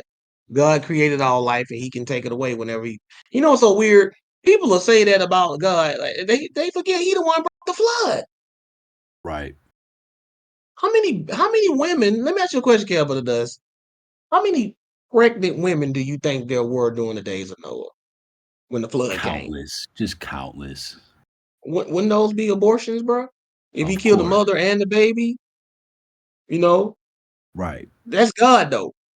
I don't argue with the creator. The creator, sometimes we forget that the creator is also the destroyer. Yep. No, we forget that, Kel. The creator, he's also the destroyer, y'all. Am I right? He- Did he tell Noah, I'm going to destroy mankind? Didn't it say those exact words in the King James? His See, y'all perspective. Oh, go ahead, they like to Josh. talk about the alpha. Let me ask you a question, Kel. What does alpha and omega mean? First and last. So beginning, right? Beginning and Yep. end, first and last, Beginning and right? the end. Yep. Everybody like to talk about the alpha. That's the creator part. Don't nobody like to talk about the omega. Yep. Go ahead. Go. You about to say something, Kel? Yeah, I was gonna say, real quick. I know we're about ready to wrap up soon. Couple of brothers, I think. Yeah, like I think Dust, Ben rather, and Solo had asked questions about like haircuts, Leviticus 19, and all of that. Didn't know if you wanted to address that. Yeah. Um, Well, not this. We already talked about this before. Like about that. there was a with the priests, they couldn't cut their hair at all, beards or nothing. With the other ones, we talked about this about how it wasn't talking about cutting your hair in general, but about how the pagans around that time they were getting these weird cuts and cutting into their cheeks and stuff for tribal and pagan practices and stuff like that. And I get it. A lot of questions we get be repeat questions because a lot of people who study with us on the regular do not study with us 100%. Yeah. Not because they're somewhere else, they just don't be here all the time. They might have to work, they might be doing something during this time. I mean, it's almost 11:30 our time, right? What I'm just saying is a lot of questions be repeat. Like I had somebody hit me up in my DM yesterday, Kev Butter does, and this one of our regulars. And he was asking me about, he said he was talking to his mom and she hit him with Acts chapter 10. And I'm like, I already did a class on that. Right. Remember? I did it here on Discord. Like it's not my one of my back in the days. I did it here on Discord. And I'm like thinking to myself, like, where was this guy when I did this? It's on Gideon's channel right now, the dietary law. I bet the special agent can pull it up, because he's good at pulling up my stuff. And also, I forgot who the other person is, but they be sharing the stuff. Maybe it's Isaiah AC. They pull it right up. You follow what I'm saying? So a lot of times, when people ask questions, we find ourselves repeating it to our regulars. But regulars don't mean 100% of the time. You follow what I'm saying? Right. Like, look, he pulled it up right. Look, I think Isaiah AC got it up right now. See, look. Yeah, So, right see, there there. it is right there. Right there. Does it have the date on it? I don't know. Right? But see, I already did that. And when people hit me up and it's a regular, and the reason why I know it's a regular because when you check your DM, you can see that you had previous conversation with them. It's not like somebody hitting you up for the first time asking you this. So they're a regular, but they miss the stuff. And a lot of times y'all miss the classes, and then a couple of weeks later, you have a question about something we went through in the class. So if you miss a class on Discord, that's cool. But go to Gideon's channel, the Gideon channel. Go there and see and get caught up and see if maybe he already covered that, right? Because I don't like having to repeat the same things over and over again. That's why I love that God put it on man's spirit to create a recording device. Right. So I won't have to keep doing the same thing over and over again. But And yeah, I'm gonna do a class about this whole hair thing and all that too. yeah, and just one last point about the hair thing, Mm. which I think is probably the most powerful point. Ezekiel chapter 5, when God told Ezekiel to not only shave Mhm. his head but his beard. See, to me that's powerful because Ezekiel was a priest, and Mm. the haircut rules were more stringent with priests. So Mhm. if God told a priest to cut off all their hair, then how in the world can one make the argument that the common man, or even the priest for that matter, can't trim up or shave their head? You know what I'm saying? Like, or even if they don't do that, just like cut their hair down low, whatever. Like, there's a lot Right. of context that needs to be considered. Um, when it comes to this topic and basically any other topic. And context is one of the things that a lot of people lack when Right. it comes to the Bible. Like we go into these laws and we jump in these verses or whatever, and it is what it is. You follow what I'm saying? That's just what it ended up happening. You got to get some context. And I know what things, and I don't even get mad at people because a lot of stuff just on surface level can seem like it's saying this or whatever. You know what I'm saying? Right. But it's not. Get some context and you'll understand. But y'all can't be missing out on these classes. If you miss out and you ask about something, how many times y'all heard me say, man, we just did a class on that the other week, right? You got to be more attentive, right? You can't expect us to cater to when you can show up. And then you ask a question that was answered in a whole class. Like we still got, it ain't that many people to be honest, but we still got a couple of Trinity stragglers.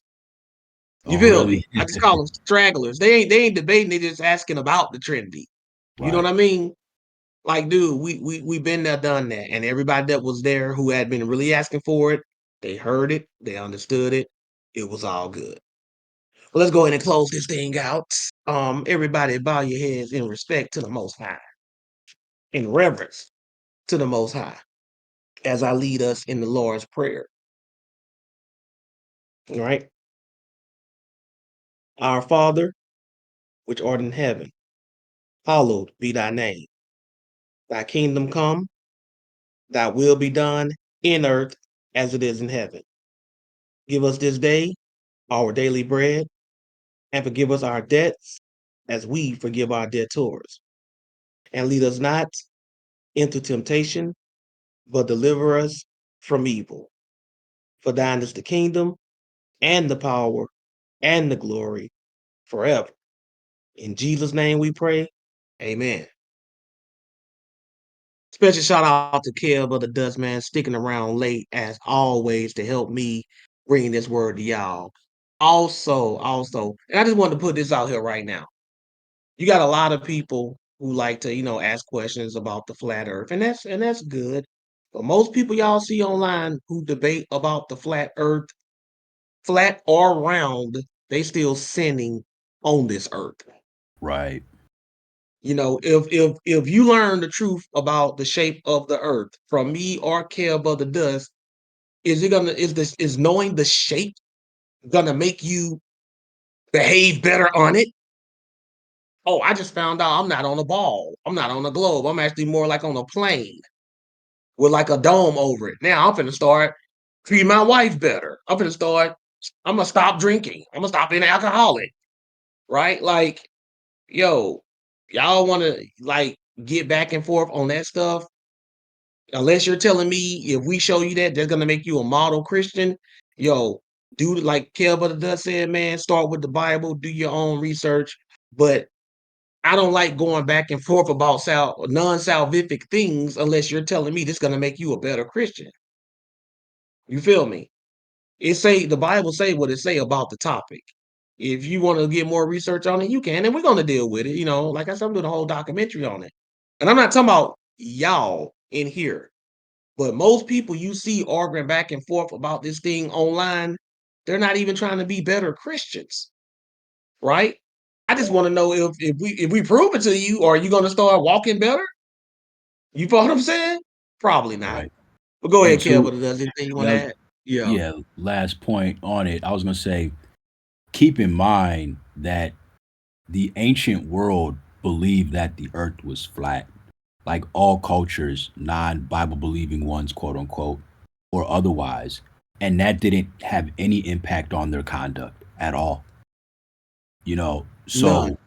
so yeah, Josh is right. Like all it is non-salvific information, but at the end of the day, we still got to keep this law and walk uprightly. If we're not doing that, then why are we even wasting our time? Facts. I know I don't know everything that's going to be asked on Judgment Day, but I doubt God is going to ask you, did you know the shape of the earth?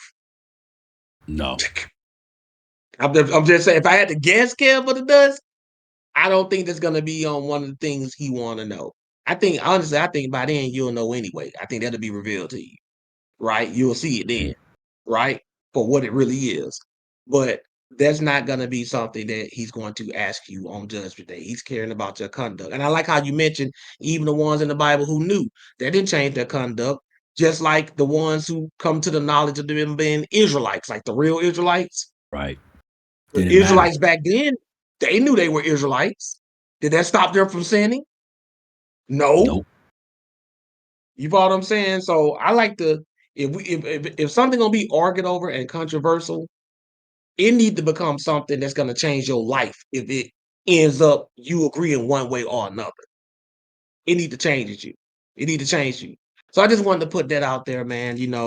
Appreciate everybody coming out. Appreciate the donations. Y'all make sure y'all keep it moving. Keep praying for each other. It's around this crazy holiday season, y'all. I tell people this all the time, right? This is the most depressing time of the year. People gonna try to run up in your house, run up on you if they think you got some money or something, because people will do anything for the Christmas presents for their kids. Y'all need to watch the news. They've been talking about this stuff all the time. So peace to everybody. We are out. See y'all all next week, God willing.